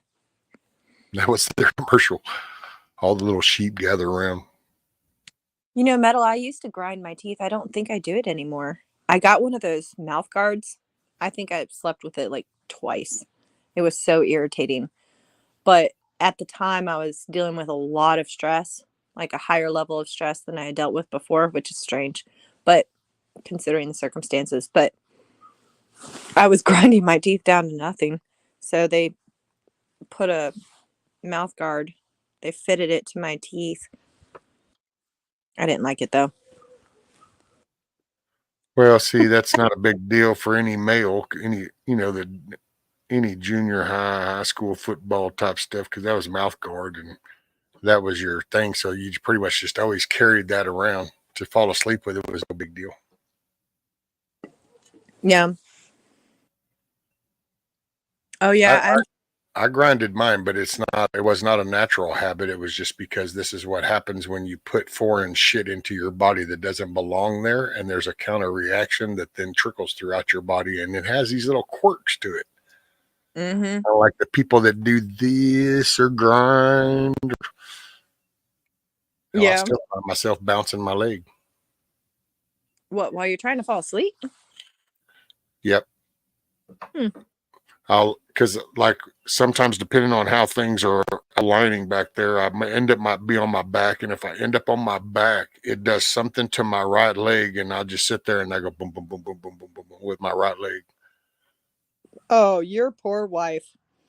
My husband would do this Oh, ratchet. she can't feel it on this stupid Tempur-Pedic bullshit that want to tell you how awesome and comfortable they are. Well, yeah, I guess if you're one of these kind of people that go, hey, I'm going to go to bed, and then that's just where you're at for the night, then I guess those fucking things are just perfect for you. Some of us start out here and we might go over here or we might go here. And That's well, me. all of a sudden, this molded Tempur-Pedic bullshit is for the birds. I So, like no, that. I could sit there and tap my legs. Say, oh, you can get in and out of the bed and you don't even know the other person got in and out of the bed. I kind of like those beds though, because then I'm not disturbing him. But my husband does this ratchet thing where he'll fall asleep and one of his knees is up. And then as he falls completely asleep, it flops over. Well, it will pull the blankets off of me, right? Oh, And then he kind of sort of wakes up from the movement, so he puts his knee back up, and then it falls over again, and it ratchets the blankets off of me, and then I'm freaking freezing. So I've learned how to do a leg sweep when he's halfway conscious, and then it doesn't happen anymore. I thought, Probably. see, that little knee ratchet thing is actually how I accidentally kick her sometimes, because if I roll over to my stomach, because just the way my left leg does, it won't line up straight. So automatically, just instinctively, I'll be asleep. But my left leg comes up to kind of pull up when I do. I mean, it's kind of half the bed just went away. Well, if she happens to be just a little too close when that moment comes, then that knee is coming right up on her. And well, Oops. little people just don't do so good. Yep. Hey, Next Moose. I get woke up to, ow. I'm like, what? What happened? You did this. And what? No, I was asleep. Mm-hmm. You're Hey, what's up, innocent. Bruce? That's it. And I love it. She does it in the statement, because she goes, you kicked me in your sleep. And I'm going, I'm sorry, I did what? Well, yeah, Mm-hmm. you kicked me in your sleep. Wait, did you just say I kicked you in my sleep? Well, yeah. And I go, isn't it kind of like it's self-explanatory then? It's like, what? And I go, there you go, opposites attract. She goes, oh, I hate you even more some days. That's Right. my smart ass. I go, I know, opposites attract, right? Mm-hmm. It's always So a I'm good. attacked by Kitty. him inside. Right. Hey, you got to learn how to do the tuck too. If you're getting tired of covers being hogged from you, then when you go to sleep, you either take your elbow and you kind of grab your few inches and you tuck it under that elbow. So as you fall asleep, you now have an anchor spot. So then as they go to tug, it'll either wake you up that it's happening or it just slides over them when they go to do it. Oh, I have to do the full body tuck because he's quite a bit bigger than me. So I have to, like, roll it underneath me so that my body weight will hold it in place. It's like, no, my covers. Wax on, wax off.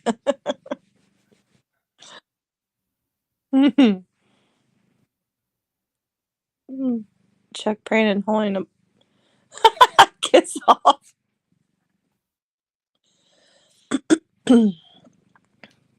Yeah. Or there's we might be having a gathering down here next year. Oh yeah. Yep. Might be like Hillbilly and Papa's Farm, Metal, Mrs. Metal. I think some other going to come down, and the Backwoods was talking about it, and maybe even Hutch. I don't know, but helping me level the house. Oh, that would be awesome. You'll have to let me know when it is, and if I can make it out there, depending on when it is. I'm gonna try and make that North Carolina meetup. Oh, I know. I wish I could go to that one. Yeah, I mean it's so close to me. It's like, oh yeah, for you. So You're for right there. But I mean, I might only be able to make one of the weekends with the academy and stuff like that, but I think it'd be fun. I'm hoping people will come out. Yankee said he could come. Say what? Yankee will be here. He said I'll be there, Rescue. Nice. One of these days I'll get out to the Midwest. Oh, that would be cool if you could come down.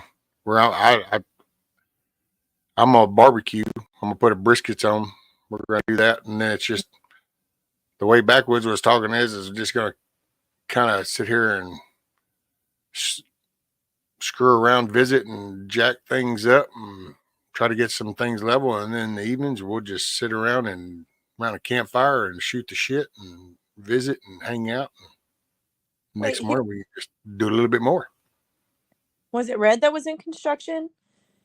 Well, you did construction too, so you on all that stuff. Oh well, in between Hillbilly and Papa's Farm.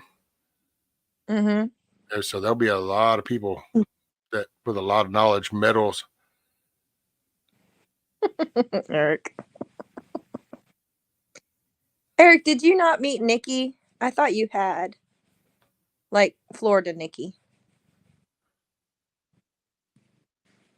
Maybe. I haven't heard from her in a while. Man, who was it that said they had heard from her the other day and she was doing okay or something? Was it Roots? Might have been Roots. It could have. I mean, I've got her number. I need to just text her and say hi. See how she is. There you go. Oh, you know it, Monique. That's hell. Backwoods even said we're just going to go live. We'll just keep that running. Everybody can hang out and watch. Matter of fact, you know what? I might even see. We'll take like the big TV and put the chat like up on it or something. So everybody walking by or sitting around will be able to see the chat. Ooh, that's smart. Yeah, Yankee. Yankee, have you heard from her? I know y'all are kind of friends.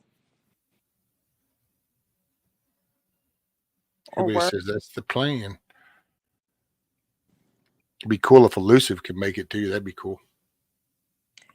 Man, I like him. He has some good botanical knowledge.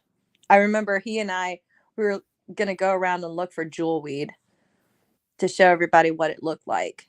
But we never ended up doing that. I wish we had. Honestly, like, I like the meetups, but I think it would be cool too if we did meetups where like somebody who had knowledge in a specific area, like I know Ladysmith is chock full of knowledge too. If there was like little somethings we could do, like PA EMT, did that tourniquet thing Oh in yeah. North. I thought that was great. I'm really hoping that he can make that too. We become friends. Well, I gotta say this one here is kind of. I'm adapting. I'm getting there. I think mainly. I think it's gonna be Papas and Backwoods and Hillbilly and them are gonna kind of like. I think gonna focus on win and then start the gathering of it. I'm just, Well, yours has a purpose, which I love. It ma'am. reminds me like Grumpy when they have their group of people. They'll go to different places and like put up firewood at this place. You know, they're all getting together, but they have something they're doing. I love that. Like it's Well, fun that's to. what Backwoods kind of call it. We're called. It's kind of like the old fashioned barn raise kind of thing. It's like as a community show up and just Mm-hmm. do this, and I think it would be cool. I'm kind of nervous. I've talked about it before. I mean, it just kind of I mean, I don't know. That was the first time it got brought up. It's just kind of still overwhelming to think that. I don't know. It's just weird. I gotta not weird on anybody else's part, just weird on my part. Oh, you mean allowing people to come and give a hand? Well, yeah, people coming actually going to come and help me with issues when hell, there's people I have fed and clothed and sacrificed for that don't even blink. And now people that some I haven't met, some I have, in person, but some I haven't, and they're going to show up, and that just That's is life. pretty.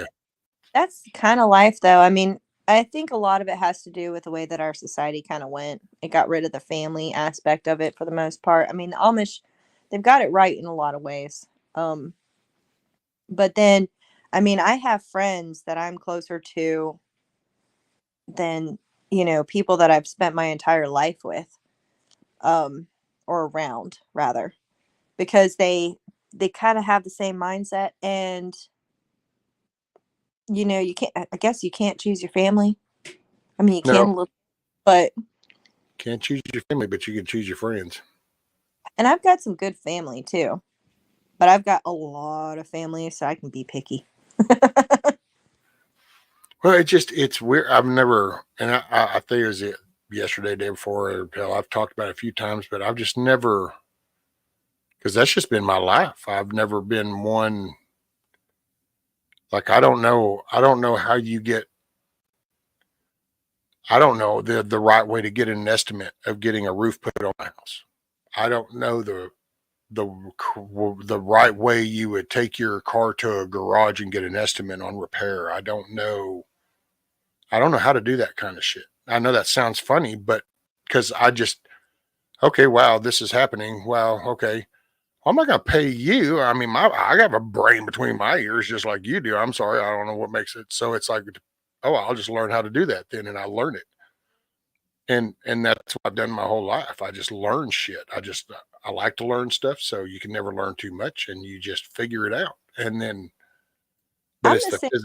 physicality right now. And then it's like, see, there's the bird up edges of that side of the coin is I can't even do anything in return to Well, like repay. It's just like, and then it's like you go from help to like a sponge.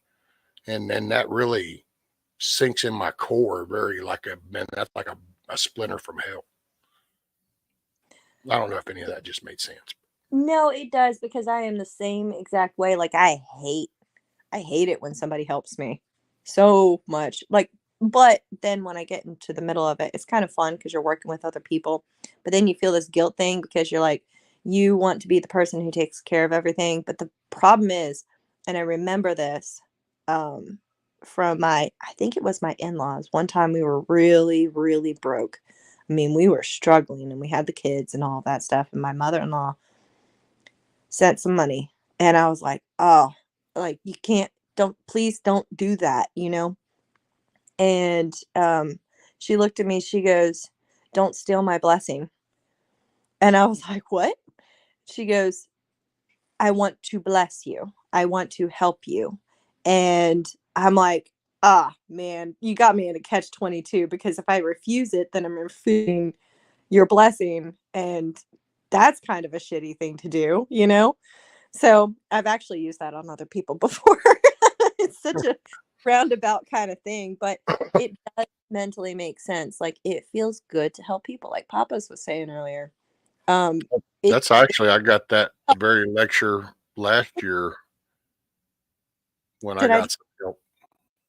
Yeah, don't steal blessings. Now I was worried if I had strings attached, but that was because it was my mother-in-law. But I think it's probably a good thing sometimes when you can work together. And you know, you give people something too. You do realize this, right? You give them a place to come to talk, all of that stuff.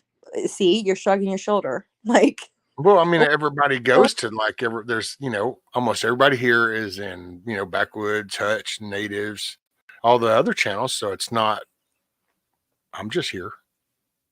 see, Mrs. Metal said the thing. Can you hug? There you go. Yeah, that just, and I get, I'm not trying to deflate. I understand that's just not. Let me ask you this, Milkmaid, do you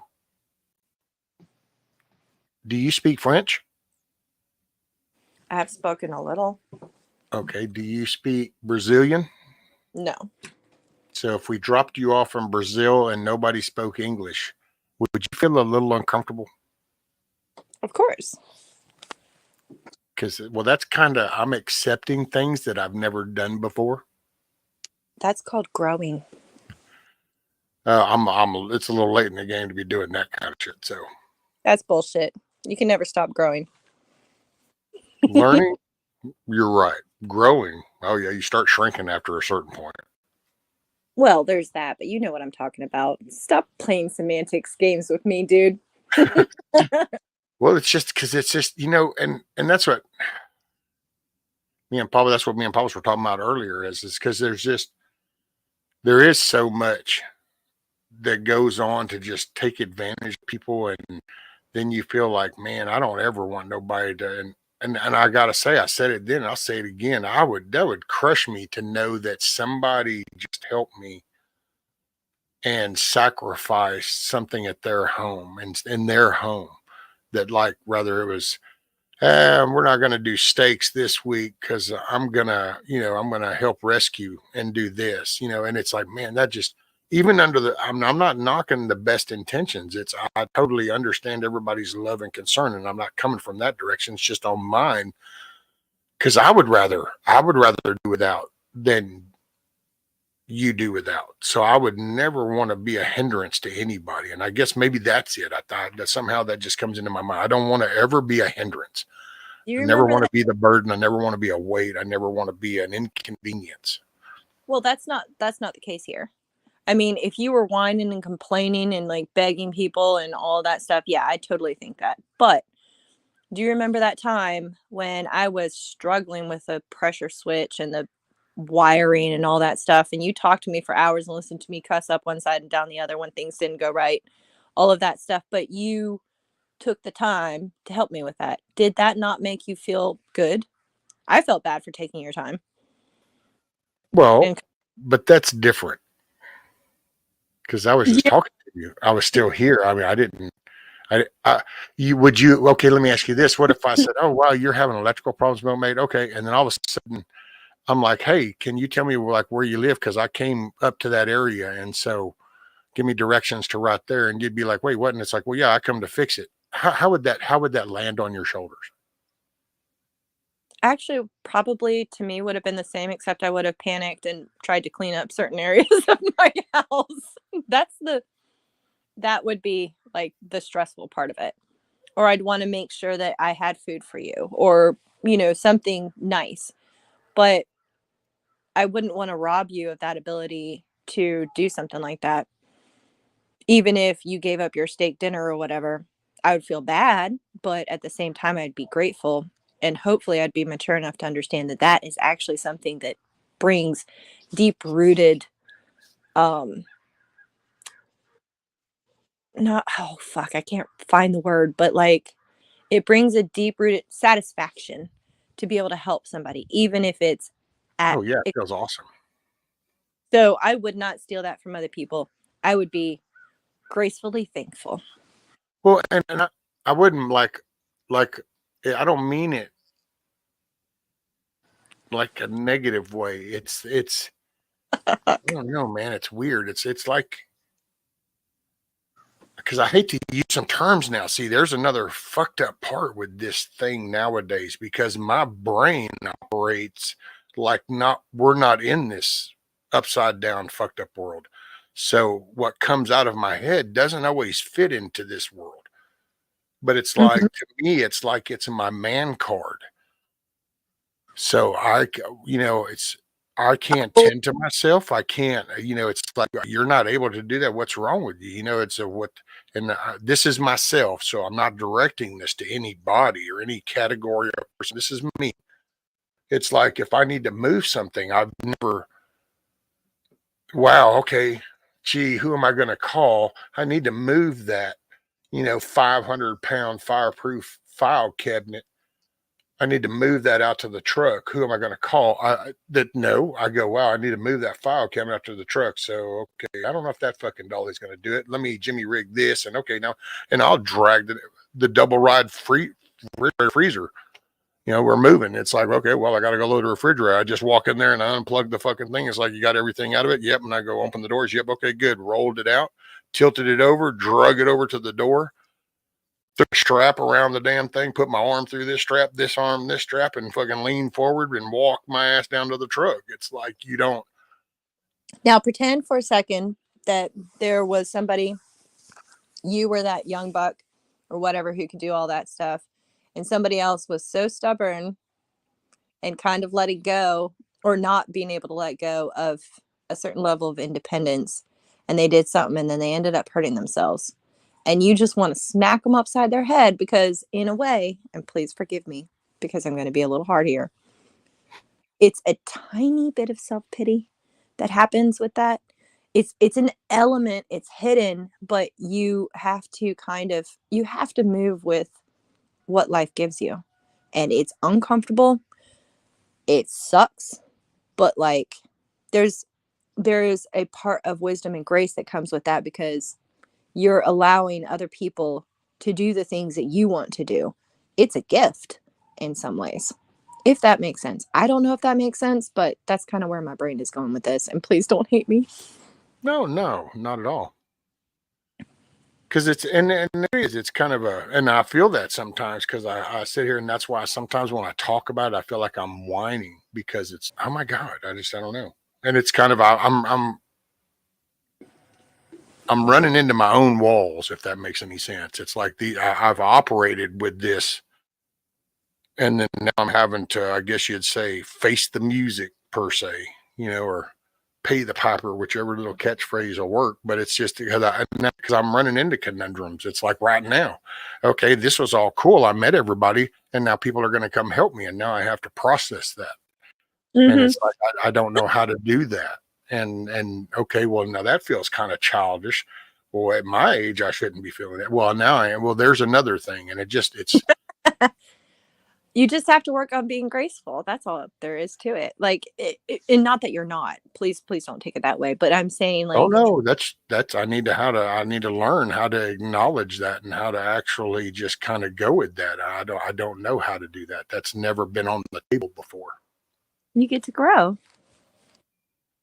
It's a Yeah. beautiful. You.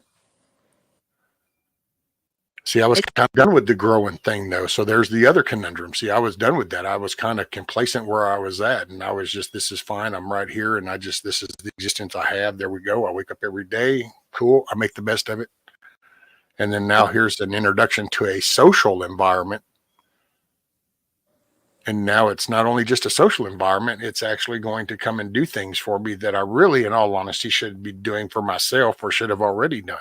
So it's either A, I dropped the fucking ball before, and boy, that just fucking embarrassing as shit. That look, my man card's totally shit on now because this is what I should have dealt with, or wow, look at the shit I can't handle right now. oh, okay. So let's be honest here. I've dropped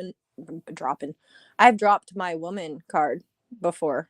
I have gotten down. I have neglected certain areas. There's different things that happen, and yeah, you feel bad about it, but you can't let that like stop you from growing in the future. You have to kind of step up and just learn and suck it up a little bit. Buttercup, humility sucks big time, but it's Oh, also, once you do it, it's a good thing.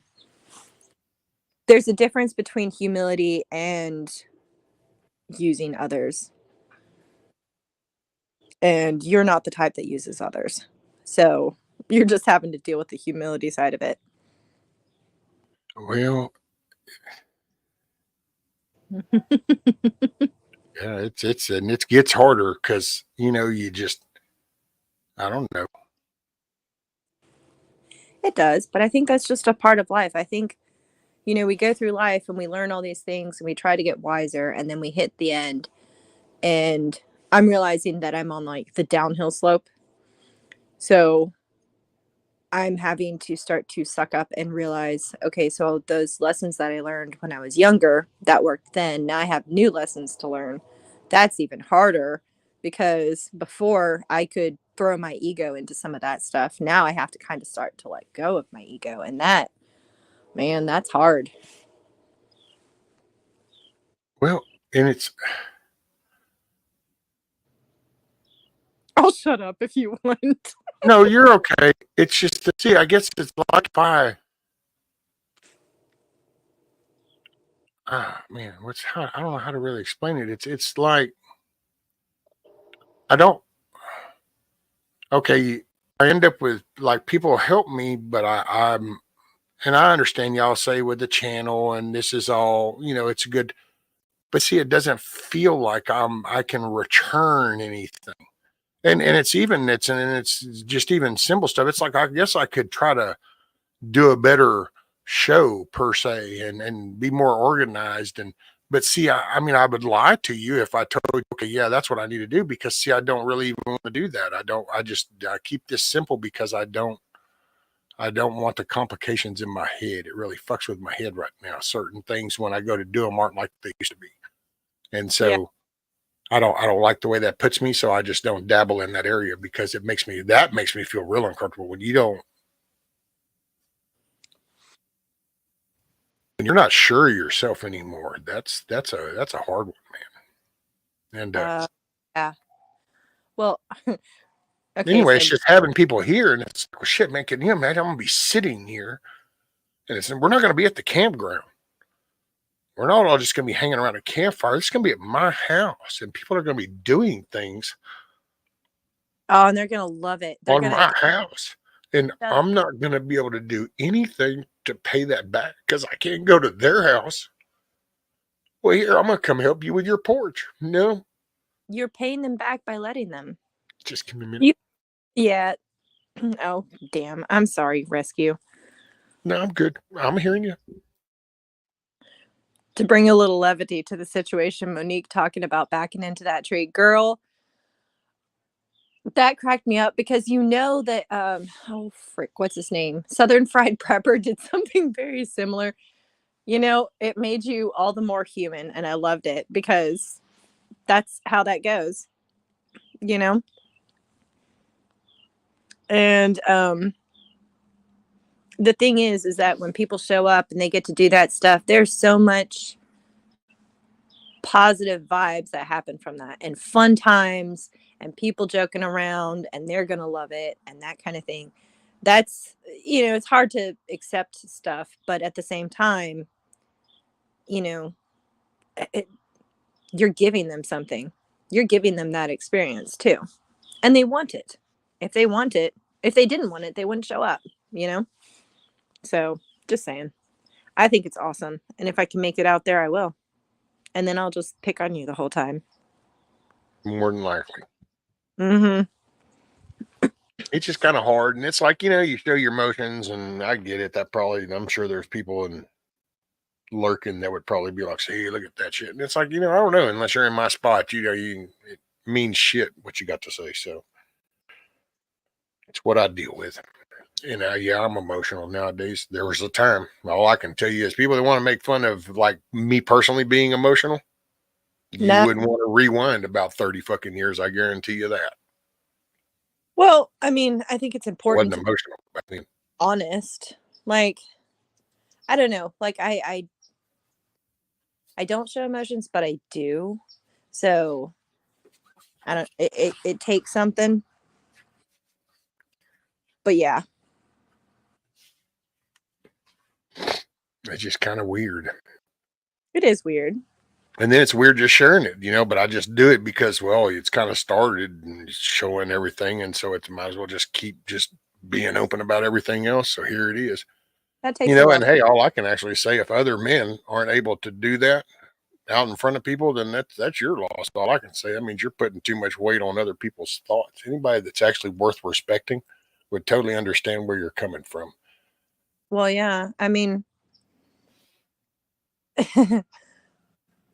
people view emotions as a bad thing. It's not necessarily it's a bad thing. I think people who abuse them, that can be a problem. But there is nothing wrong with seeing a man um, cry at the birth of his child. You know? Well, and I don't know, man. I'm pushing through it. I didn't say no whenever they brought it up. So Yeah. we're working through it. But this is just what I do too. I just share things, whether it makes sense to anybody that watches one little clip or whatever, then it's a whatever. But I've been exposing this is who I am from day one. It's never. Yeah. I am who I am. Huck, it's my evil scheme. I'm just gonna make everybody cry. I love making men cry. No, I'm joking. I'm joking, Rescue. That's not true. Oh, that's fine. You didn't make me cry. The situation's what gets me. I mean, I don't want that to sound ugly neither, but you didn't have an impact per se like that. It's because I just get to thinking. I can sit here and do that even not to be online, and it kind of catches me sometimes because it really does. It might not sound like a big deal to anybody, and then that's okay. I understand that because once again, we have all these professional people that like to write books and act like people can be defined in a book, and you can't define a person in a book because People aren't the same. every little thing is different for Yeah. somebody. Everybody's interpretation of something is different. The way it interacts with them is different. And so for me and where my life has brought me, this is where I'm at. And I get to thinking about, because hell, that scares the shit out of me here, even before, without talking about the meet up here and stuff. My biggest fear is the day I go to go into the bathroom and I make the wrong step, or that's the right little pinch that actually severs. And all of a sudden I'm like, boom, because I don't feel comfortable around here to know that, oh, life will still be okay. It's not that she doesn't care or anything like that. It's just that there's no help. And so it's like, wow, I'll be laying in a bed shitting on myself. And it ain't like my kids are going to come and go, oh, I need to go help my dad. It's no offense. And I know my kids love me. It's just that they have a modern version of what's called love. It's not the same. Yeah, that So scares me. it's weird shit. I got my own little nightmares that I go through. What happens when I go out the wrong time and I go, okay, well, I'm gonna go in there and do some biscuits, and because every time I get up, it's kind of, to be honest, it's a Russian roulette. That's why, to be quite honest, my if I had a wish list, I wish I had a concrete slab out there. I would exist and live on that concrete slab because me and her have talked, and I actually felt the most comfortable the little bit of time I was in the hospital. And the only thing we can associate it to is that was a concrete flat floor. And so as I walked, I could keep things more in tune. Where here, every little step is different. Just like if I can't go, that's why I don't walk. There's no way I can walk the yard. It's at an Right. angle and it's rough. So it's just I already deal with weird shit like that in my head. And then all of a sudden this came to where, hey, here's a group of people that are saying, hey, you know what? Your house is all fucked up and we're gonna come help you level it up. And it's like, wait, what? It's So it was kind of like I was already in this one Baja race, and then I just found out that I'm also invited to the mud part. And it was like, wow, okay, I did not prepare for this. I think a lot of us deny reality that that occurs. Like death is reality, right? A lot of people can't cope with that thought. The worst thought for people like you or me or probably a majority of the people in the chat is the idea of the quote unquote fate worse than death, not in the female way, but like the fact that uh all of that youth, all of that strength, all of the things that we held so dear and so close, those start to slip away. And then all of a sudden, like, we're not the biggest badass on the block, And I think that that is really hard to come to terms with um, when you move into something. But the flip side of that is that you can bring something that the young people don't have anymore. You can bring wisdom as long as you pursue it. That kind of thing. Yeah. Like you can give, man, if I sat Crocs down with you, right? And you gave him your life story, you gave him, the things that you went through. And he's a terrible example because he actually does listen to people who are older than him. He always has. It's just kind of personality. But I'm talking about like a young person who hasn't seen anything, who hasn't gone through anything. You can give them so much, whether they listen to it or not. That depends.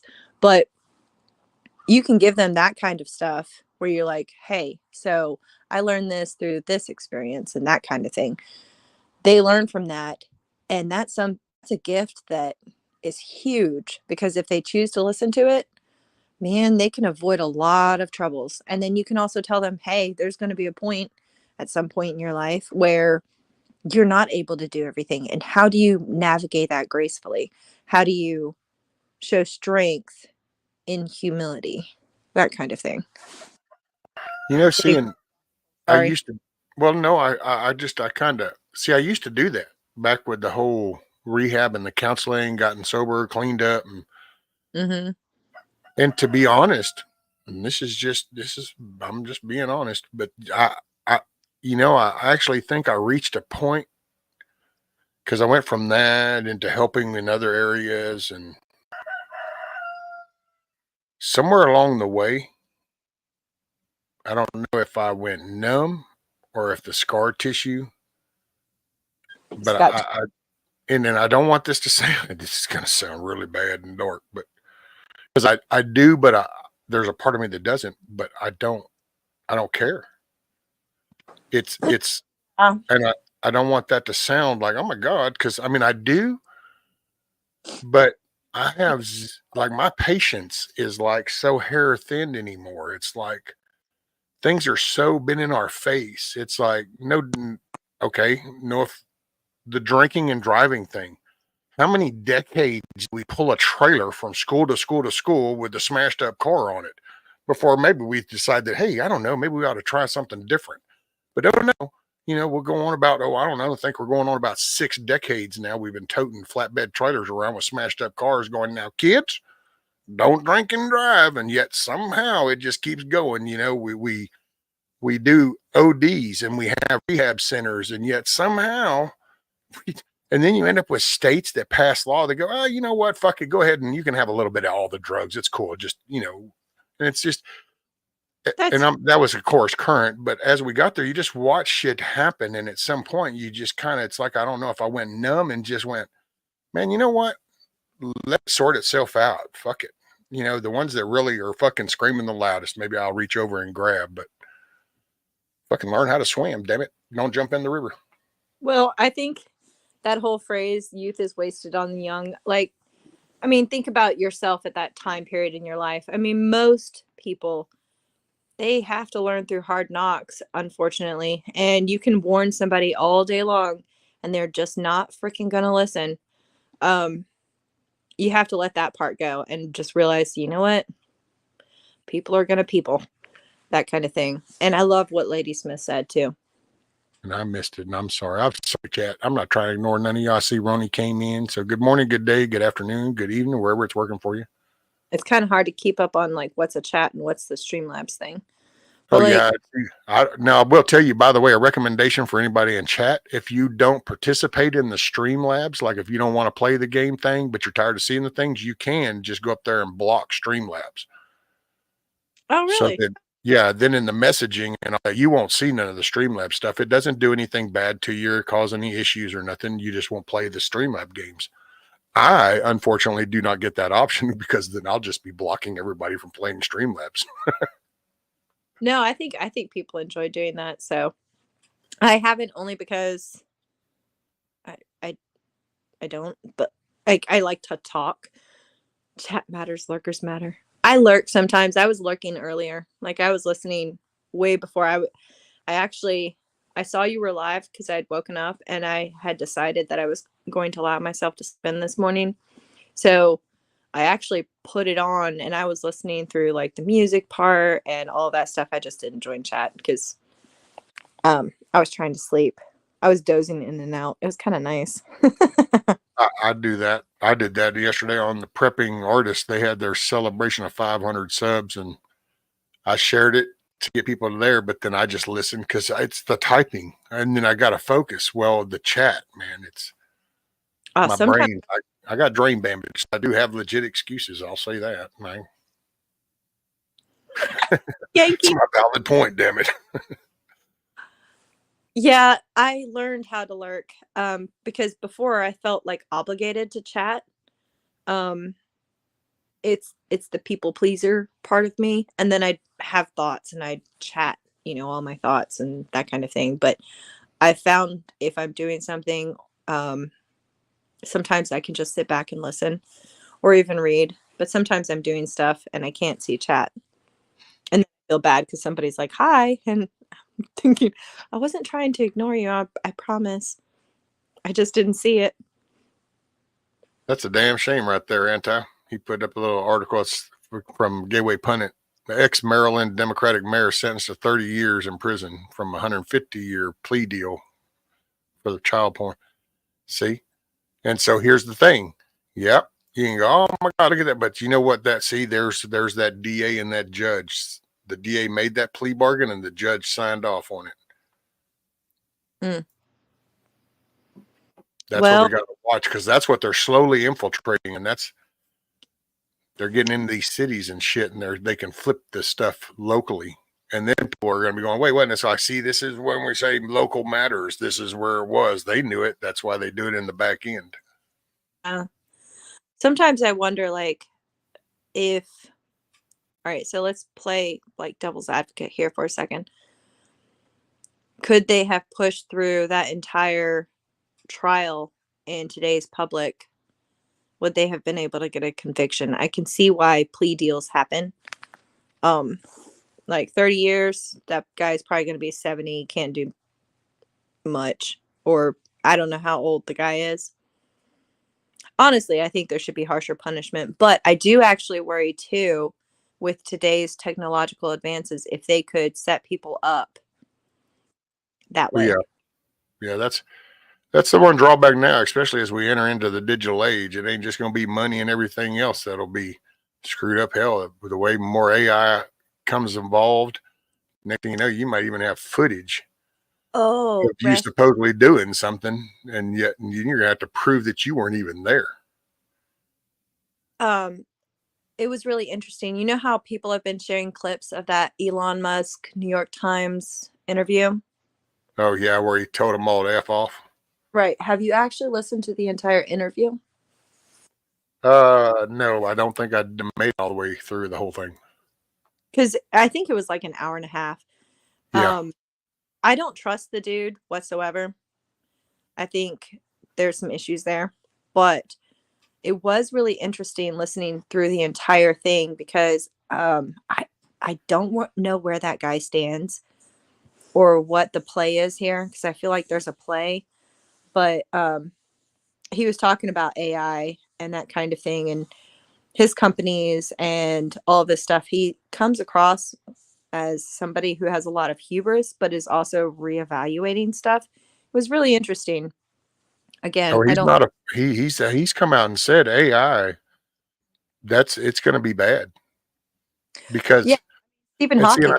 I think Saying, sometimes it's hard to read him because damn I it, I hate to say the word because then I think you can get flagged for some kind of internet bully shit or something. But there's a certain letter that starts with an A that happens to some people, and when it does, they become sometimes unusual in a lot of areas, but they become very special in some areas.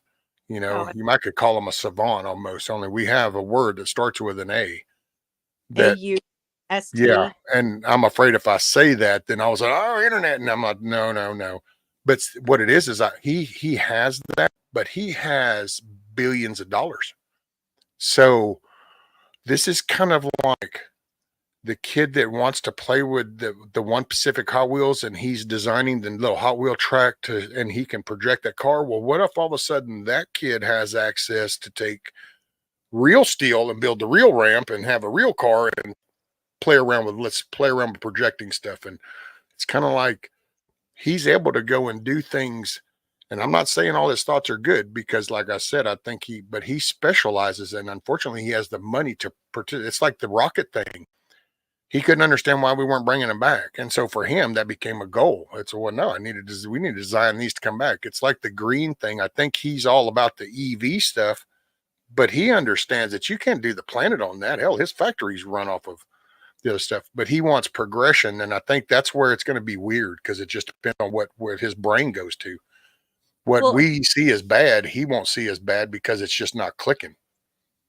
yeah, and that was the interesting part of the interview. Like, if you guys ever get a chance, you're doing something like I do with audiobooks, or I'm folding laundry or doing dishes or whatever, I'll listen to those just so that I can get a better perspective, because you see a little clip like that and you're like, oh, hell yeah, But I wanted to understand a little bit better. I thought it was a really good interview because it brought out a lot of points.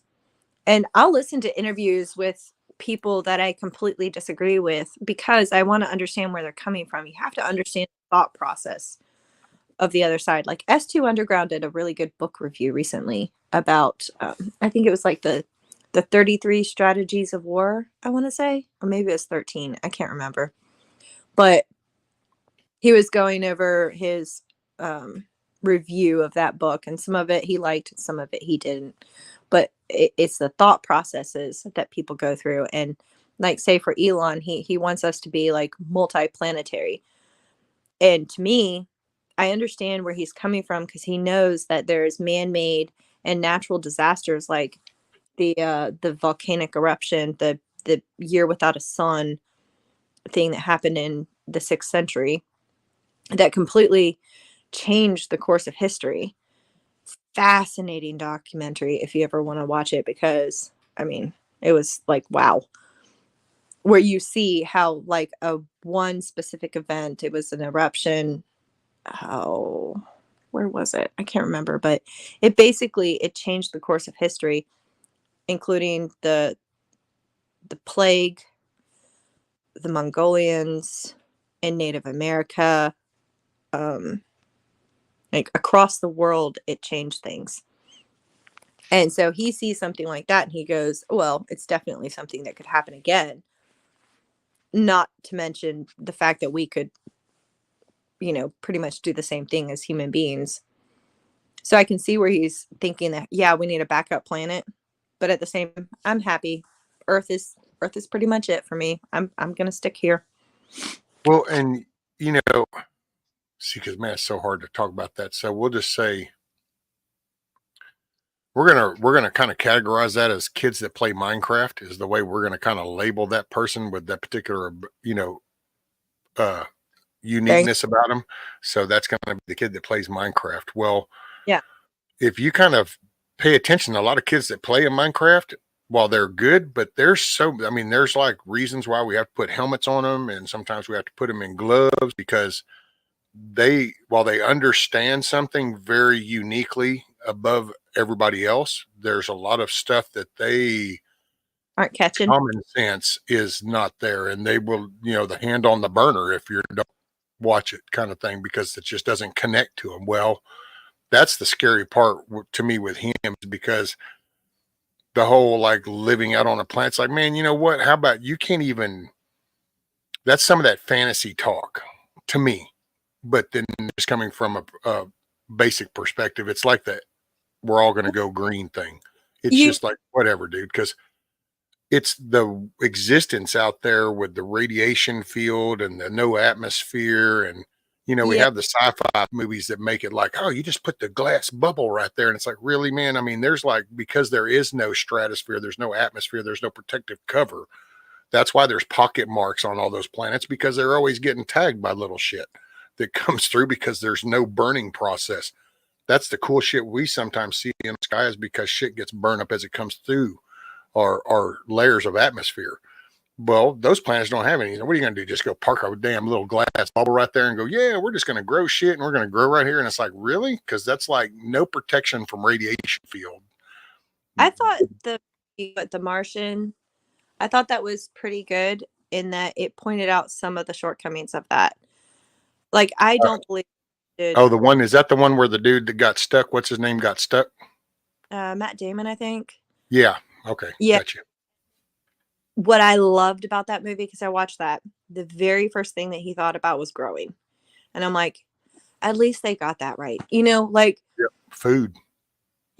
Food, water, shelter, the basics. And I don't know how many people actually picked up on that or not, but I don't know. It was an interesting Well, see, interview and we've done experiments. We've where, done things that a lot of people have forgotten about, because if you mention anything about the space program, it just jumps to NASA and it jumps to the moon landing. And so everything is bullshit. But there was so much that went down with that. There's actually, and I forgot what state it's in. It might be Arizona or Nevada. But there's a place where we built a habitat that was supposed to mimic living a contained life in a bubble.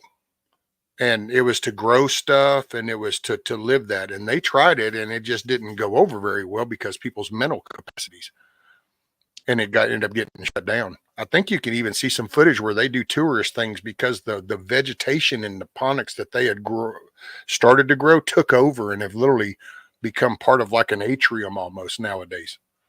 huh? Oh fuck, what was I gonna say? NASA, I don't know if this is true or not, but originally was designed for mapping out and understanding the ocean floors. Is that correct?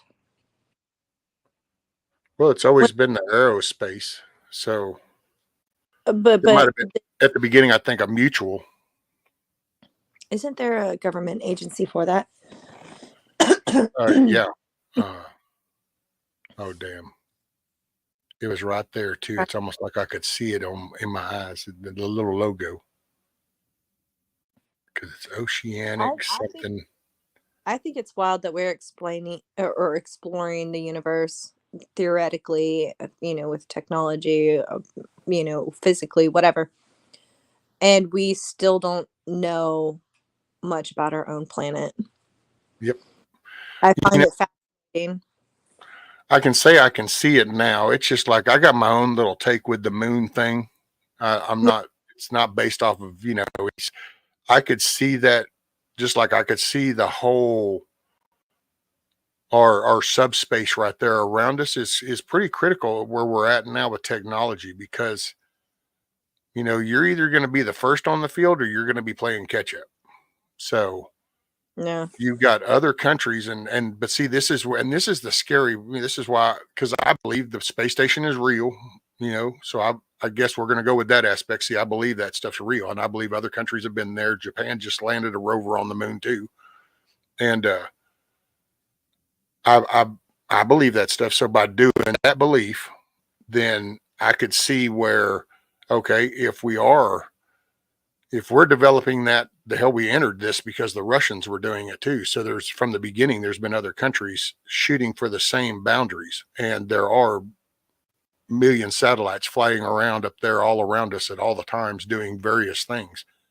You would want to start to kind of claim that ground as a higher ground if technology's starting to pick up on, you know, laser beams, or if you can start to remotely deploy things, maybe you can start to jam things so you can, because this country has slowly adapted to this digital world where they're shooting their signals up and down. Well, if you can float yours alongside and start to jam, kind of like we do here, you roll into the town. You don't want nobody using cell phones to do IDEs. What do? You throw up jammers, so now you can't use your phone. Well, what if Please. 2023, we've kind of gotten into a space level now. So what you do up there, all of a sudden our shit just doesn't work here. Mm. So I could see it being something to defend. That's like when people make fun of the Space Force, to be quite honest. We've reached a level. I mean, we have other countries that are developing rockets and going up. Well, are you going to wait till you have to go up and fight your way back up into that? Or are you going to be the first one on the field there? I think that actually was a point that Musk brought up because he was looking at AI and disturbed with it. He did an open AI. Now, I don't know jack squat about this. And by the way, Lady Smith had a good comment. But he was trying to combat it. He did open AI, and then he goes, but it's strange because now it's so closed. And I couldn't figure out why exactly. I thought it was interesting though. He said that like the idea was to have it open, and then eventually it became super closed, like it's very patented and crushed down and not open source. Well, that's the problem. See, that's going to be the kick with the AI. And don't quote me on that because Nikki. Look at there. She was summoned. Have a quickie break. Just wanted to say hi and big love. Awesome. Look at you, lady. Hey. That is so cool. Thank you. It's good to see you're good and all that stuff. Text me some. Just goes to prove. See, now there's something I guess my channel has that I'm not sure if it works everywhere else in the YouTube streets, but I said my channel seems to have a knack. When you mention somebody a few times, they just show up. It's the Beetlejuice channel. I know. That is so cool. What's up, Nikki? All right, it's so good to see you.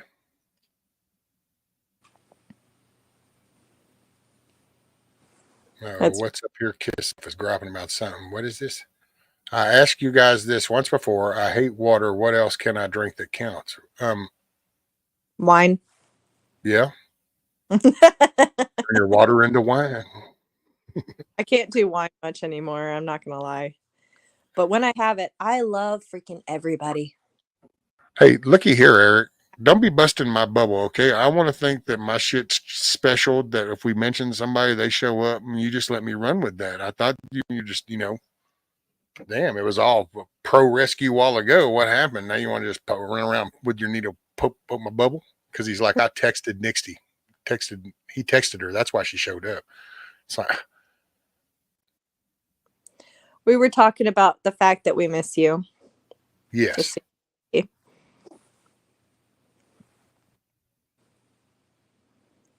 She whines every day.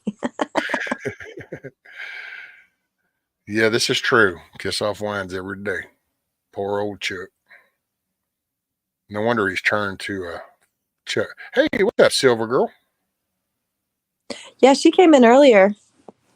People were talking. I meant to say hi. So sorry, Silver Girl. I didn't want to interrupt. I'm sorry, I didn't even see you earlier. Look at there. Some rare occasions. We got Nikki. We got Silver Girl. Some other people. Hey, that's cool. Mm-hmm. Awesome. We might flip this F.U.B.A.R Friday around yet. Oh, is it F.U.B.A.R Friday? I didn't even look. F.U.B.A.R Friday. I just saw rescue and I clicked on it and then started dozing off again. And then later on thought, hey, I'll do a little bit. I'm glad you did.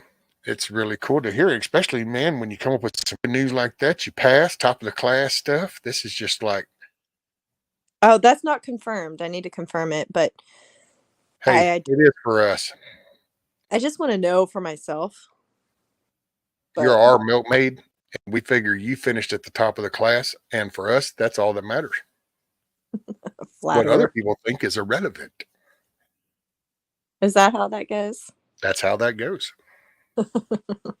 Well, there's a difference between like your class marks and how you handle things in the field. So I want to see how I do with that. That's the more important thing. Well, I hope so. I hope it. You know, as long as you're comfortable with it, you know, and that's as long as that's as long as it's, you know, I just want you to be honest with yourself about that too. You know, not kind of be, you know, I got to put on the show. It's like, no point in beating yourself up mentally if you don't have to. Well, you kind of know me. What's your guess? I think you're still going to do it. Mm-hmm. I think. Man, I used to. Oh, are you looking for Nikki? Yeah. I don't know. She's a busy lady. Well, Eric said. Hold on. I'll forward the link then if she wants to, because I haven't talked to her in forever. Oh, okay, yeah, because she said she can for about 5 minutes. So I was looking for where it was.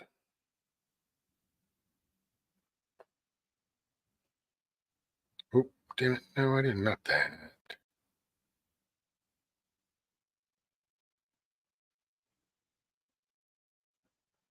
Entity.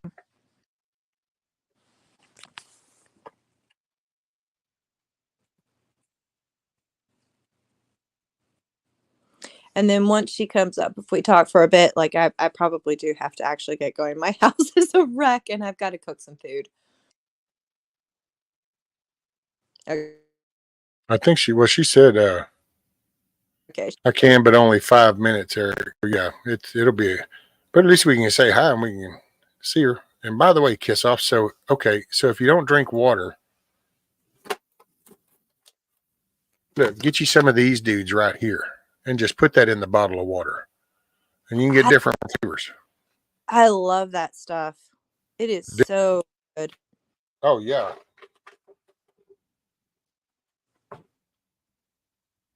Hey, Like there's y'all. Check her out with her cowboy hat on. Fucking truck down. What's up, lady? Miss you. What's up? How you been? Oh my God. I'm running two ends against the middle. I go to bed at like 7:30 every night. I get up at 4 in the morning. Oh, Lord. Go Yeah. girl. It's funny I got the message today because I was actually just about to go in like 4 days ago or something. And then I got a quick call. I was like, damn it. Because I was going to jump in and hang out with y'all for a little bit. It didn't work out. So You look good. How are you? tired. We had to move again, so. It doesn't look cold down there, does it? Give me one sec. I'm fucking my ass off, and you're like in a tank top. Well, we had a cold snap yesterday. I was freezing. It was like 50 down here, but No, it's warm now. I'm in my tank top. Yeah, it's pretty hot. It's good though because the sun's not out. So. Right. You still doing the plant where you are, or? Oh yeah, as soon as we moved over there, it's only 5 minutes from where I was, but it's our friend's house actually. There's plants all over the place already. Awesome. Yeah, it's cool that you know those old school kitchens that have those big greenhouses right out your window right there. You can push everything out the kitchen. It's got one of those. It's kind of neat. Yeah, it's got 2 shelves. So I put a bunch of sprouts there and my starts and stuff like that. And then, you know, I got a bunch of stuff out back. It's a very quiet, peaceful place where I'm at now. Well, until Gary gets home, then it's not. But you know, So you don't have those crazy neighbors anymore? No, I got a freaking awesome neighbor. She's older, and I've been helping her with her plants and stuff. And the other dude on the other side is one of them weirdos. He doesn't even come out. He just stays in the house all the time. So yeah, everybody leaves us alone. It's great. So That is nobody awesome. thinks I'm biker trash yet. So there's that. Bonnie. Yeah, it's all good, But That's awesome. yeah, I bit off more than I could chew. So I literally work 7 days a week. But I got to do what I got to do. So kind of goes. is what it is, That's why I haven't been around, man. It's like things change sometimes. And it's like I told you guys, one of the last times at the other place, Gary's very, very sick. So Oh, he's been taking a lot of days off from work. He rarely ever even opens a shop on Saturday anymore. And it's like I'm between a rock and a hard place, but he's going to a lot of doctors now and shit like that, but he's just getting worse. So we'll see. I don't know what's going to happen there, but it's puts a lot of extra stress in the whole situation, Oh, I can imagine. Yeah. Yeah, a lot of the extra stuff falls on me because he just comes home and passes out. Then he got me like he couldn't sleep last night. And I was all charged up from coffee. It's one of the few nights I couldn't pass out. So I was up watching my tablet in bed till like 11. Then he comes to bed and then, he wakes up at 12. I'm like, dude, seriously? Go to the fucking couch, man. He woke me up. And then he was like, can you make me one of those charcoal poultices for my mouth? I was like, are you you seen me do this shit for over 10 years. Can't you do it yourself, man? No, of man, course not. 18 years. He hasn't learned a fucking thing. So, excuse me. But, so I got up and I knew what was going to happen because it was like 10 past 12. I was wide awake. I was like, son of a bitch. So I went and made him a poultice. It took me an hour to fall asleep. And then I got up at 4, So not much sleep today. Well, at least But you're not getting. You used to get up at like 2, 3 o'clock in the morning. I was doing that up until about a week ago. But I crap out at 7:30, 8 o'clock. So it's no big deal, I don't mind it that much. Sometimes I get up at 3, but then I'll sit on the couch around 4:30 for half an hour and fart around before I'm like up. But for the most part, I start my day at 4. See, I But actually great. Now I can get out of the house early. I'm like, there's your breakfast. See you later, fucker. And then I'm out. Then I come home like really quick in the evening and then I split again. So it's like I rarely ever even see Gary. So I mean, it works out great. It's kind of like being married,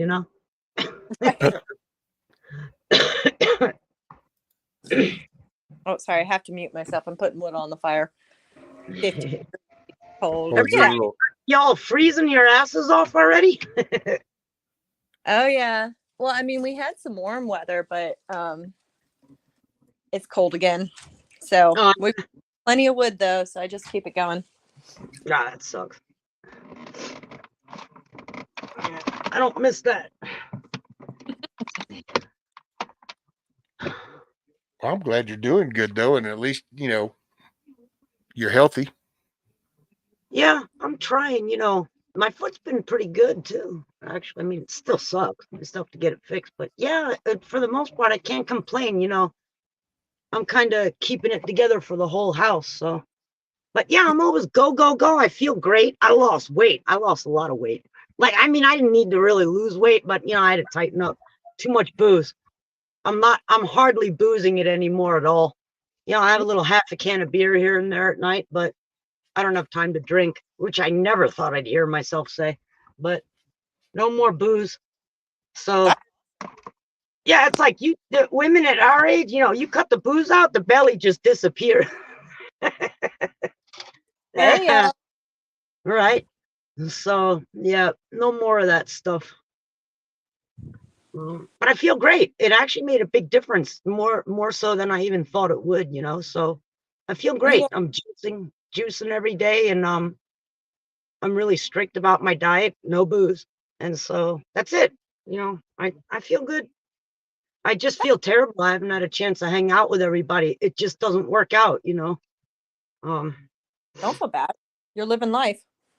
Yeah, well, no, it's like what I do part of the day, I have nav on all the time and everything else. And then whatchamacallit, I'm gonna probably wait until Christmas. After Christmas, about to get even worse because I got a whole 2 months of storage unit auctions that I'm gonna go rob people blind of. So that's it's gonna put it.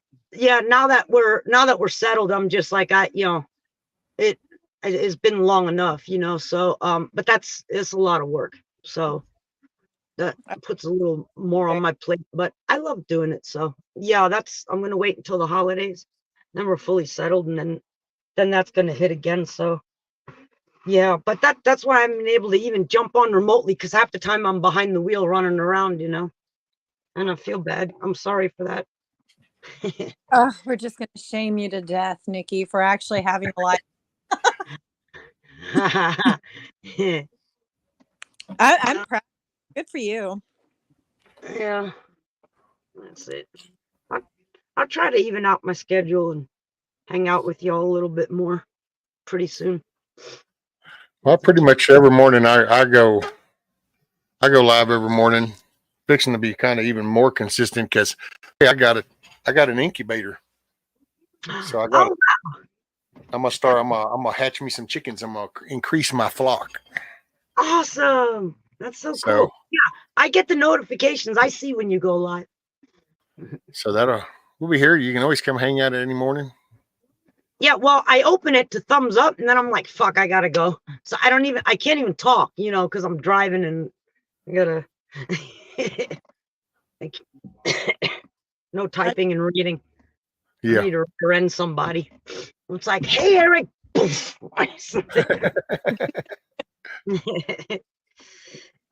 Oh, that's pretty cool. Baby chicken. Yep, that's gonna be awesome. Yeah, and that was one of the community people hooked me up. And that was one of the deals is I'll take everybody along the journey. We'll do the eggs, we'll watch the match, and awesome. I won't go live when it comes time for the culling of the roosters versus hens because I don't need roosters. So there's going to be a separation moment, and I'm not sure that. I guess some people like Kiss Off. They feel like a need to defend the poor roosters. It's like I don't need roosters. So no. Yeah. Yeah, you don't want too many of those. No, I already got one. That's why he's acting like a prick right now. I think it's because there's only 3 hens out there. He needs like about 8 because he's feeling like a real stud muffin. So he feels like always need to bow up. He needs a bigger room. I popped him with the cup the other day. Hell, she went to let him out this morning and she was a little nervous. She goes, I don't know. And I go, man, just take that cup with you. Open the door. And if he comes out that door, you just pop that cup. And I guarantee you, he's that cup. And sure enough, he ducked that head out that door and looked. He saw her with that cup and went right back in there. And here come out the girls first. It's like, yeah, he knows what's up with that cup, buddy. He's done been bonked with that cup a couple of times. He's like, oh, that's funny. I love it. Oh, that's pretty awesome. Lucky. Sometimes you got to ring that bell every now and then and let him put things in perspective for him. I hear you. I'm the bull of this pasture. I'm going to try that with Gary. I found that there are legal consequences when you try to do that with humans. Somehow, if they walk on 2 legs, it doesn't go over well. As long as they're on 4 or other less, then you're good. But 2 walking, it just not if he doesn't remember. Gets frowned upon. Can I dress him up as a rooster and send him over to your house? That'll solve my problems. I'm a dick. Oh, I've got to ask you, okay? Tucker Carlson, do you still hate him? Oh, that son of a fucking... I'll dress him up like a rooster, too, that piece of shit. Why? What happened? Well, like when he moved to X, he left Fox and said, fuck y'all. Yeah. And he started doing the Twitter thing, and he's sounding more like us now. It's strange. Oh, yeah. He even flat out comes out and says it going, I feel so bad because I actually reported and I believe that shit that they said. And now I know it was bullshit. And so, yeah, he's come out and changed. That's why I was curious. I give him the benefit of the doubt. I haven't listened to him because I still can't stomach looking at his fat face. But I don't know. Hey, everybody should get the benefit of the doubt, I guess. I just, you burned me once. I don't trust these mainstream guys, I don't know. Just get my it mused the hell out of me, and I was like, I wonder if she still thinks he's Tayarded, Yeah, it's still the ongoing joke with us behind the scenes. Yeah. The Does only Gary good still thing watch is, Fox, or does Gary, I Gary think, still went in watch like Tucker? insane girly depression because he can't come home and turn Tucker on every night. I was like, hallelujah. Best Oh, thing so that ever happened to our house. he didn't follow him to Twitter or X? Nah, he doesn't do that stuff, man. He doesn't even know my channel on YouTube. So he still watches Fox? Of course. Yeah, Oh, he's got Lord. it on all the time. Yeah. Need to remind him Sean Hendy wears a CIA pin. Oh my God, he won't listen to me, man. He's it's pointless. I don't even waste my energy anymore. That's we Whatever. Jack with Kiss Off, because that's what her husband Chuck, he watches Fox in the morning. So I'm always picking with her about, tell Chuck to stop watching Fox, damn it. Yeah. Yeah. He's saving my house. He gets up, coffee's on, and then I hear the puke coming out of the boob tube. I can't deal with it. Whatever. No, we don't even actually have TV here no more. You're I don't looking even, good, go ahead. lady. Like, it's good to Thanks. I'm trying. Well, anyway, I gotta run, y'all. It's getting late. Nikki, appreciate you. I'm glad you're doing good. Good Big to see hugs. having me. I miss you too, big time, man. I hope everything's good, Milkmaid. Really miss you. Yeah, I'll catch you up on stuff. You keeping up on that Russian? I haven't. I need to think about that the other day because I was in a chat and somebody was Russian, and I was surprised at how well he knew English. Well, that's cool. At least you got a good start. All right, I'm a boogie. I'm sorry I can't see chat with everybody, but hi and bye. Cool. Huckleberry says, take care, Nikki. Don't be a stranger. Eric saying, thank you, Nikki. Yankee saying, love you, Nikki.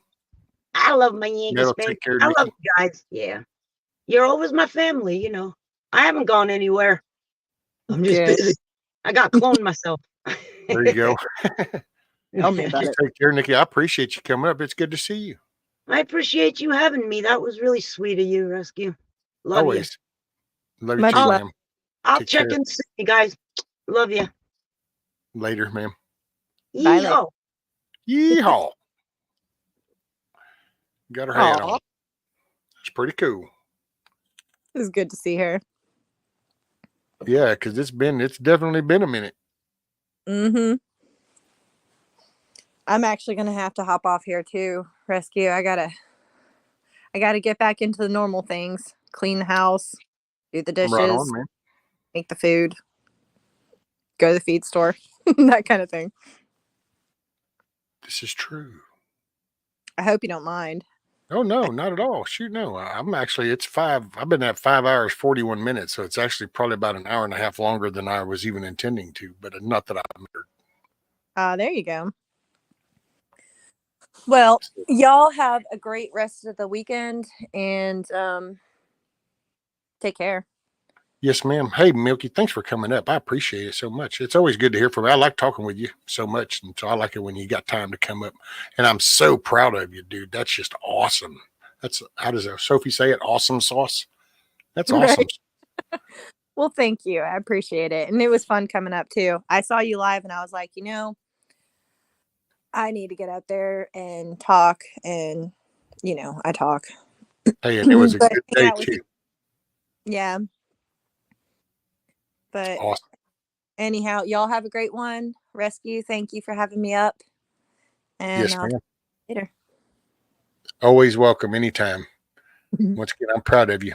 You take care. Keep your head on a swivel today. Thank you. Yes, make it All a right. good day. I will. Bye. Bye. All right, everybody. Now she's got to figure out how to do it. There she goes. She's like, she had to get up out of that comfy little spot she was in. So I think I'm going to call it.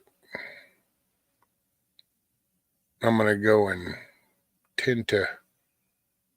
I got to finish getting this set up. I'm cleaning this desk off so I can get get that incubator set up, and then I'm going to try to make sure I get That's what I'm going to work on today. This weekend, I might go live. I don't know, tomorrow or Sunday. Just have to depend because it rained today, so I can't get out and get around to that side of the house. Otherwise, I get stuck. So we'll just have to see how that goes.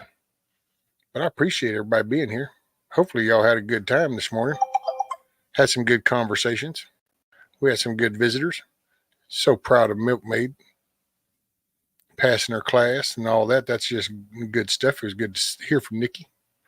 Good conversations with Grumpy and Papas. Yep. You know what? We went from a F.U.B.A.R Friday to a pretty good start to a Friday. So we're going to stick with that. I appreciate all y'all. Remember, make your day a good day. Choice has always been yours. It's all in the perception and how you look at things. Right on.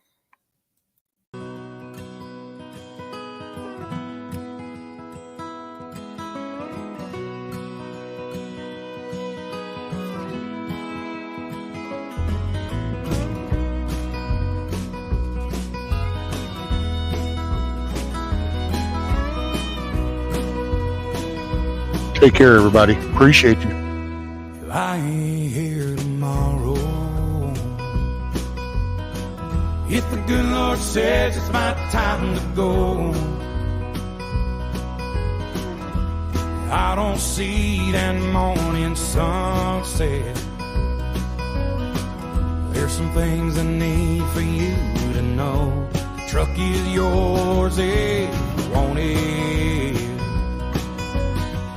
It'll run forever if you treat it right. When you think of me on some back road,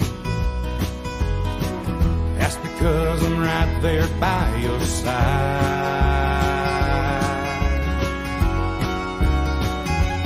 Chase your dreams until you catch on. Leave your doubts in a cloud of dust.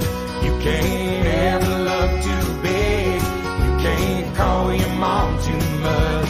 Do your best to get it right. Forgive yourself when you don't. Hope you don't forget how much I love you. I ain't here tomorrow.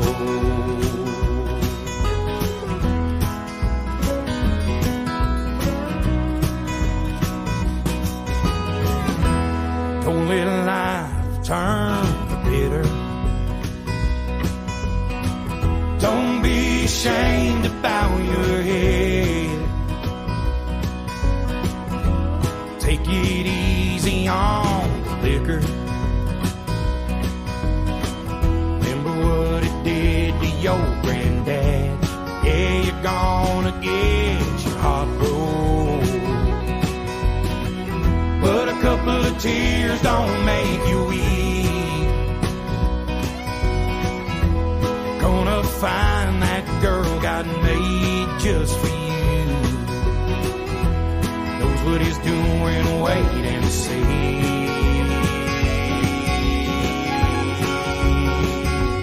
Chase your dreams until you catch on. Leave your doubts in a cloud of dust. You can't ever love too big. You can't call your mom too much.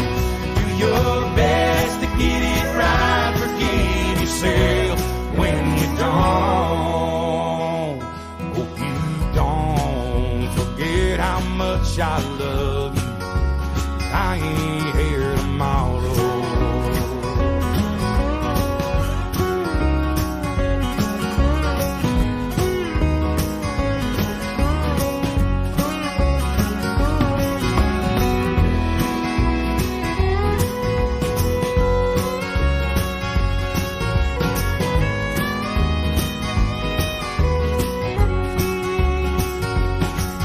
Shotgun in the family, raise your babies by the book, and keep my picture in your wallet, keep your car keys on a hook.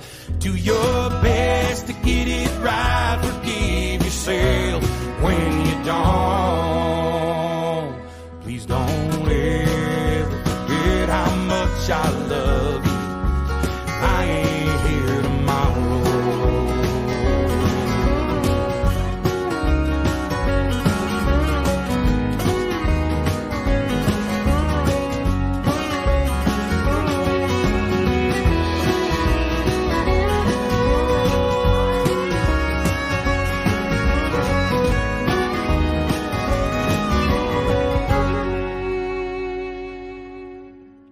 Take care, everybody. Keep your head on a swivel. Make your day a good day. Choice is yours. Peace.